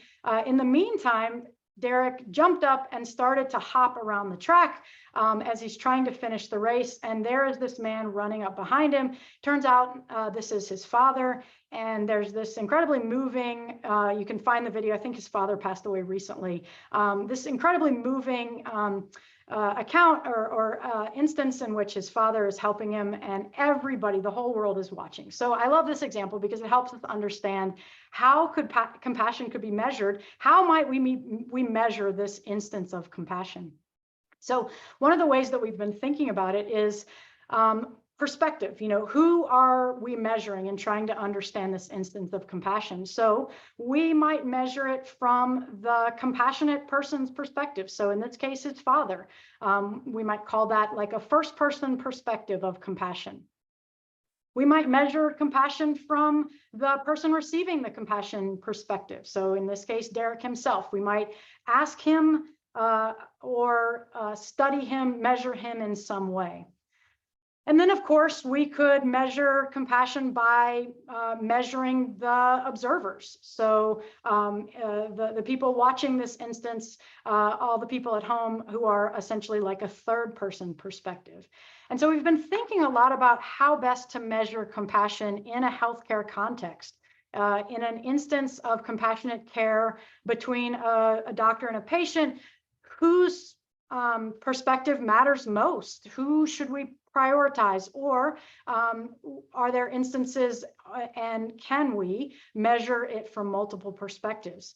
And so we've been thinking a lot about this, these first, second, and third person frames. We've also been thinking a lot about, a lot of measurement in the world of human compassion has measured trait compassion. So these measures that ask people how compassionate they tend to be. Other times people measure state compassion, as we saw in Vitaly's study. These are asking people about essentially how they feel in response to a particular prime or a particular situation. And then there are these questions of ecological validity that are always really thorny. There are also, I think, one of the most difficult thing is, as we think back to that operational definition of compassion, there are lots of components and we're usually not measuring all of them. So there are those internal components, the affective aspect, the motivational aspect, and then there's external components. So like the behavioral aspects of compassion. And it is quite rare that we have a study where we measure all three, and it's nearly impossible to measure all three really well. So we've started thinking about this, especially in the context of how we might measure challenging compassion. And we started to map out where different measures of compassion might lie on different dimensions. So we might think about what are the most used measures of human compassion or retrospective self-report measures. So these are often first-person measures of compassion, and we might think about how ecologically valid they are, how well they map onto something in the real world. We can start to think about that. And then we can start to think about where they fall in terms of state versus trait or internal emotional aspects versus behavior. And so self-report measures of compassion are the most used measurement in my world in healthcare, and they're notoriously terrible. So they ask questions like, when I see people I do not know feeling sad, I feel a need to reach out to them, things like that. So self-report measures are really challenging for all kinds of reasons. They're often not validated with behavior. Most of the measures in healthcare contexts measure the absence of compassion. So things like compassion fatigue or barriers to compassion. There are a lot of inherent limitations. So we're really bad at retrospective, memory of how compassionate we are. And often we report more on our beliefs or our values than the way we actually tend to behave. There are a lot of biases. So in the intervention world, there are expectancy biases. So when we put someone through an intervention that is designed to enhance compassion or empathy, often they report that it enhances their compassion or empathy because they want to do right by the study. And so there are expectancy biases, there's social desirability biases, whereby people aren't likely to say they're not empathic or compassionate because our society frowns on that. And then there's just plain old not knowing. It's very hard to compare my internal world to anyone else's and know how compassionate I am. So we've been thinking a lot about these questions in the context of how best to measure compassion in a messy world. And I want to point to one other thing that I think is important, and I think is going to be really important for understanding the neuroscience of compassion. And that is a study that was done a few years ago by Paul Condon and Lisa Feldman Barrett. A huge challenge of studying compassion in a messy human world is that it is inherently dynamic and it's inherently interrelational or dyadic. I think Lisa Feldman Barrett and Paul Condon showed this really well with an interesting study that they did. It's been several years ago now, but it's one of the only studies like this that I've seen. They essentially primed participants to feel compassion. They used audio clips that were taken from it was a common podcast that does like narratives. And these were different types of audio narratives, but some of them were incredibly emotionally evocative. So, you know, couples, husband and wife talking about a husband's Alzheimer's, for example. So what they did was, after they primed people with these various audio clips, they asked them to make judgments about essentially abstract judgments about compassion related to those various primes. And then they asked them to make reports about their own affective states. So in other words, what do you think are the emotions surrounding these events? And then how do you feel? And here what we're looking at is a map of the first question, what do you think are the emotions around this event? And they asked it, you know, and iteratively for each of the audio clips. And this is a field map of compassion compared to other emotions. And I hope you can see it there. But the way to look at this is valence is plotted on the x-axis, arousal on the y-axis, and that you can see, regardless of the types of audio primes that people were listening to, compassion was judged to be something that is relatively low arousal and relatively positive in valence. So you can see it's always falling in that bottom right quadrant. But then when they looked at how people were reporting, they actually were reporting that they actually felt in response to those primes, what we see is something that looks pretty different. And in fact, people used a lot more language around unpleasantness. And so I think that it's really important when we think about compassion and how to measure it, to think about this idea that it is a dynamic process and it is not well captured by a static measure, self-report measure of compassion that might not tap into this complex sort of phenomenology of the experience. All right, so where's the neuroscience in this? Well, I'm going to tell you about first a study that we did. It was a large study that we did, and I'm just going to share a brief part of it to start to get at what I think can be revealed about the neural systems supporting compassion when we look at it in these really difficult situations, when compassion is really difficult. So as I said, the first study that I'm going to share is a large study that we did several years ago when I was a postdoc for James Rilling, where we were looking at the biological bases of paternal caregiving. This was a really big study where we enrolled families of children who were 2 or 3 years old. We did a lot of work with these families. So we had mothers complete self-report measures of the father's behavior and various aspects of the father. We took photographs of the child making various emotional facial expressions, naturalistically. We did a lot of work looking at various genotyping and behavior. And then we put them in the scanner and we had them do various tasks. So as I said, I'm just going to share one little bit of this study that still sticks with me to this day. As I said, we had mothers fill out a bunch of self-report measures. This was one of them that was a paternal caregiving measure. So what you're looking at here, I'll read it out in case you can't see it. So this asks for all the things that you have to do to care for a child, like, take them to the doctor, bathe them, respond to them at night if they wake up. The mother rated if they were always responsible, if the father was always responsible, or somewhere in between. Now, we had both mothers and fathers rate this. And really interestingly, there was a high degree of correlation. So this is father report on the y-axis, mother report on the x-axis. We generally used mother report, but they were, it's pretty clear in couples and in my own experience as a partner, it's pretty clear who does what in a parental relationship. We had then fathers go in the scanner and we presented them with various stimuli. But one of the things that we did was we presented, we had them listen to infant cries. They were listening to an unknown infant cry, so it was not their own infant, but interspersed were audio from animal vocalizations that were matched acoustically.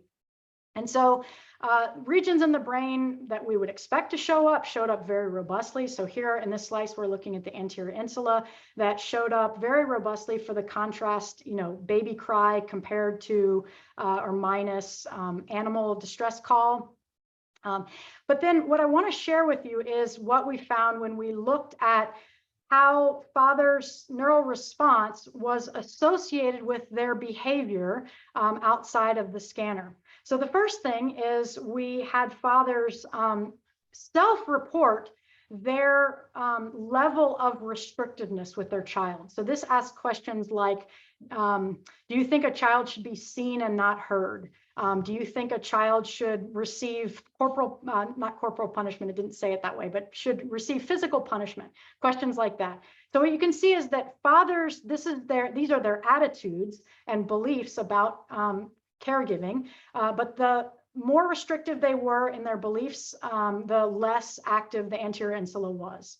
But here's what I think is really interesting. What we found when we looked at that caregiving measure, that measure that I just showed you, where moms reported on how much care dads were providing, what we find is that there was not a linear relationship. And instead, we found an inverse U-shaped curve such that there was sort of a sweet spot where fathers who responded moderately, here we're looking again at the anterior insula, to a baby's cry, were the most likely to contribute to caregiving behavior outside of the scanner, as reported by the mom. So fathers who had more activity in the anterior insula were less likely. Fathers who had less were less likely. So this suggested to us that there is a really important U-shaped curve here, such that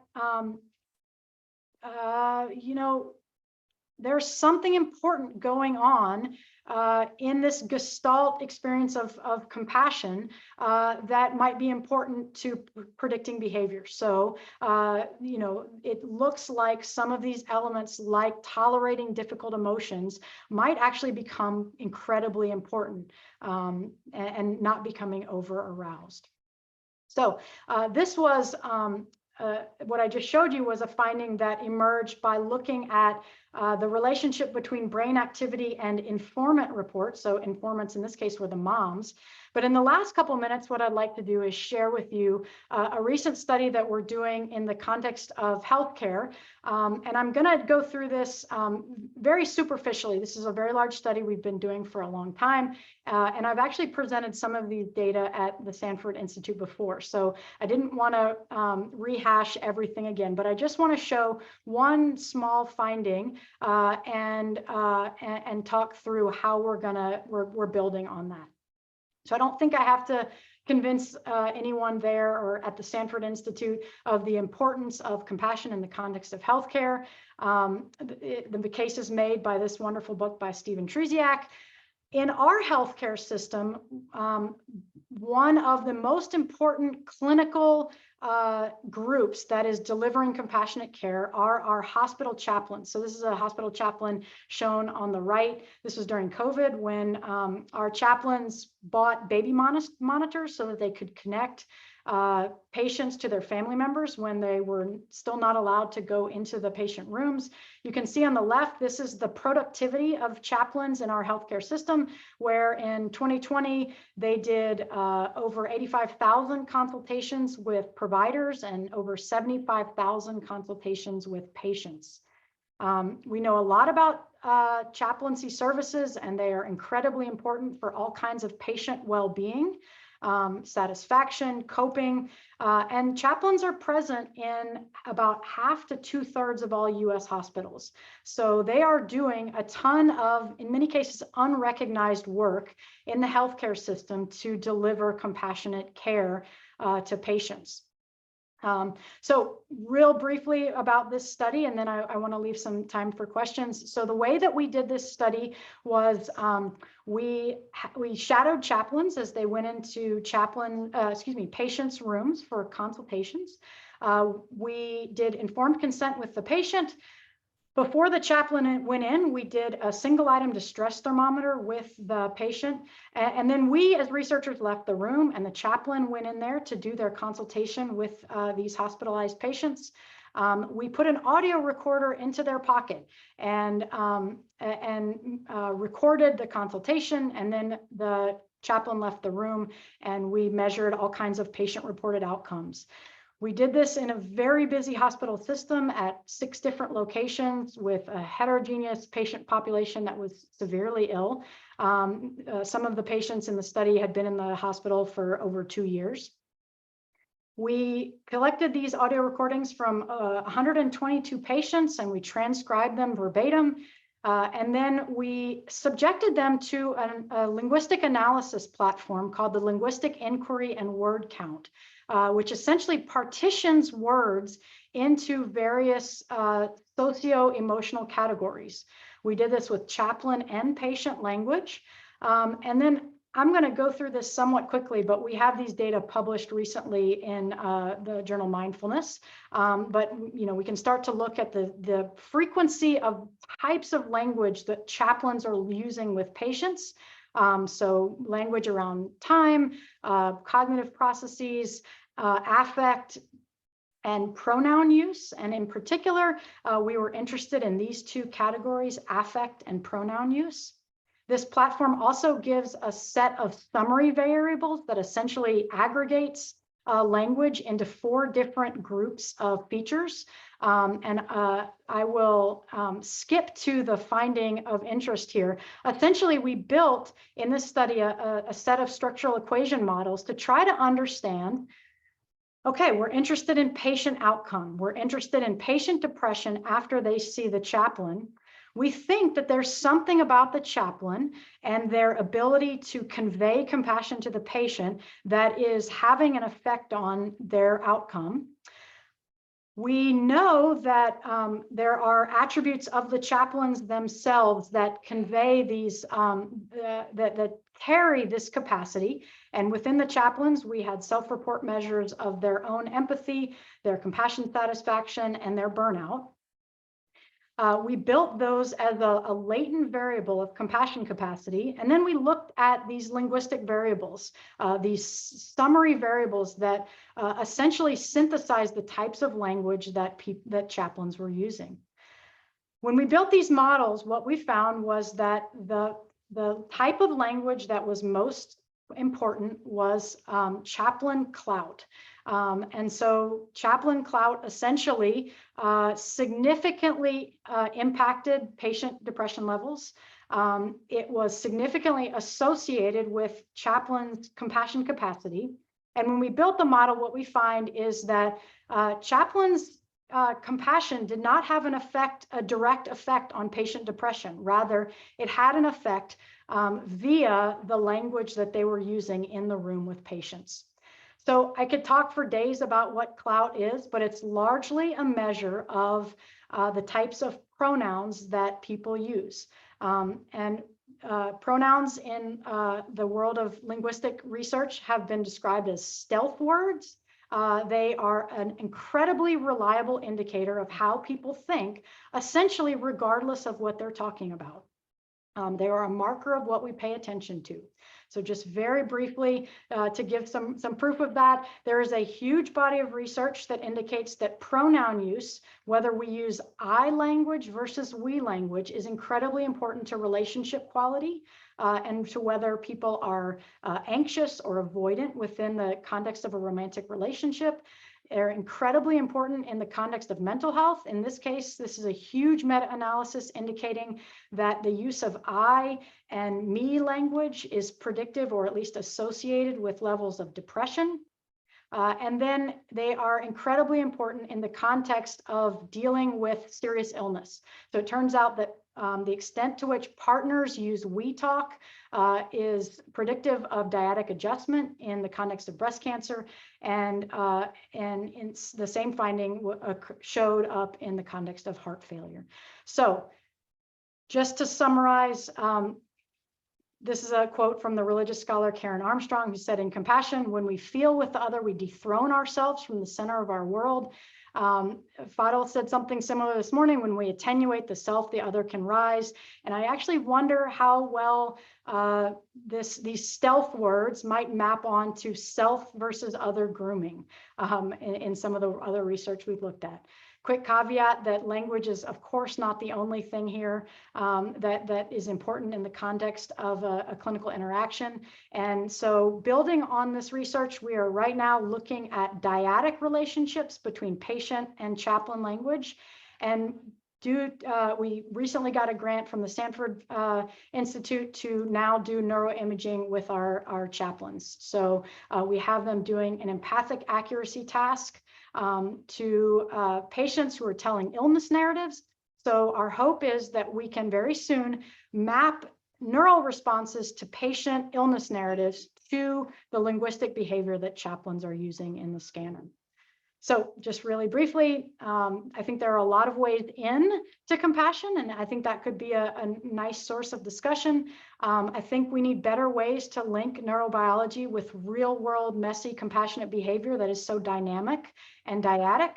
And then by uncovering the mechanisms or components of challenging compassion, I think this study that we did with fathers indicates that there may be sort of a neural sweet spot for some aspects of distress versus compassion, and that we can start to map compassion onto the types of language that healthcare providers use that confer a benefit.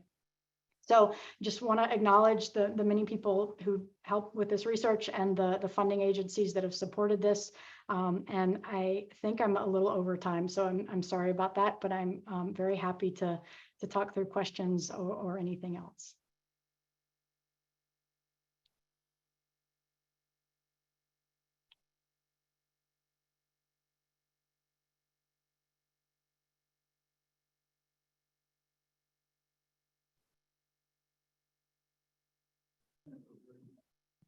Can you hear me? Yeah, I guess you can now. Hey, the other part of clout that I remember from the time you spoke with us, so there was the pronoun usage, but there was also an element of competence, of mastery. Can you speak briefly to that? I can, and you have a great memory. So I'll go back to what the linguistic categories are that make up clout. So I didn't have time to go through in depth. Pronoun use seems to be a hugely important feature, but the other categories that this was a data-driven approach that identified linguistic categories that are associated with, in this case, these are sort of high status, confident people. These are not people who are grasping for clout or power, but rather people in various contexts who demonstrate clout. And so the other categories, as you said, Dr. Mobley, are some linguistic features that seem to convey confidence. So people who fit a higher clout style of speaking use less tentative language, and they also use more inclusive language. So they use, more sort of collective and social language. So it's not just pronoun use, but as you said, there is something important about sort of a confident, other-oriented linguistic style that seems to convey benefit. Hi, Jennifer. Great talk. This is Zelda. I don't know if you remember me, but I took one of your classes back at Emory Anthropology years ago. So it's Oh, so that's nice to see you amazing. again. Yeah. My question is really coming from out of a very personal curiosity. Is there such a thing as too much compassion, or how much compassion is too much compassion? And I really think it from the relationship perspective, whether it's professional or personal, in the context of work, family, friends, intimate. Are you familiar with any research done when it comes to healthy level of compassion? Yeah. This is hugely important in the world I work in healthcare. I would say, but you named more than just healthcare. And so I would say that it probably is important to distinguish, between, are we talking about romantic dyads, parent-child relationships, or like a clinician-patient relationship? But in the world of healthcare, this is on the top of everyone's brain because burnout is so rampant. The way we look at it is this. So a lot of people are thinking a lot about the notion of compassion fatigue, this idea that when people are caring too much, too frequently, without breaks, too high acuity patients, it's almost like the tank becomes empty. What I think is a problematic interpretation of that idea is that stems because people are too compassionate. That's not to say that people who are going around becoming distressed to their patients' emotions. I think there's probably a U-shaped curve similar to parents in terms of not becoming overly aroused, overly distressed. But in terms of compassion, where we're really emphasizing that sort of appetitive drive to help, I think the most problematic thing seems to be when people have that and are blocked from behaving compassionately. Blocked because they don't have enough time to behave compassionately, blocked because there are structural factors that they can't control. That seems to be the main source of burnout. And so to answer your question, I think that I would say it's not a situation of too much compassion. It's a situation of too much compassion or a lot of compassion meeting block after block after block. And so that's the way we think of it in the context of healthcare. But it is important to note that that's a different, that notion of compassion is not the same as sort of empathic, simulation or arousal or affective simulation. So that's kind of yeah, it was really helpful. And I kind of always go back to Pamela Chudron. In one of her books, she talks about there's patience, there's idiot patience, there's compassion, and there's idiot compassion, to some extent creating, being compassionate, but with healthy boundaries too. And I wonder if self-compassion would be much more beneficial than cultivating compassion just only for others in that case. Thank you. Yeah, there's so much to say about that. There are questions about, it is very clear that self-compassion is maybe one of the most important things for physicians who are hyper self-critical. I think healthy boundaries can look a lot of different ways. So they can look like not continuing to participate in a system where compassion is perpetually blocked. And so, I think there could be such rich discussions around this, but I think you're pointing to a very important point. Hi, Jennifer. Thank you so much. Thank you so much for the wonderful talk. And my name is Kwan Hua Chen. I'm from Nebraska Medical Center. So I have a question about the finding you show about like, so from the study and people raise like what's compassion and I remember result is that people think it's a low valence part emotion. So yeah, so I don't know if you are surprised by this finding of because when we are thinking about compassion, I mean, actually today you give wonderful evidence, it's very complicated. And when we're thinking about the time series of what's going on, so I mean, in start from we know someone is suffering, so we experience some negative emotion, and then we want to, come up with some action plan or desire, and then so it can be cognitive or labor demanding, and then finally we make some action and resolve problem of someone else, and then we feel good. So it's actually very, very complicated temporal dynamics. And Yes. I wonder if now people think, yeah, it's like actually a positive thing. People remember the outcome. And I don't know if that's something we probably want to focus on. Like if we want to train compassion, we probably want to train. So can you see if we work together, it's going to be this positive thing? So that's just like a comment about like, so it's complicated and what we want to focus on in the training and in when we want to make this happen. Yeah, I think you're right. I mean, that's part of the reason I like that study is because it's sort of a, well, of course, study, but it's important because I think it shines a light on problems with the way we often have studied compassion. So including in the scanner where, early studies of compassion showed IAPS pictures, and I think that is going to be problematic for capturing those dynamic processes that you're naming and talking through. And so that's one of the reasons I love the research that was presented today, because it's showing these innovative ways to capture that sort of the dynamic kinetics of what goes on, and that matches the phenomenology when people actually describe what compassion is like. It's not this sort of one state. It seems to be a multifaceted state that is important to look at in terms of the kinetics and the sort of dynamic nature of it. I hope that I'm meaning to validate what you're saying, because I think you are so right. But I don't know that I have anything good to add other than I think you're very right. Okay, thank you. Any questions from our listeners? Good. Julie, what's up now? Next up is the panel discussion. So we'll take a quick 3-minute break, 5-minute break, and then we'll get started with the panel discussion. Thanks, Jennifer.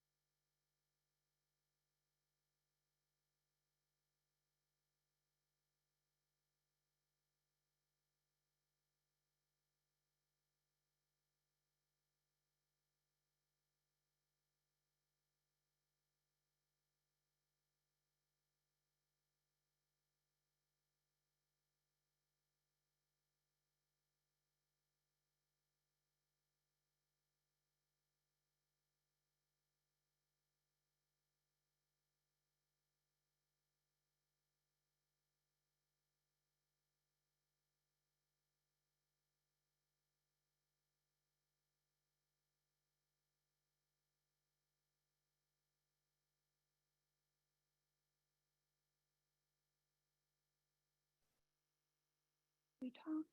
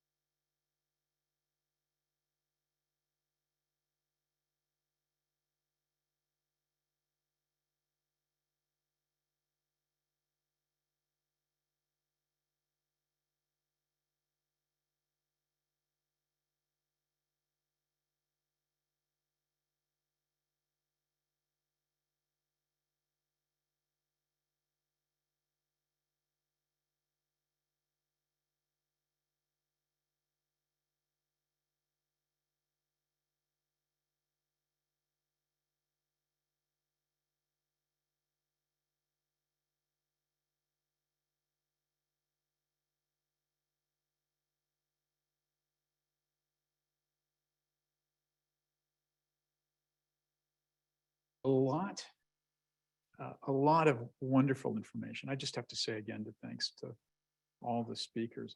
This to me is like a banquet. The neuroscience of empathy and compassion, and an amazing opportunity to learn from all of you. We want the audience to be able to ask questions, but let me start with the challenge, one of the challenges, maybe we'll call these challenges. Is it really possible to study empathy and compassion in any other species but a primate? And I think we heard today that the answer is yes. I think we heard today that there's a lot that one can learn in studies in rodents. Before Monique left, I asked her the question, and Zelda asked this question as well. Is it the case that for empathy and compassion, that this is a highly cognitively driven process that you could only imagine seeing in a primate? Or is it much more fundamental? And I think what you heard from Monique and from Emily and from DJ is these processes are quite fundamental to the ability of a species to survive. And so, again, is it not cognitive at all, or is cognitive following perception? My experience is when if I walk down the street and there's an elderly person who falls, I'm there in a second. I don't say to myself, I'll bet you that person could hurt themselves. They look a lot like my grandmother. I'm carefully considering the possibility that I'm going to identify with them emotionally. Okay, I'm willing to do that. Now my next question is, do I really reach out to them and help them, or do I move on? I'm there in a second. I'm there in a flash. I'm there in probably less than a second. This is a very native experience. I think we all have this experience. So I'd like to think that empathy and compassion are almost automatic, that they're hardwired, and that it's our response to those that makes us believe that there's a cognitive component. Well, there is, but I think it's a follow-on cognitive component that helps us explain to ourselves why we're doing what we're doing.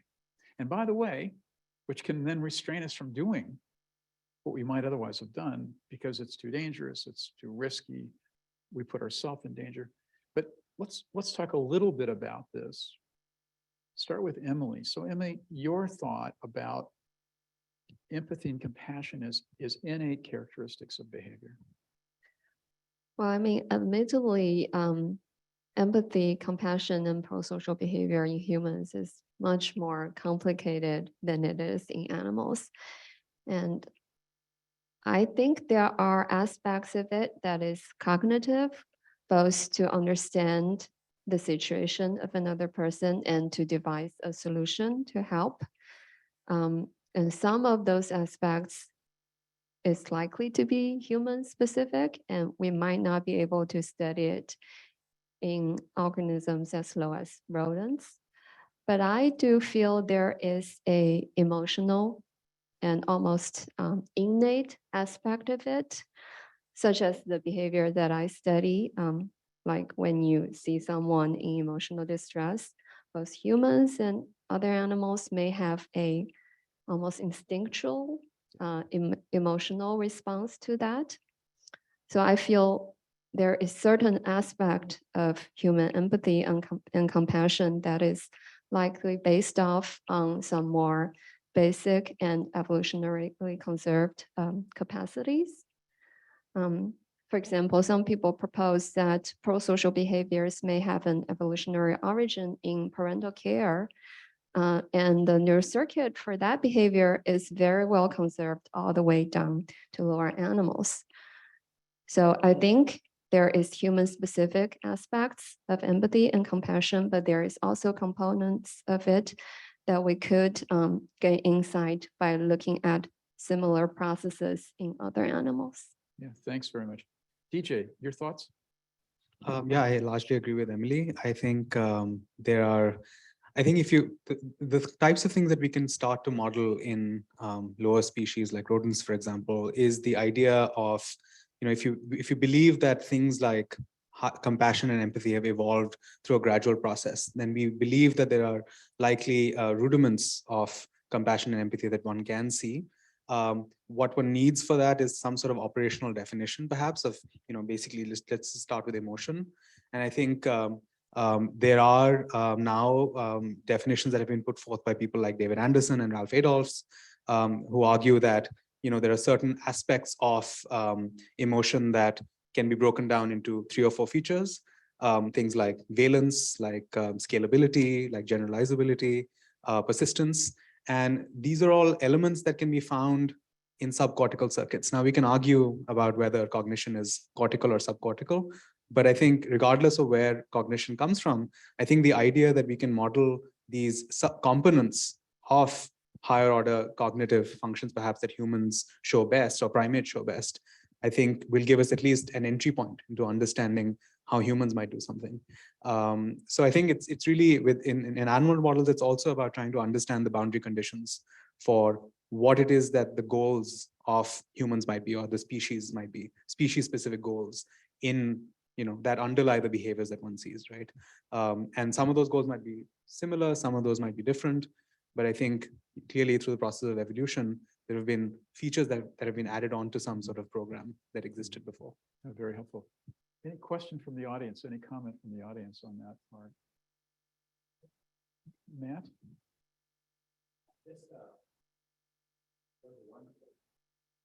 Conference that went from A to Z, from basic mechanisms all the way to sort of how things play out in the real world. To some extent, what one needs to do with an animal model and trying to figure out brain substrates is be a little bit reductionist, have a lot of control. Same thing with human experiments and empathy and compassion. They're very restricted. They're a little bit devoid of context, which you have to do when you have small sample sizes and you're just trying to find your way. What I'm interested is in how we generalize and extend these findings to the real world, in real world context. When there's a dyadic relationship, this is often under stress, pressure. I can think of real world examples from medicine, like in a hospice, in an ER, in a critical care unit. I would be very interested in hearing your ideas on how we can investigate how empathy plays out in those situations, the brain basis of it, if it's possible to study that. Because what we ultimately want to get to is models that translate to the real world so that we can actually make things better in the real world in situations that matter to us. So I guess the idea is how do we translate the basic findings to real world settings so that it can be meaningful and impactful? Vitaly, want to take that one on? Sure, I'd love to. I think that comes back to something that you said originally, where you see the elderly person crossing the street and there's potential fall, and your response is kind of an immediate response. It's not necessarily a cognitive response, or what you don't think is a cognitive response. And that's, I think, more in line with kind of a lot of triage situation and trauma situation, whether it's an ER or where a lot of times decisions have to be made and there's not necessarily time to think through them. And then the question is kind of like, what's behind that? And it gets to this question about training and whether empathy can be trained versus mentalizing in theory of mind. And, like my first reaction is, well, empathy is a lot harder to train. Maybe it's impossible to train. Maybe it's just a lot harder to train than like a cognitive construct like theory of mind. But maybe the response that we want in a clinical situation or with grandmother crossing the street is not necessarily a cognitive response. It's something that maybe comes from a training, but you don't even know that you've been trained in this, right? And so you have this immediate response, this innate response that's in you, and you're not even aware that you have it. But when the situation calls for it, you're there to act, and you're there for the motivation. And I think that's kind of like where you're trying to get to. And so maybe it's looking at kind of like subconscious processing And because there are, neuroscience, protocols for looking at subconscious, non-conscious processing and how to extend those to this type of situation to study empathy better. Yeah, I like that concept. One thought that comes to mind, and this is why I wanted your slide up there. So in the little, yeah, maybe Catherine can put that up there. I think that in medicine, and others in the room should comment, but my sense in medicine is that when you're a busy person, you're seeing lots of patients. This could be a doctor, a nurse, could be another caregiver. You're really, there's a sense in which empathy hurts. There's a sense in which when you see someone in need, if the emotional piece dominates, then there's something like emotional contagion, which is on your slide. And I wonder, it's a question. I wonder when in medicine, you're confronting patient after patient in very difficult situations, the energy required to mentalize, yes, to identify emotionally, but then to mentalize becomes a real burden for you. And so what you do is you protect yourself. You say, I'm no longer going to emote. I'm simply going to stand back, blunt my perspective, and be a professional. No patient will suffer anything from me because I know what the diagnosis is, or I can find the diagnosis, I can treat them adequately. At least they won't suffer because I've made a mistake as a physician. But that blunting, I would argue that blunting makes medicine less satisfying, enhances burnout, increases depression, and really makes me wonder, who the heck am I? I trained to be a doctor, but I'm finding that I don't really care that much anymore because I've been able to blunt that emotional piece. I wonder if that's a risk to us as physicians. But maybe the goal is to be compassionate without necessarily being empathic. So you still have that you still have that barrier to protect yourself from burnout, but you can still exude a compassion, in your care for the patient. But is that as rewarding an experience for the patient and the doctor as having the ability to skillfully move from feeling to mentalizing? That's a question. I don't know. Yeah, that's a question. And that gets, so one really interesting, I love this slide as well, by the way. So one really interesting aspect of this slide for me, and as I was thinking through this, was this number 8, this self-reward.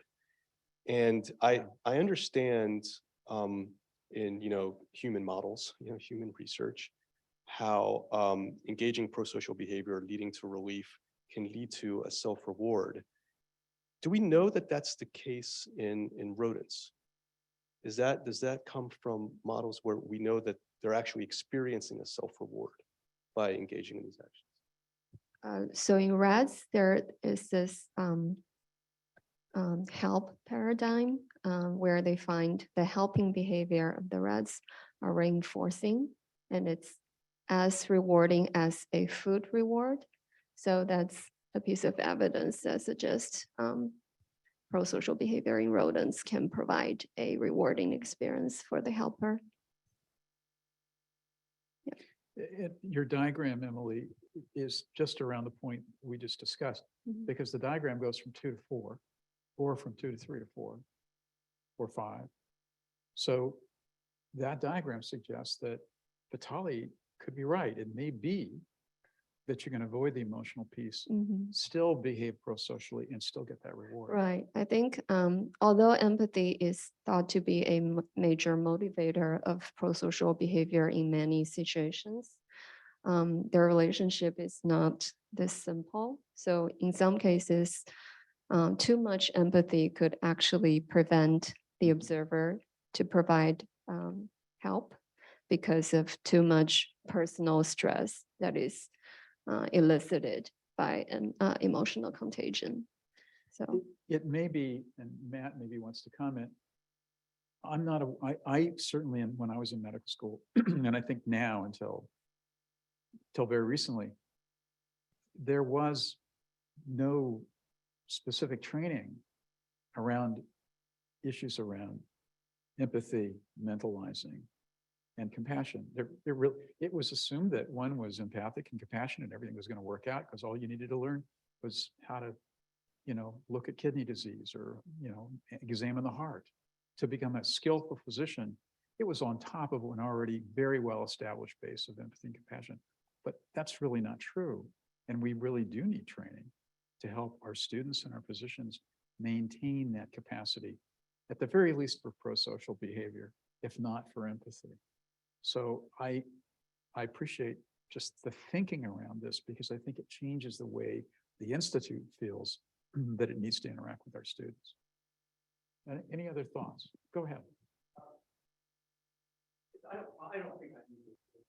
No, you would need to for our listeners, yeah. Oh, fine, okay. All right. So my question is, isn't mindfulness the answer? And here's what I mean by that, to unpack that. Something reverberated with what Fadel said earlier in what the effects were of the different trainings on the study that he was presenting. And he said, his view, it isn't the compassion, it was the mindfulness that made the difference. And what does mindfulness get you? I'm very experienced with that because I work in that a lot.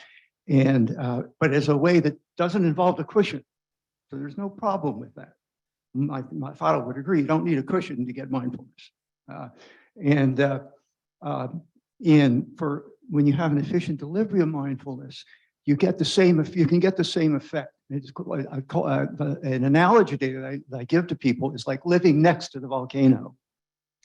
The key there is next to, and that's something that mindfulness gives you, that there is room for both you and the difficult or disturbing thing arising in the mind, which is in this case could be equivalent to the affective piece of empathy that can get to be too much. So that mindfulness can train you, and this is a part of Buddhist psychology. I could go into that, but there's no time for that.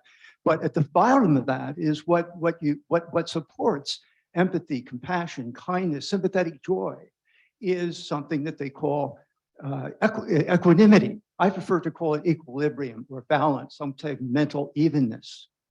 And there is a training that develops that mental evenness, which in the system of the Brahma Viharas, in Buddhism, Buddhist psychology, been worked over a long time, and they've made a big deal of this.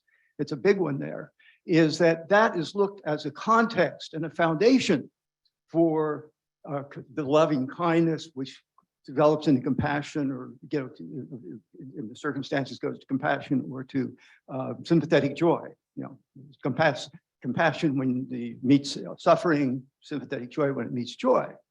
So that it seems like an answer here. I know, Dr. Melby, that you asked about you doing an end run, the concept of doing an end run with cognitive empathy, theory of mind, and so on. Well, this is another approach that will do that, and it's in mindfulness, and it's possible to teach mindfulness. You don't even have to call it mindfulness, and it doesn't have the big B Buddhism attached to it or anything at all.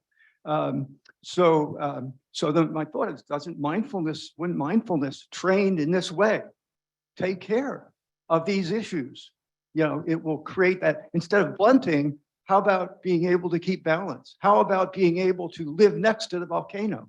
Training that enables that, which is available. Thanks for your question. Fadel, speak to that if you will. Yeah, thanks. I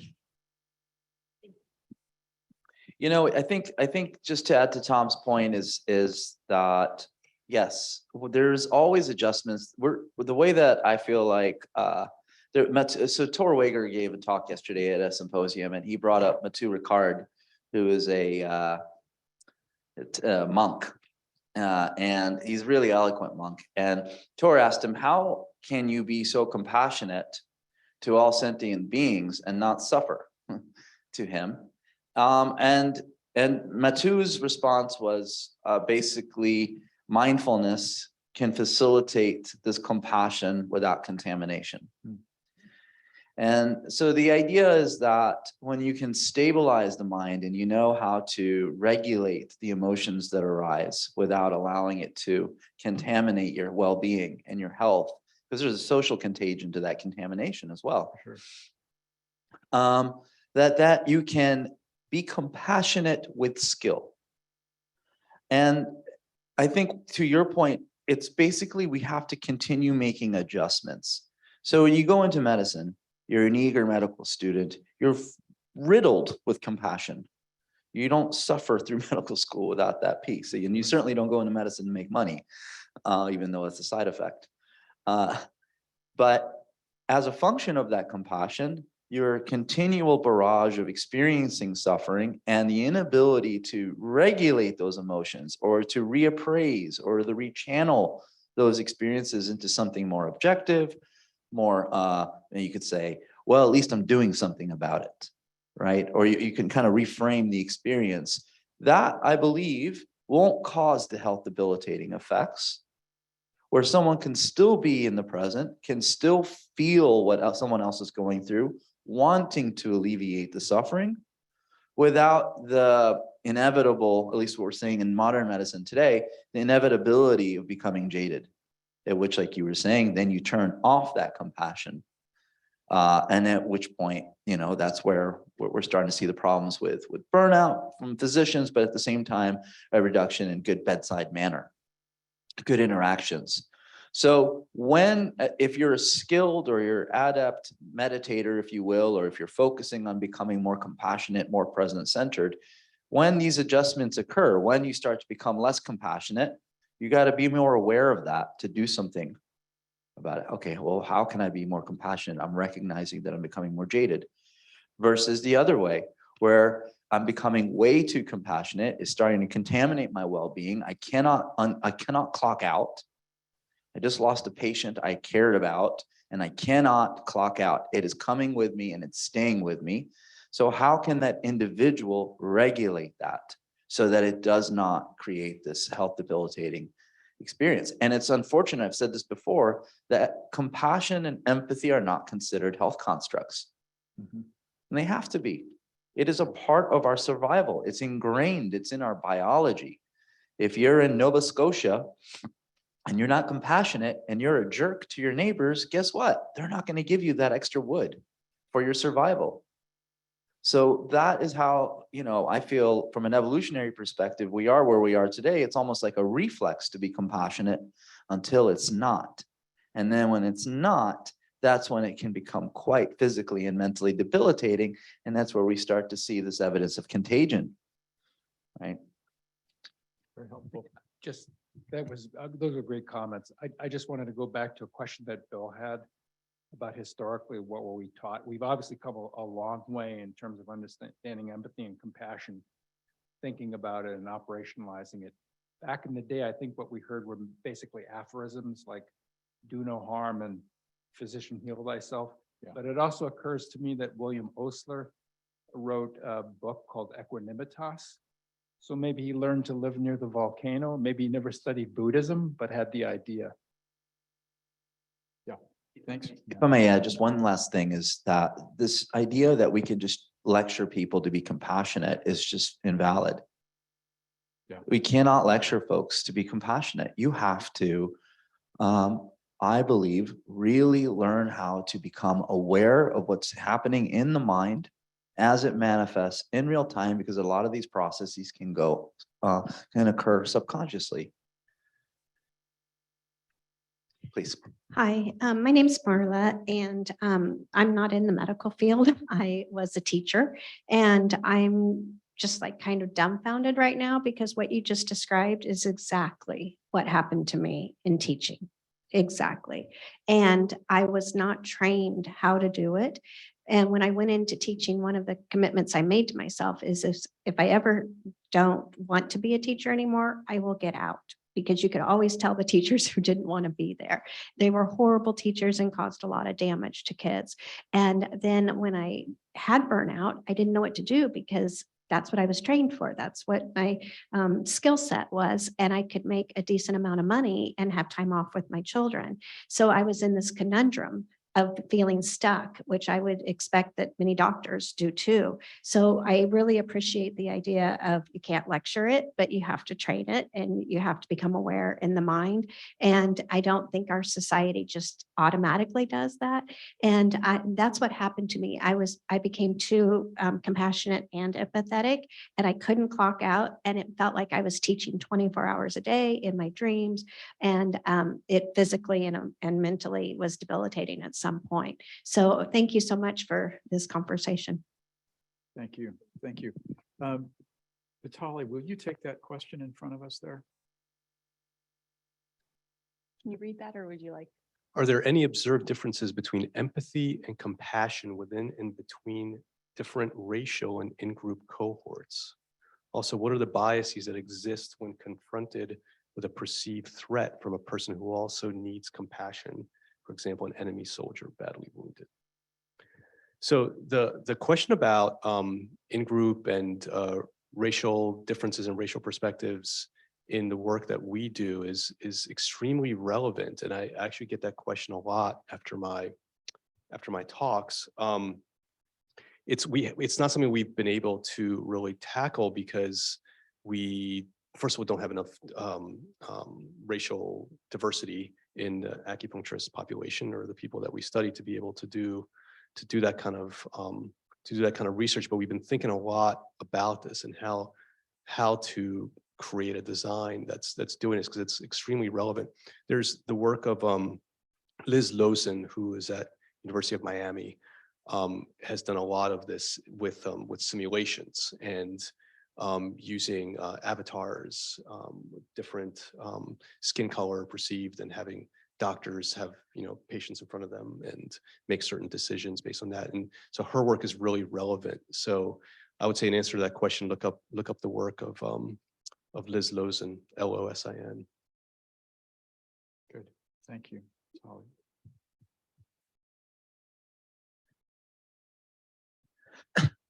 So I want to go back to the very first question in this panel, which is like, is that, and actually today we have been talking about, like, is that something like the neuroplasticity of like learning compassion, is that trainable? And so one question that had been in my mind is that, so is that innate or is that learned?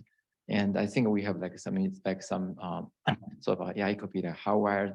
But so my question is, when do we ever learn like hand holding, for example, can relieve someone else's pain?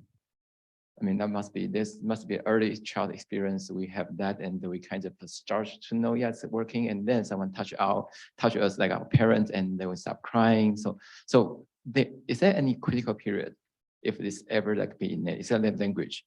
And why there are like people, the serial killer, the psychopathy, I mean, they kind of have any childhood like abuse, and then, I mean, they kind of lose this kind of ability. And I think those can be probably done in maybe, I mean, a lot of about like the animal models. If we, I mean, do something terrible on the animals, and can kind of help us understand what is the nature of human, I mean, empathy and compassion, where they're coming from.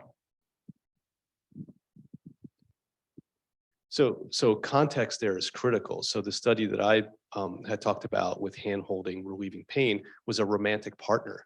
You can imagine that being a very different study if you were told that a stranger was going to come in and hold your hand while you were receiving that pain, right? So context is critical in that case. In terms of the animal model, I'm going to pass the mic. Okay. I think there is a hardwired component to this. For example, the effect of gentle social touch or gentle tactile touch is mediated by a specific type of mechanosensory fibers in the skin called the C tactile fibers. And that can induce a pleasant experience in the recipient through the endogenous opioid system. In terms of whether there is a critical period during which the animal may learn to associate a affiliative contact with a relief of pain, I don't think that's well studied yet. I think in terms of how learning can shape empathy and prosocial behavior in animals would be a very interesting future question that needs to be investigated. But right now, I don't think it's a very well studied area. Following up on what Emily just said, there's an interesting, I really like that question because I think it is understudied, but there's interesting parallels in mice and rodents and humans as well. So, there's a famous example of the Romanian orphanage where Ceausescu essentially, had a program where he felt like population should expand, and that led to a lot of orphans. And those orphans were sent to orphanages where they weren't really taken care of. And so essentially they were provided food, but they weren't provided any care or touch or any of these affective, signals that come from caregivers. And when the regime fell and these kids were rescued, they were rescued at different stages of development, right? So there were some kids who were babies who were rescued when they were still infants. There were others who had grown up for several years without any care at all. And these kids were followed then longitudinally in their sociability, etc., as they went into adulthood. And the kids that were rescued earlier had better measures of sociability and aggression in adulthood. They were able to better cope with the social world when they were adults. The longer you waited to save them, the worse they had lots of problems in adulthood. So there was this sense that there is a critical period within which early life social care through likely there are obviously multimodal sensory cues that are playing a role, but that seems to be important. There are studies, for example, in rodents where if you separate infants from mom for a few hours a day, then they develop, just for the first 10 or 15 days of life, they develop extremely strong antisocial tendencies in adulthood. So there's evidence in mice. And we know from recent work from David Ginty's lab at Harvard that some autism, some mutants of some single gene mutants that are part of the autism spectrum, if you make those mutants just in the touch receptor neurons that Emily just described, you can recapitulate many of the aspects of autism that are thought to be related to circuits in the brain. So sensory neurons, the same autism genes seem to play a role in sensory neurons to build up the system. So it's really a question of, it's both nature and nurture, but it's really a question of what is the nature of nurture, right? That seems to make a big difference as well. So the field is really, we're just starting to gain genetic access to individual types of touch receptor neurons that confer different types of touch properties to the brain.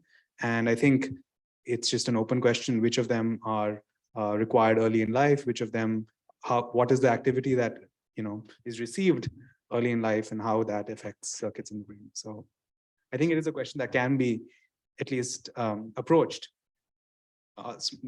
lower organisms. And so it's another fascinating example of a sensory environment that informs basically the fundamental systems that feed information into the brain, that teach us about kindness and love and affiliation, all those important features of our emotional life, but also our brain life more generally. Andrea Chiba writes, to what extent do you think that a subset of very empathic and compassionate medical providers are so exhausted that the way they are regulating is to shut off? And I think it's a great question. And my guess is, my hunch is that is true, that I think they're challenged in the environment in which they operate by too little time to be involved in a way that allows them to take a cognitive perspective, an empathic perspective, and turn that into something that is real compassion and really rewarding to them. So I think, Andrea, the way our doctors are being pushed to see more and more patients is basically a part of the problem. And when they shut off, that is a very fundamental part of emotional fatigue and burnout. I mean, we have a burned out healthcare system. So I'm sure that's part of it, but I'd love to see evidence that really captures that. And then she goes on to say, in this case, self-regulation training in the form of mindfulness might allow them to feel more, but also to provide additional load on their already exhausted system. So what about that? Fadel, I think you might disagree with that. What do you think about that part of the statement? Well, I would never, ever disagree with Dr. Chiba. So That's true, let's but start with her. Imagine that you would. I see. Yeah. Okay, so it might provide additional load for their already, an additional load. Yeah, that could be, you know, I mean, the idea then is if they're practicing mindfulness, but then don't become more aware of their own interoceptive processes that may lead to an exhausted system, then they may either be ignoring that information. Yeah, so I think that, you know, with mindfulness, the idea would be that they would practice compassion on themselves to try to alleviate that allostatic load almost implicitly.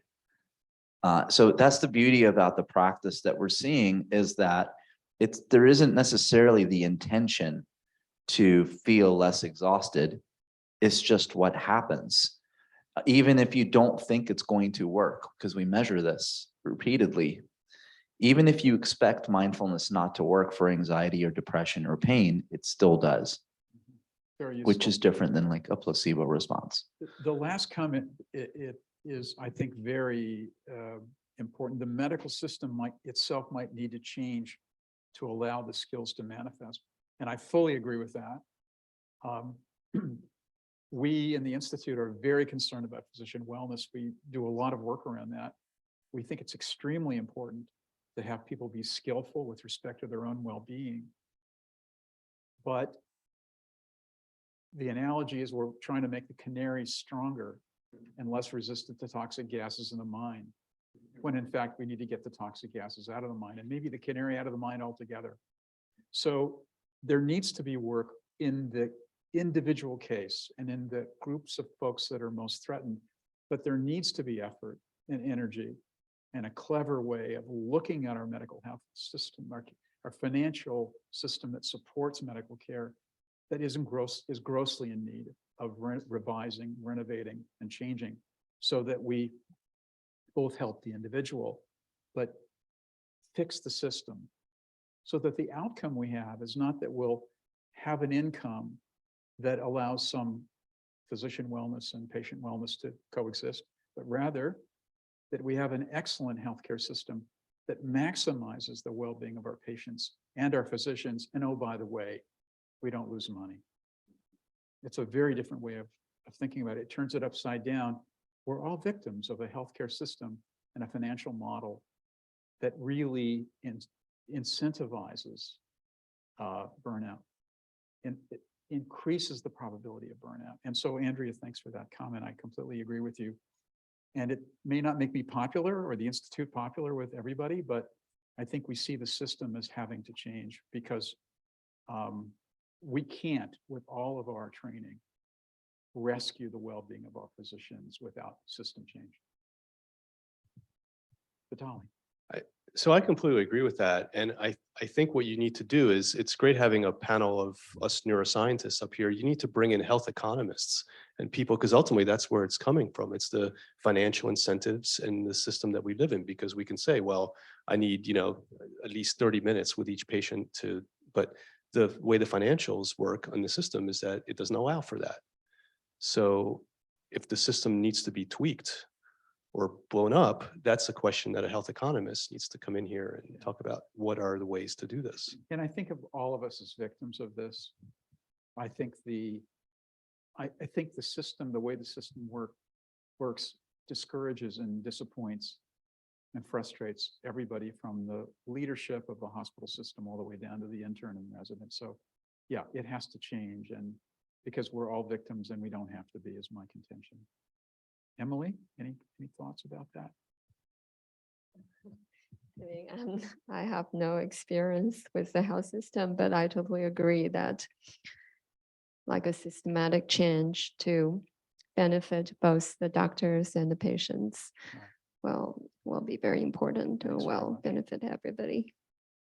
I was going to ask one last technical point, because Monique and I were both surprised at your finding that cerebral blood flow is giving different kinds of outputs and results than bold analyses. Is that true? Well, it's literally true in the sense the results that Yeah. we had. But also the bold data were in response to just noxious heat and drivers of analgesia, which really are mechanisms of action for mindfulness. So, if you believe that there's some overlap across the systems and how they behave, the way that mindfulness would attenuate pain would be similar to how it would reduce depression or make you feel better about other things. But with the perfusion data that I presented this morning, that was with the romantic partner paradigm. So they're different in that respect, and that's fundamental right there.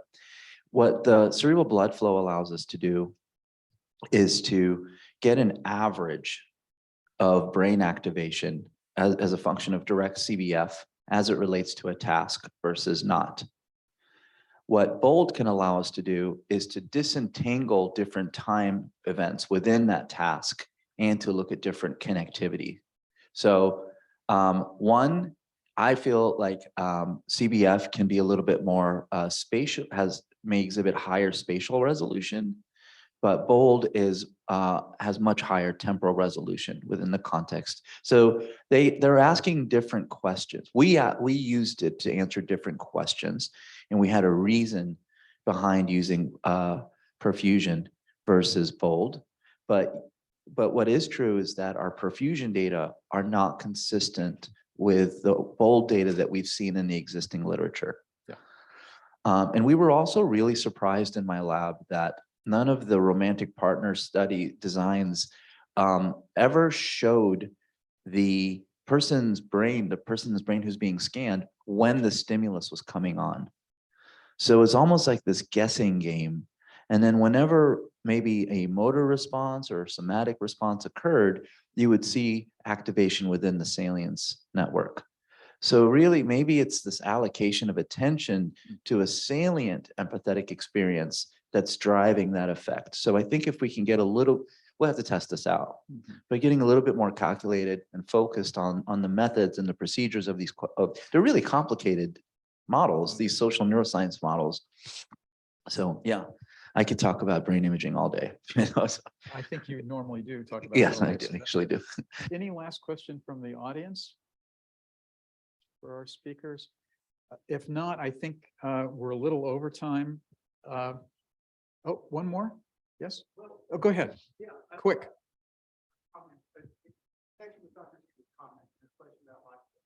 I questioned what she had in mind about mindfulness training. I questioned Dr. Seba's in her question or her comments about what she had in mind about mindfulness training. And in fact, it is possible to have a mindfulness protocol, a mindfulness practice and training, which exponentially reduces the